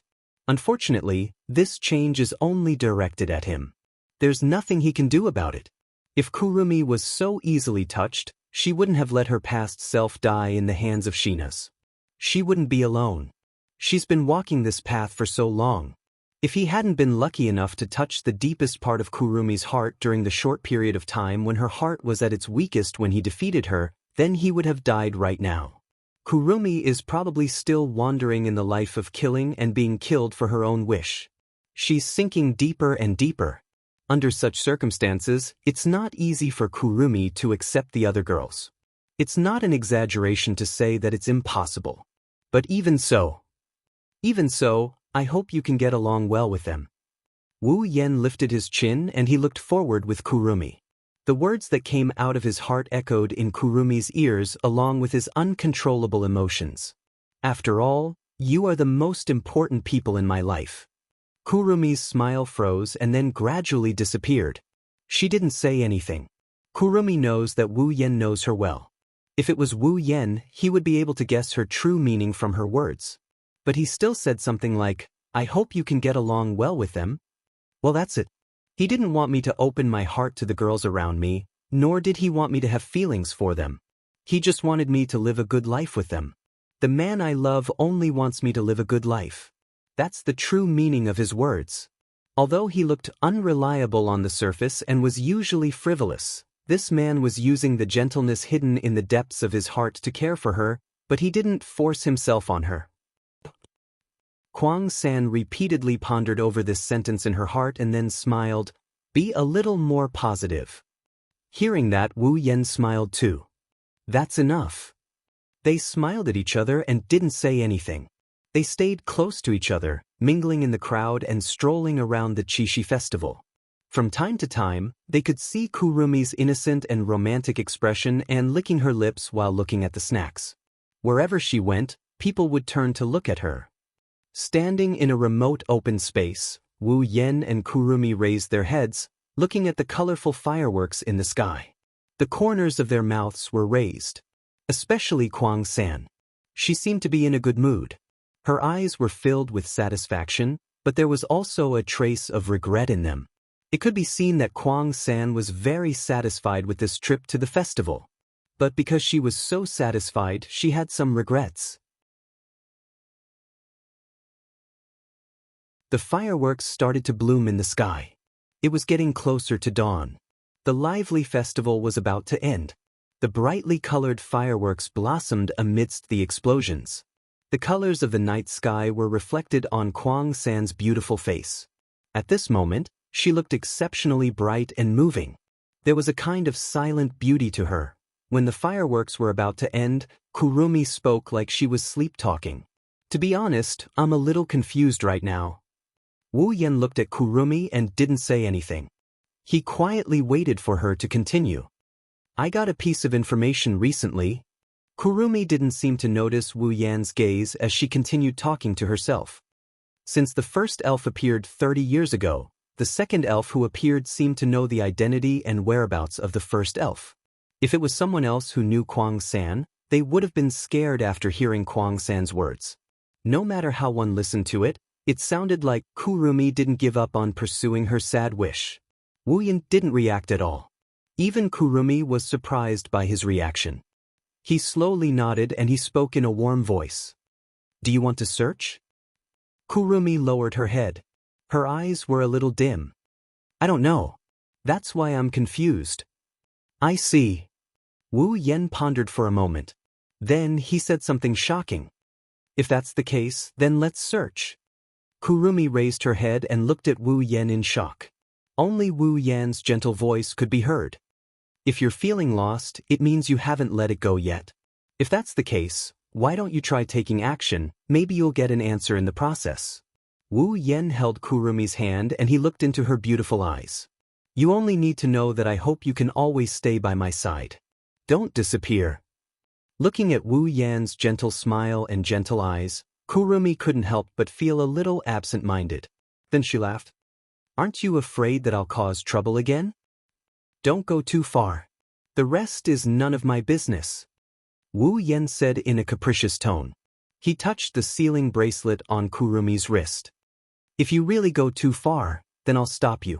After all, once the sealing bracelet is put on, it can't be removed.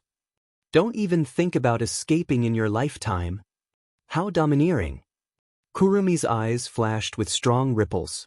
She closed her eyes with a smile. But I like it very much.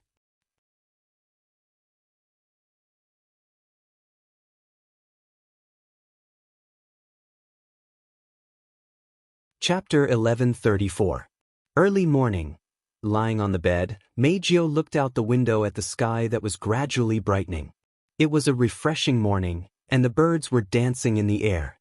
This scene was filled with vitality, but it didn't bring Meijio any good mood. It even made her feel a little irritated. In the past, Meijio hated mornings, because she had to go to school when morning came. However, Meijio's grades weren't very good. It didn't matter if her grades were terrible. Other than her voice, Meijio didn't have any outstanding talents. Including her studies, how could Meijio like the school? Of course, with Meijio's current strength, it was easy for her to change her grades. Moreover, she could enjoy the feeling of being the center of attention in school. As an idol, she liked this feeling. Therefore, although she didn't like school, Meijio didn't hate it.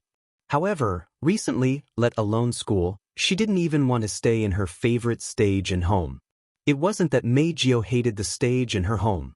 Recently, her heart was in a mess and she couldn't calm down. It made her feel like she had lost interest in everything. She didn't even have much of an appetite for food. She was depressed all day long. This phenomenon started a few days ago and had been going on until now. To be more precise, it started when she parted with that man at the entrance of Dragon Gall Temple Women's Academy at dusk. It had been like this ever since. Meijio didn't know the exact reason. She only knew that her heart couldn't calm down. It had been completely stirred up into a muddy pool of water. It was so complicated that she couldn't understand it. It made her very frustrated. Meijio pulled up the blanket and covered her head tightly. She screamed in frustration.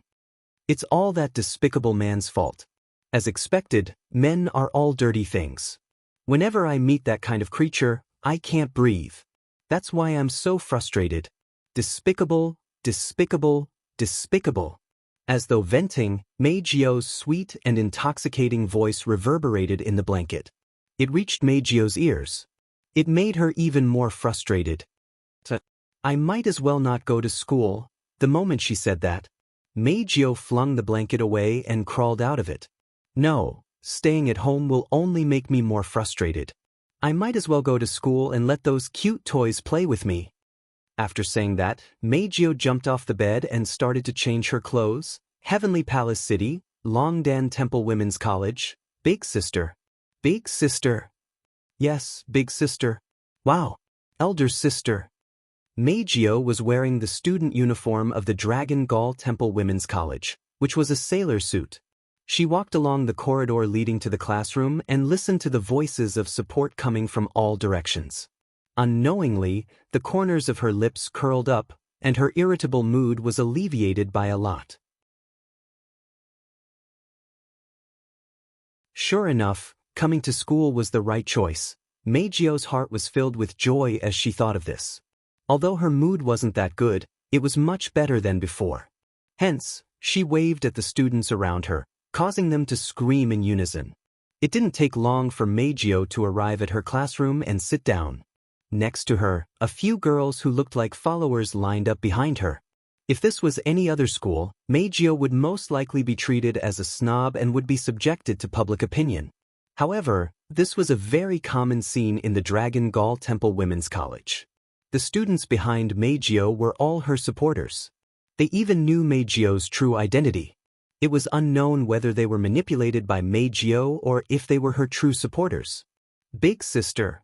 At this time, a female student behind Meijio stood up and said respectfully to Meijio, "Can I have a little of Big Sister's time?" "It doesn't matter." Meijio rested her chin on her hand and looked out the window. She said casually, "What is it?" "Today is the day that Big Sister ordered us to check the fans' letters." The female student seemed to have noticed Meijio's absent-mindedness, so she didn't waste any time and directly carried out a rather large box. "Big sister, do you want me to read it or do you want to read it yourself?" "No need." Meijio waved her hand, her gaze still fixed outside the window. "I'm not in the mood to read the letters today, I'll leave them to you." The female student looked at Meijio in surprise. She didn't expect such an answer. Night Tempter Meijio was a singer who had debuted for half a year. Although it had only been half a year, in this half a year, Meijio had become a real popular idol. Even compared to those veteran idols, she was still better. Although her fans were only female, there were still a lot of them. Naturally, these fans would want to send letters to Meijio. It's understandable, Meijio didn't want to be bothered by fan mail every day, so she left all these fan mail to her subordinates. Then she would take one day out every week to read these fan mail. She didn't stop once. This was the first time she said she wasn't in the mood to read the letters. How could people not be surprised? "Elder sister?" At that moment, not knowing what Meijio was going to say, the female student was in a bit of a dilemma. "You really don't want to read it?" "I said I don't want to read it."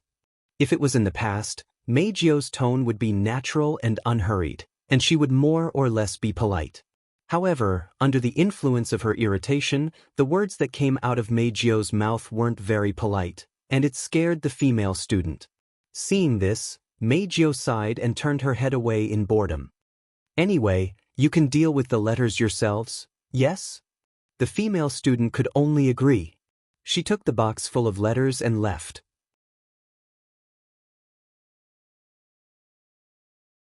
Almost at the same time, another female student walked up to Meijio.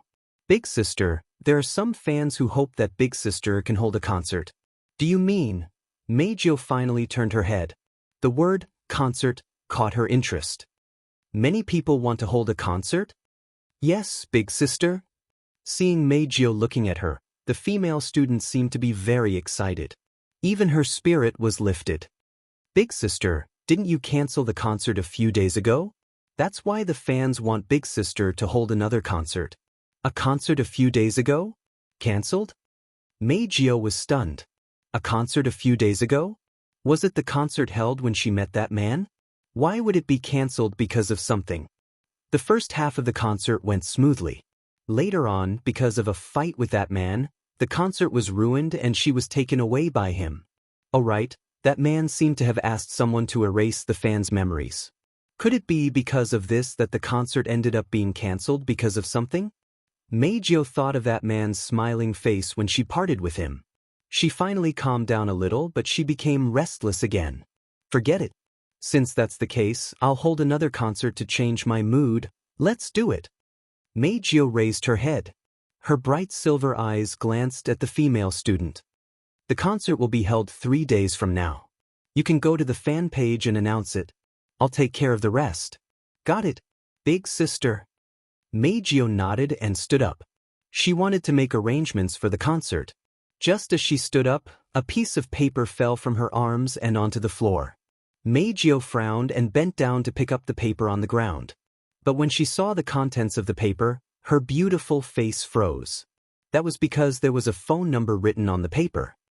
"If you need someone to support you, if you need someone to believe in you, if you lose your spiritual power again, if you want to sing again, call this number. In her mind, this sentence involuntarily rose, causing Meijio's hand that was holding the paper to tighten slightly. Her heart also began to beat faster. Meijio took out her phone from her pocket.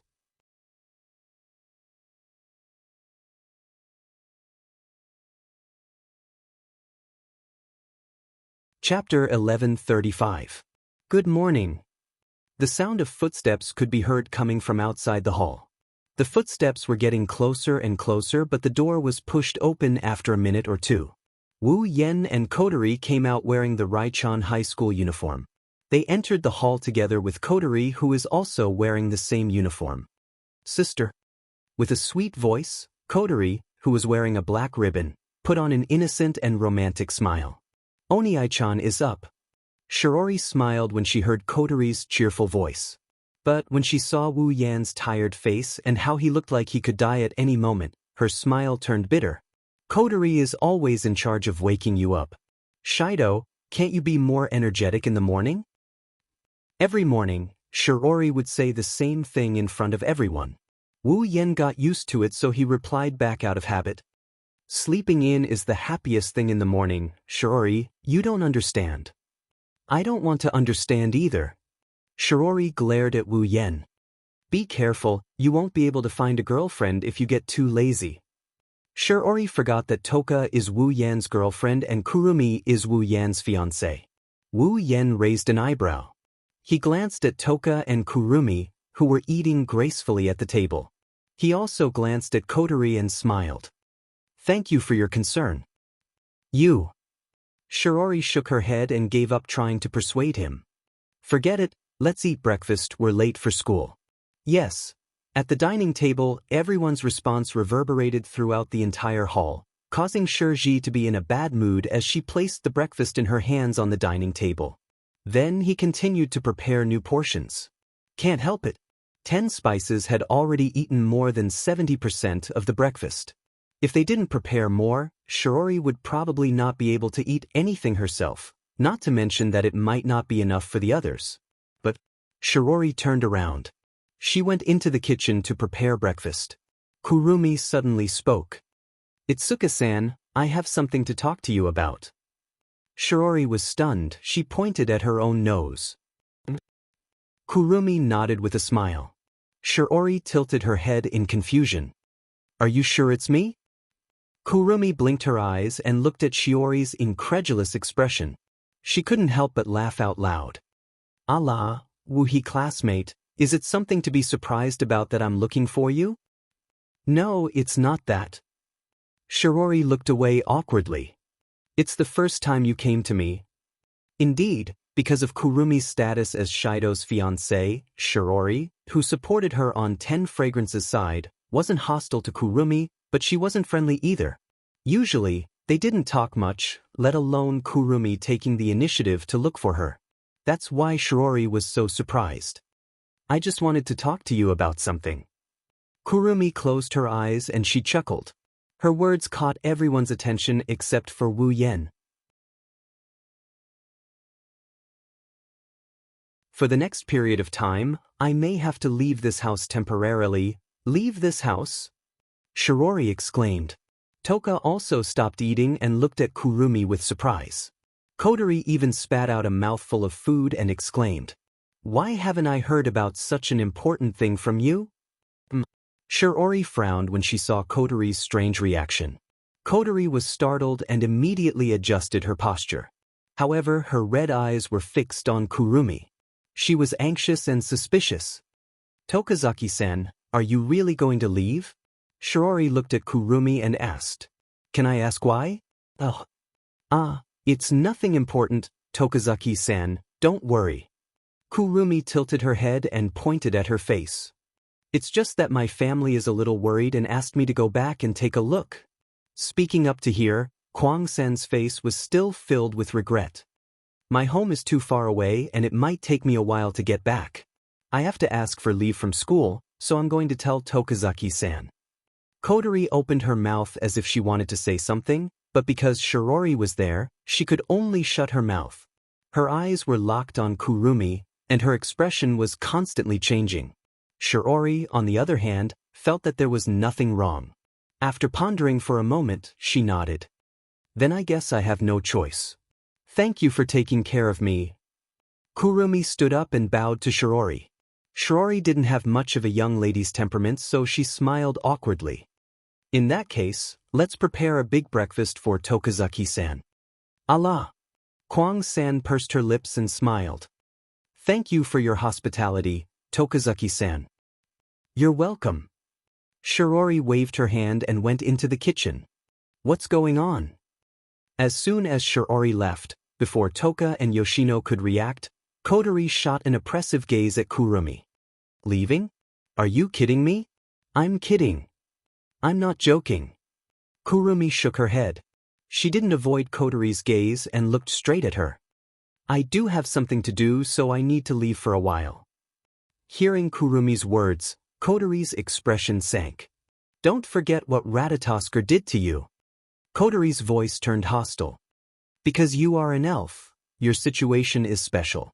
Ratatosker punished you by sending you into exile and monitoring you. If you do anything suspicious again, there is a high chance that you will be imprisoned for the rest of your life.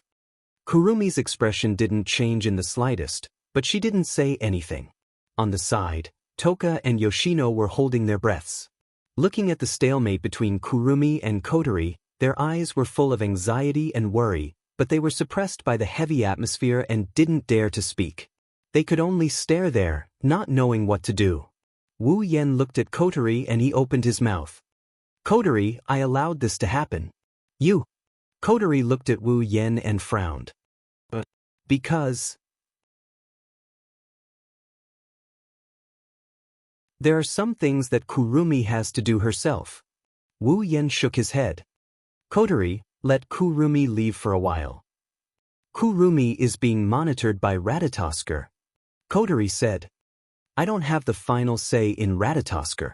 No matter what, Kurumi has killed more than 10,000 humans, so to be honest, this isn't a wise choice.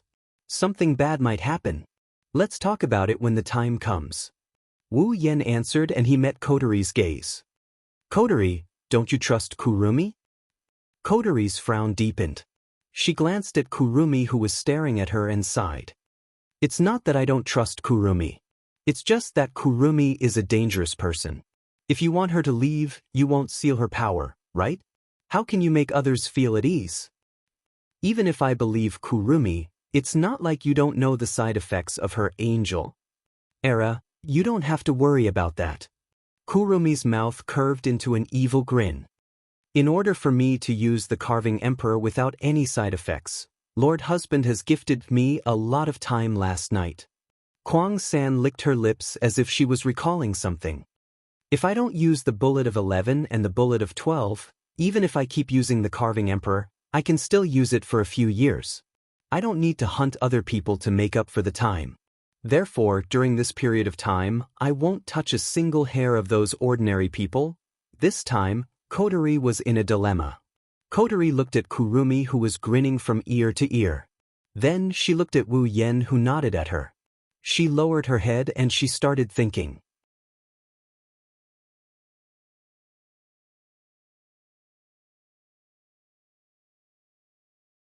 Chapter 1136. Time quietly flowed by in a state of relative silence. Wu Yen, Kurumi, Toka, and Toka are all looking at Kotori, waiting for her decision. Time is ticking and Shiori is humming in the kitchen, but Kotori still hasn't made a decision. It's natural. Just like Kotori said, Kurumi is an evil elf who killed more than 10,000 humans. She's a dangerous existence in the eyes of those who know her. Right now, Kurumi's spiritual force was sealed and she was being monitored by Ratatosker. If Kurumi was allowed to leave after regaining control of her elven powers, Ratatosker's treatment of her might change. When that happens, even Kotori won't be able to do anything. Kotori wasn't the one who created Ratatosker and she's not the one in charge. If the higher-ups decide to punish Kurumi, what can Kotori do? She can either watch from the sidelines or interfere. One thing is for sure, if Kurumi ends up in jail, Wu Yen wouldn't just sit by and watch her do nothing. Kotori doesn't want to see Wu Yen and the person behind Ratatosker fight each other. Wu Yen is the most important person in Kotori's life.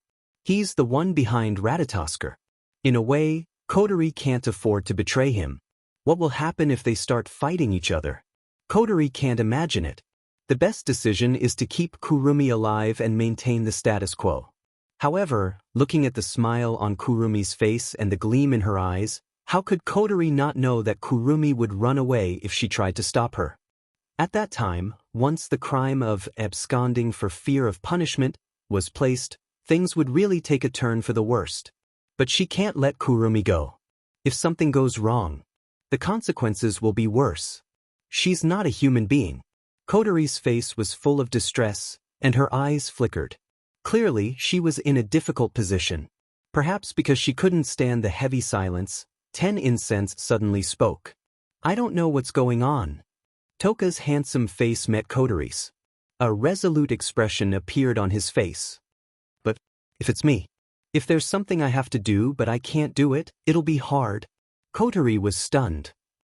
I think so too. Toka glanced at Kotori. She mustered up her courage. If you don't do it well, your mind will be messed up. Kwang-san was slightly surprised when she heard the words of 10 Incense and 4 Ginseng, but the smile on her face had already widened a little. Wu Yen chuckled and he shrugged at Kotori. That's right. So, Kotori let Kurumi go. You guys? Kotori rubbed her forehead with a bitter smile. Her hesitant look was gone. She stared at Kurumi and said, Let me ask you, what are you going to do? Kurumi raised her eyebrows and pretended to ponder.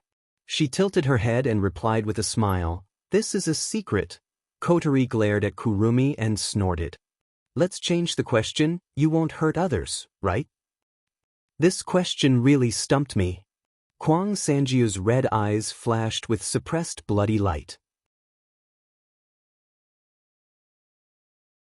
The corner of her mouth hooked up into an extremely dangerous arc. Well, at least I won't cause trouble for others, but if I'm in a bad mood, I'll leave a permanent mark on those who make me unhappy. How can I let you go like this?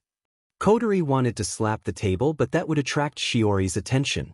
She suppressed her anger and glared at Wu Yen. Is this your decision? This is Kurumi's decision. Wu Yen answered without hesitation.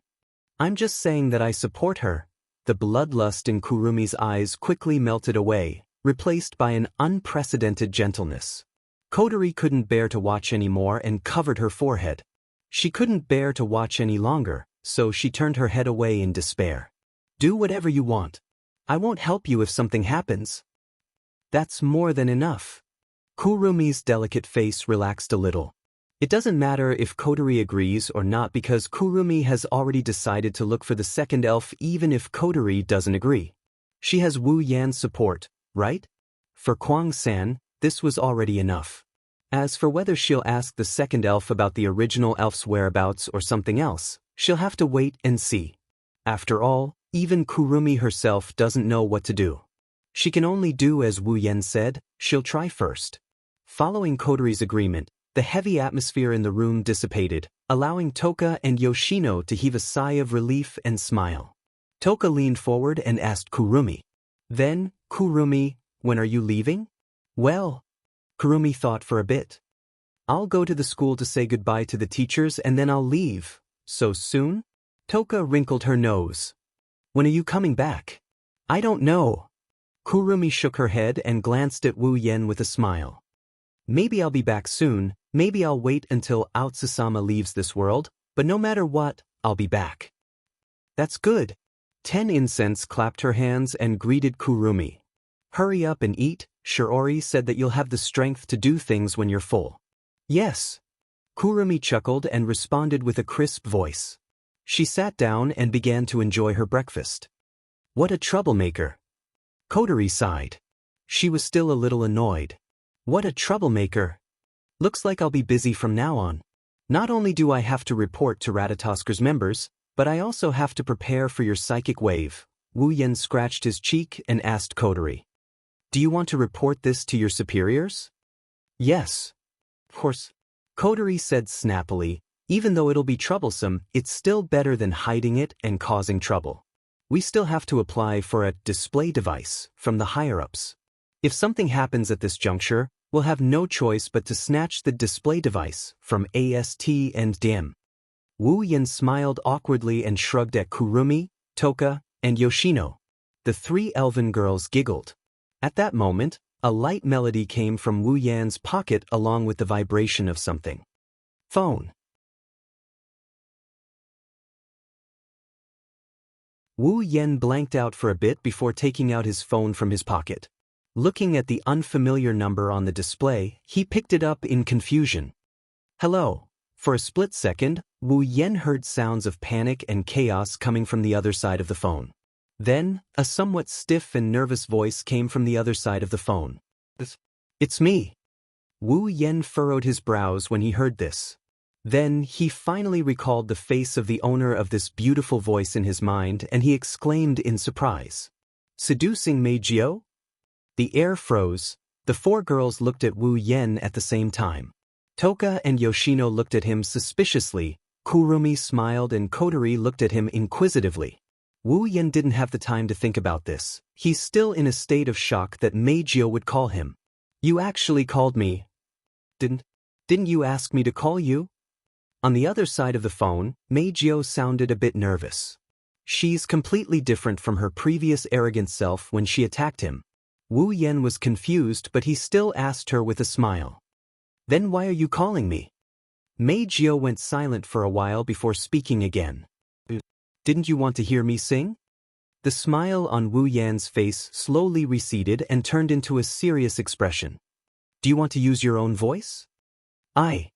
Meijio opened her mouth and her voice trembled. She didn't want to use her own voice to sing. I won't go. Wu Yan refused. I don't want to listen to a song sung by that fake voice at all. Wu Yan hung up the phone without giving Meijio a chance to respond. Hearing the busy tone from the phone, Meijio's bright silver eyes gradually dimmed. She laughed at herself. What a self-righteous man. Without this voice, who would listen to me sing?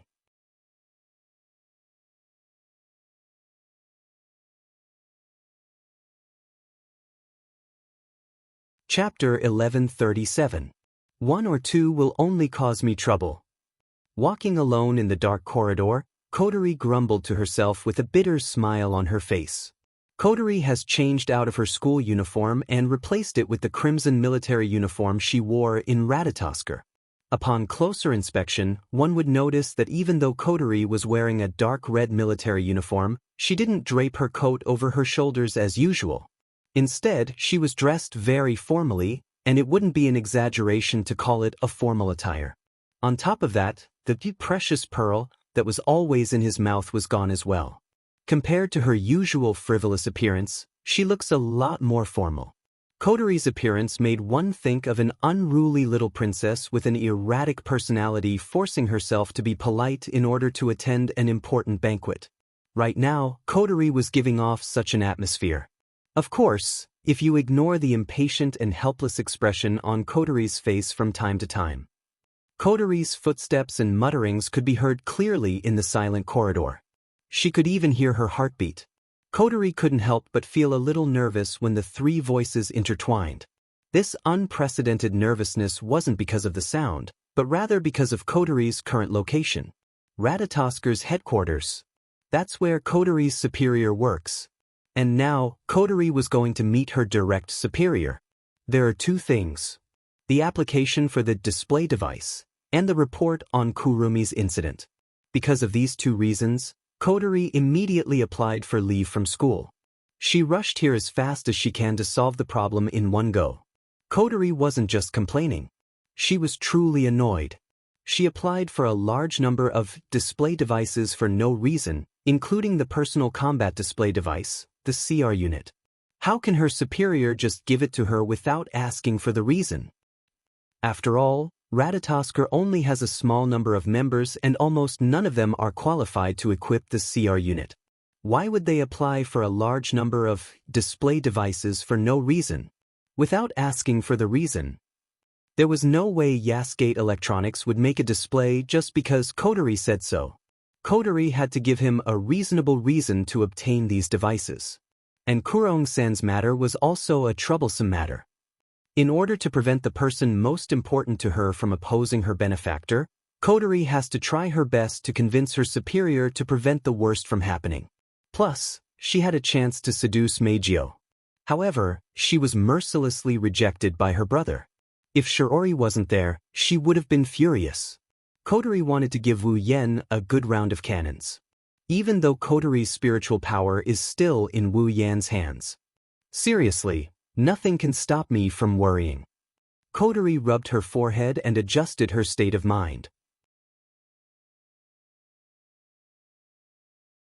She walked to the end of the corridor and stopped in front of a door. Kotori took a deep breath and hesitated. Then she knocked on the door unhurriedly. Kotori, reporting for duty. His voice was not loud, but it echoed in the corridor. It was only after 4 or 5 seconds that it gradually calmed down. Almost at the same time, a voice sounded from the other side of the door. Come in. Hearing this, Kotori took another deep breath, pushed open the door and walked in. It wasn't a spacious office behind the door, but an ordinary study room. The 4 walls of the study were filled with bookshelves filled with books. Behind a desk in the innermost part of the study, an old man in his 50s with white hair and a long beard was sitting on a swivel chair. He crossed his arms and supported his chin with the back of his hand. He gazed at Kotori, who walked into the room with a peaceful smile on his face like an amiable old man. As soon as Kotori saw the elderly man, her expression turned solemn and her eyes revealed a look of respect. This old man is the founder of Ratatosker, Elliot Baldwin. Baldwin? Woodman. He's also Kotori's benefactor. Woodman-sama. Kotori stopped 2 to 3 meters away from the desk and bowed deeply. Seeing Kotori's respectful look, Woodman's smile widened, and he looked more and more peaceful. Long time no see, Commander Wu. I'm relieved to see you in such good spirits. Thank you for your concern, Lord. Kotori nodded. She seemed to really respect Woodman. Woodman was gratified, but at the same time, he felt a little helpless. It's not time for the annual round table conference yet, right? Commander Wu. Woodman straightened his back when he saw Kotori standing in front of him. The round table conference hasn't started yet and you're already here.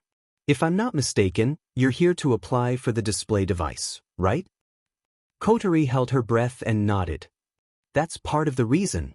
There's another thing I need to report. Then let's talk about the display device. Woodman smiled and picked up an application form signed by Itsuka Kotori from the table. There was a lot of information written on it. If other people were to see the information recorded on it, they would definitely be shocked. That was because what was recorded on the application form were all display devices that had a wide range of uses and extraordinary performance. Other than the display devices for other purposes, just the display devices for personal combat, the CR units, alone numbered in the tens of thousands. Furthermore, all of them were the latest and most powerful. When I first received this application form, even I was shocked. Woodman smiled bitterly. If all the display devices on this application form are really manufactured, then Yasgate Electronics Company might even go bankrupt. I can't believe that this application form was personally submitted by you, Commander 5 River. Woodman paused for a moment before he added in a playful tone. Don't tell me this is a prank from you, Commander Wu? Even Kotori, who respected Woodman greatly, couldn't help but smile bitterly. If Woodman said it was a prank, one can only imagine how ridiculous the display device Kotori applied for is. These display devices would all be used to equip the base in the giant beast's forest. The CR unit would also be used by the 20,000 Sisters. It was equivalent to creating an organization bigger than the AST. How could Woodman not be surprised or even shocked? Kotori had already predicted the reaction she would get from submitting this application form. Woodman was probably the only one who saw this application form. If the rest of the higher-ups saw it, Kotori would be drowned in saliva by now. But it couldn't be helped. This batch of display devices had to be obtained. Therefore, even though Kotori knew her words might cause a huge commotion, she still replied seriously with a tense expression. Commander Woodman, It's true. The smile on Woodman's face slowly disappeared. Looking at Koteri's serious expression, he frowned deeply. Commander Wuha, you should know how unrealistic your request is, right? Woodman looked at the application form in his hand and closed his eyes as if he couldn't bear to look at it. Even if Yasgate Electronics has the ability to create the display device above, the budget spent on it is definitely an extremely huge amount. If it is really implemented, Yasgate Electronics will definitely be emptied and will only exist in name. Woodman looked straight at Koteri. Commander Wuha, do you understand how unreasonable this request is? Yes. Yes. Under Woodman's gaze, Koteri didn't seem to notice anything. Her expression didn't even change, but she said something that made Woodman's expression change. Therefore, I will be responsible for the cost of creating the display devices.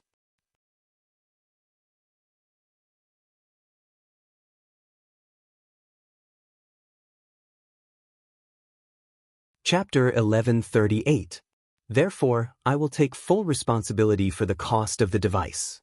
Woodman's expression changed when he heard Koteri's serious words. In this world, there were only two organizations that had the ability to create display devices, Yasgate Electronics Company and DM. As the only two organizations in the world that have the technology to create the device, they might not be the richest in the world, but they are definitely one of the wealthiest organizations. Under such circumstances, Yasgate Electronics would face the danger of losing all of its funds to manufacture the display device Koteri requested. It wasn't hard to imagine how much funds Koteri needed to manufacture the display device. However, Koteri said she will take full responsibility for the cost. Apart from her identity as the commander of Ratatosker, Koteri is just a little girl from an ordinary family. Can she afford such a huge amount of money? The answer is no. Woodman, who knows Koteri's family well, can't help but think that Koteri is pranking him. But because Woodman knew Koteri well, he knew Koteri wasn't joking. Woodman's eyes gradually narrowed. His pupils constricted into the shape of needles as he spoke in a deep voice. Commander Five Rivers, are you serious? The heavy atmosphere in the silent study room continued to rise. Koteri closed her eyes, and when she opened them again, they were filled with determination. Woodman, who had witnessed this scene, fell silent. Following Woodman's silence, the entire study suddenly fell into an indescribable, stifling silence. If someone were to stay here, perhaps, if anyone was in the study room, they would have a hard time maintaining their breathing under the heavy atmosphere. After a long time, Woodman raised his head and looked at Koteri. May I ask, where do you plan to get the money? Koteri lowered her head and pondered for a moment before answering. This fund was entrusted to me by my brother. He asked me to use it at this time. That's right, the money Koteri wanted to use to create the device was given to her by Wu Yen himself. Wu Yen predicted that in the end, the matter of requesting the display device from the higher-ups of Ratatosker would escalate to a financial issue. After all, the quality and quantity of the display devices they needed were simply too high. Too many. Even the Yasgate Electronics Company might not be able to afford it. Moreover, Koteri didn't apply for the device for Ratatosker. It was a personal request. Therefore, Yasgate Electronics wouldn't spend such a huge amount of money to create a display device for Koteri's request. The display device wasn't something that could be given away casually. If they didn't use it well, it might become the source of a disaster. Even with Koteri's trust, the higher-ups were willing to give away the device. However, if they didn't solve the basic problem of funding, they wouldn't be able to negotiate. Therefore, the next morning after returning to the date world, Wu Yen gave Koteri a space ring filled with gold coins. The value of gold in this world was very high. Wu Yen can casually take out any one of these gold coins and exchange it for a large sum of money. If he were to take out all the gold coins in the ring of gold, then the sum of all the wealth in the world wouldn't even amount to 1/10,000th of the gold coins in the ring of gold. Wu Yen only needed to take out a drop in the ocean of gold from the ring of gold, and he could use it to create these devices. This would make the base in the giant beast forest more secure and the 20,000 Misaka sisters more powerful. Why wouldn't he do it? If it wasn't for the gold coins, Coterie wouldn't have dared to submit the application. Upon hearing Coterie's words, Woodman was taken aback. Shortly after, he recalled something. He suddenly thought of something and his expression turned serious. You must be referring to the mysterious person who isn't an elf or a magician but has power comparable to an elf, right? Coterie nodded slowly. Woodman fell into deep thought. Woodman had already noticed Wu Yen when he first arrived in this world with the spacequake. Both AST and Dim thought Wu Yen is a spirit, but Coterie's connection made it clear to Woodman that Wu Yen isn't a spirit. Of course, Woodman didn't know Wu Yan's true identity. Coterie didn't report the fact that Wu Yen is a vampire to the higher-ups. Before becoming Wu Yan's summon, Coterie didn't even know where Wu Yen came from. How could she report that?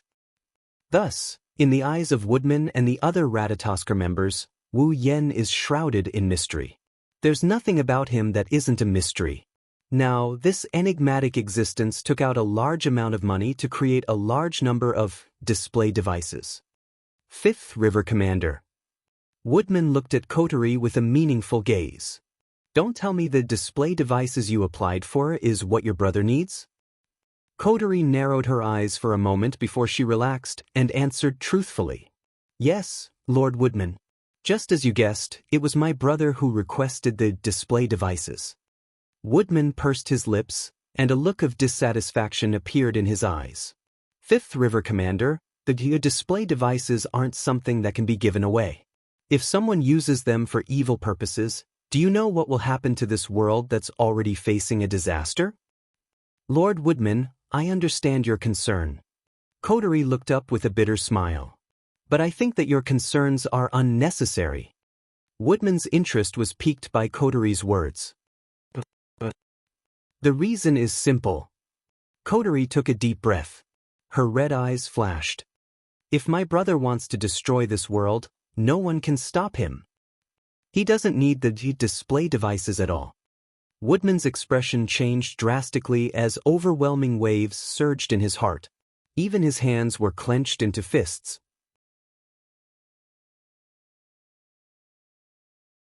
His shrewd eyes rippled with waves that were difficult to suppress. No one can stop it? Woodman closed his eyes as if he didn't want others to see him lose his composure. The corner of his mouth curled up into a smile, but that smile seemed forced no matter how one looked at it. Looks like the real danger in this world isn't the elves but this mysterious existence. Seeing how Woodman was trying his best to suppress something, Coterie felt a little apologetic, but that was the truth. If Wu Yen really wants to destroy this world, all he needs to do is release a vassal beast and have it run around the world. Then the world will enter the Stone Age. The only way to deal with familiars was to use mana to neutralize them. However, in this world, mana wasn't real mana. It was just a form of energy that powered the display device. It couldn't deal with familiars at all. Coterie was only speaking the truth. All right, the application for the display devices is approved. Woodman looked at Coterie and said in a deep voice, but I hope that existence will always be on our side. Coterie finally let out a sigh of relief and respectfully agreed. Don't worry, my brother has unimaginable power but he doesn't have much ambition. As long as there are no accidents, he won't do anything. That's good. Woodman nodded with a kind smile on his face. I will be in charge of the display devices. Make them as soon as possible. Of course, you'll have to fork out the funds yourselves. Asgate Electronics can't afford it. Yes. Coterie bowed and hesitated for a moment. One more thing, Tokisaki Kurumi has left the Itsuka family. Tokisaki Kurumi left. Woodman furrowed his brows and said with uncertainty, Is it your brother's idea again? Yes. A little. This. Woodman smiled bitterly. He's pretty much certain that the most dangerous existence in this world is Wu Yen. They have a way to deal with the elves, but they don't have a way to deal with Wu Yen.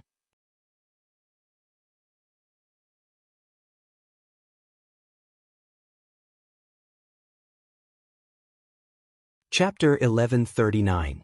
In Heavenly Palace City, there is a building that is far taller than all the other buildings. This building is the branch office of Him in Heavenly Palace City.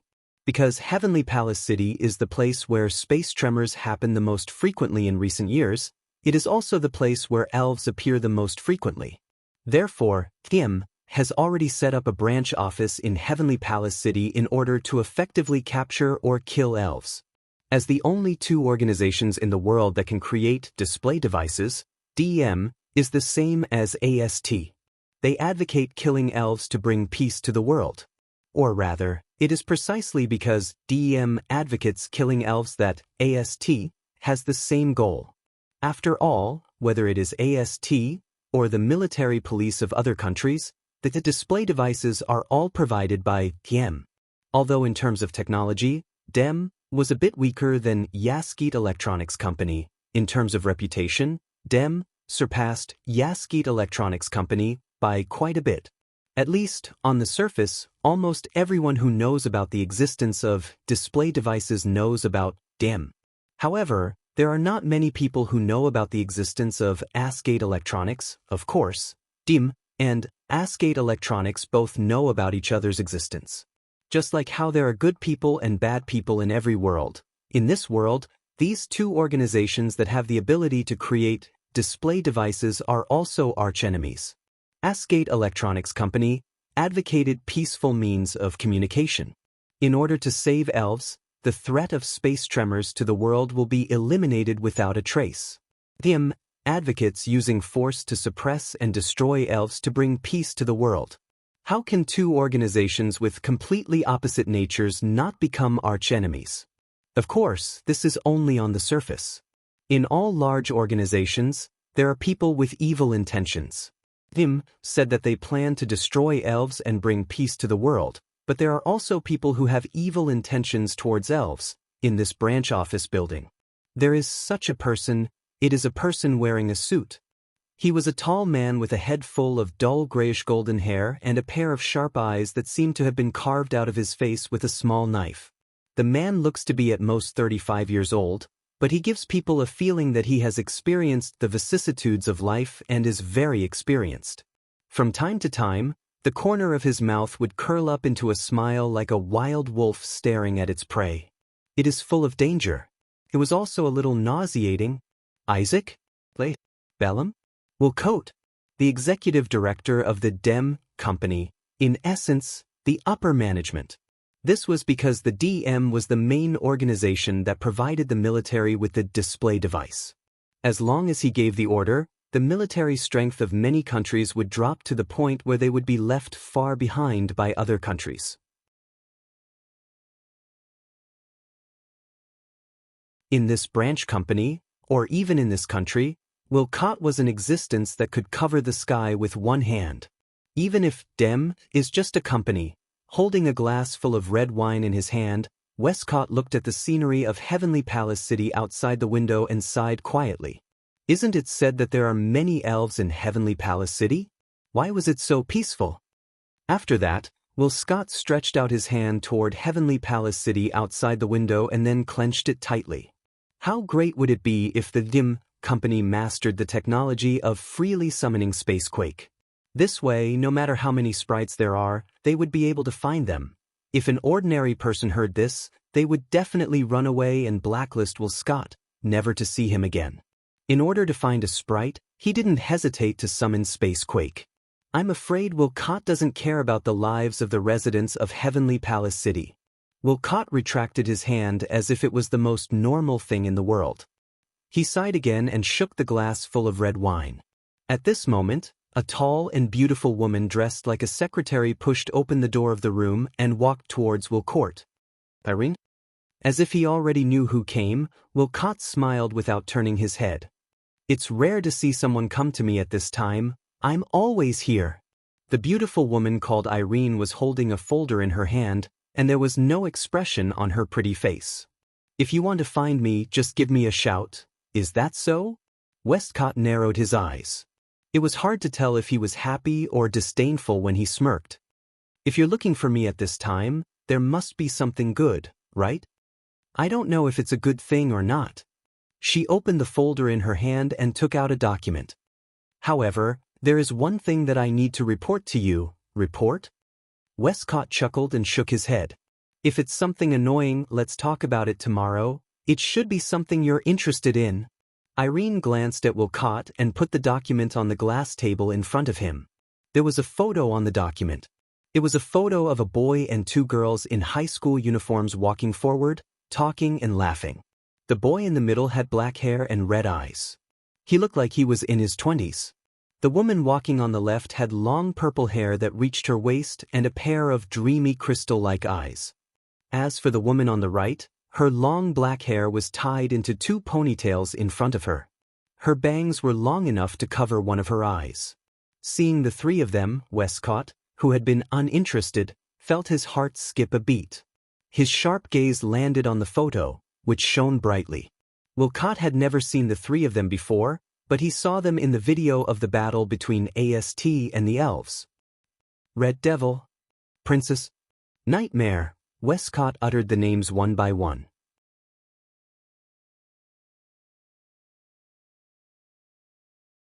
Every time he uttered a name, his heart would beat violently, and his body would even tremble. Obviously, he had already entered a state of extreme excitement. Seeing Westcott suppressing his excitement, Irene closed her eyes and slowly spoke. That young man's name is Itsuka Shido, the purple-haired girl is Otoka Toka, and the black-haired girl is Shikisaki Kurumi. They seem to be living together and studying at a school called Laichan High. Due to the fact that the three of them look shockingly similar to the Red Devil, Princess, and Nightmare, the intelligence personnel collected some information about them. When Irene reached this point, she frowned. However, from the information, they seemed to be ordinary students. There was no reaction from the elves. The system determined them to be ordinary people. Ordinary people? Wilcott's eyes widened. He covered his face and laughed out loud. 3 ordinary people who have the same appearance as the 3 elves? Coincidentally, they're all in the same place? Do you believe it? Indeed. If that's the case, it's too much of a coincidence. Irene nodded expressionlessly. However, the information doesn't show any differences in their backgrounds. We can't conclude they're elves. Oh. Well, Scott picked up the photo on the table and stared at the 3 people in it. The corner of his lips curled up slightly. You mean we can't conclude they're not elves? Yes. Elaine paused and nodded, causing a dangerous smile to appear on Will Scott's face. Isn't this interesting? Will Scott looked at Irene and handed her the photo. Looks like we need to investigate this. Irene, I'll leave it to you. Are you sure? Irene frowned again. Her face was filled with uncertainty. If the investigation is correct, our opponents will be 3 elves. Westcott's brow rose, his gaze toward Irene becoming more and more interested. Don't you have the confidence to deal with 3 elves? Irene's expression turned serious. There's no elf in this world that I can't defeat. Westcott laughed delightfully when he heard the words. Then I'll leave it to you. Mira? Messi, the world's strongest magician.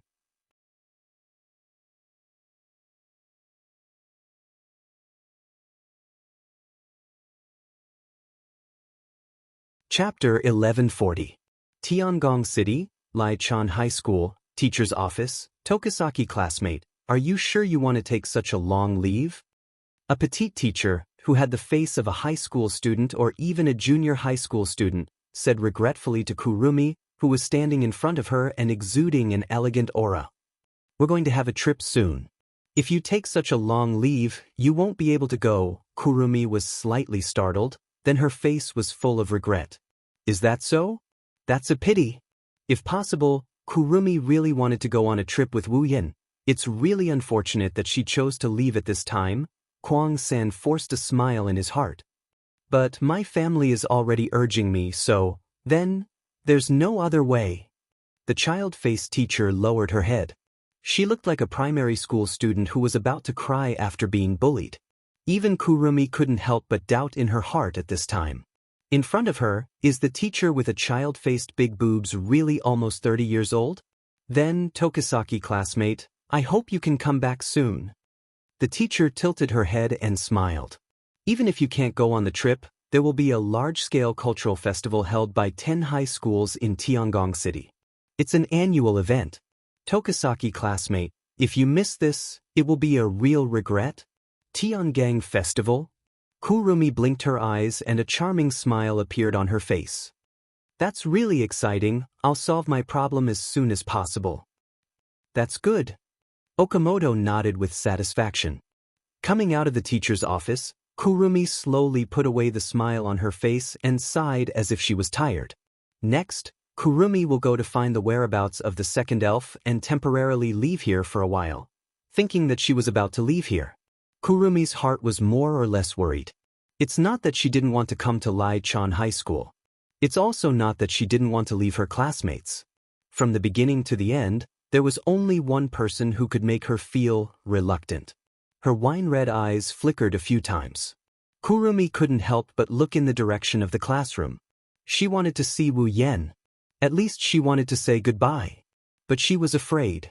After meeting Wu Yen, she would be reluctant to leave. Standing at the door of the teacher's office, Kurumi's beautiful eyes were filled with hesitation.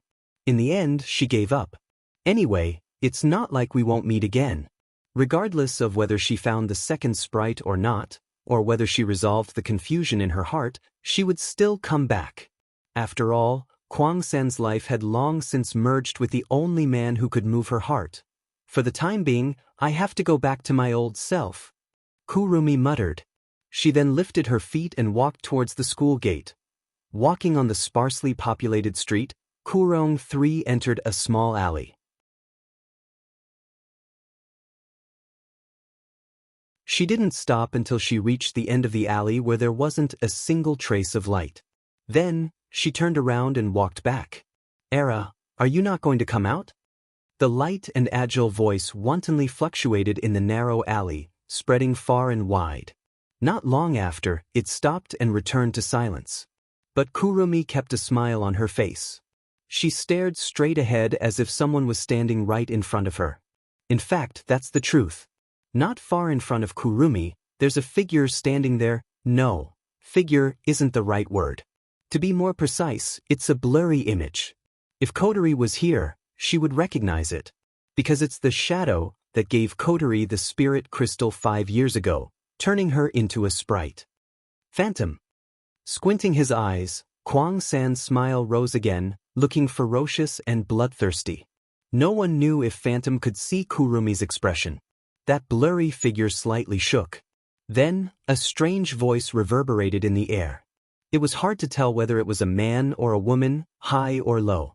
It had an inconceivable feeling. It was impossible to tell if the voice belonged to a man or a woman, high or low. When did you find out? Kurumi raised an eyebrow, her only exposed eye curved into a crescent moon shape. The moment I came out of the office. Hearing Kwang San's words, the Phantom's blurry figure shook a few more times and spoke noisily.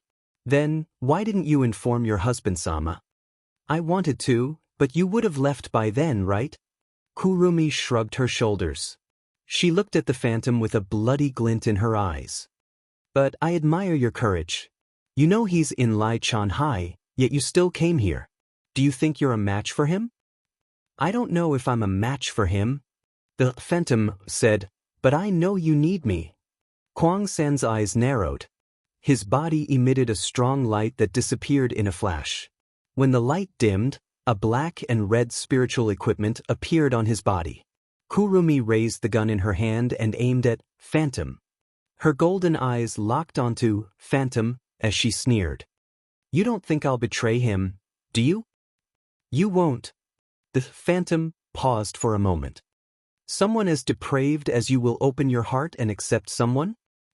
He. Kwang San giggled strangely. Her laughter made people's hair stand on end. You don't understand his gentleness at all. How would you know how important he is to me? Phantom fell silent when she heard that. Seeing Phantom go silent, Kurumi was bored. She put away the gun in her hand and turned around. Just as she was about to leave, Phantom opened her mouth to speak. You've gained enough time from him to achieve your goal, right? Kwang San's footsteps abruptly stopped. He froze on the spot and lowered his head. Every number on the angel of Kurumi, the engraving emperor, contained the ability to manipulate time. These abilities would consume Kurumi's time every time they were used.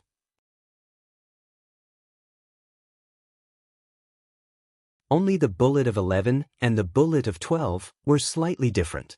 These two bullets would consume the same amount of time as an elf's life. That was why Kurumi needed to absorb the time of humans to replenish her life.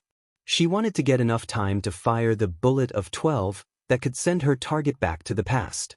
She wanted to return to 30 years ago and kill the first elf. Now, the time she gained from Wu Yen was enough for her to return to 30 years ago and support her in killing the original elf. In other words, as long as Kurumi was willing, she could fulfill her wish at any time. I don't know what your goal is, but I know you want to shoot the bullet of 12, right? The Phantom's mocking voice entered Kurumi's ears. Don't you already have what you want? Why did you choose to stay by his side? Hearing Phantom's words, Kwang San slowly turned around and looked forward. A gentle smile quietly appeared on her face, because he said he didn't want me to disappear. After saying this, Kurumi turned around again and walked out of the alley, brushing past Phantom's figure. You better be prepared the next time you appear in front of me. He really wants to see you. I'm sure he'll be happy if I capture you and give you to him as a gift. Phantom seemed to have turned around as well. Her blurry figure flashed, and she looked at Kurumi, who was walking away, and suddenly said, "You're right. The second elf was imprisoned by the Dem. Also, the Dem has his eyes on the person in your heart." Kurumi turned around and looked at the Phantom. However, the Phantom was already gone. All that was left was an empty alley. Kurumi smiled.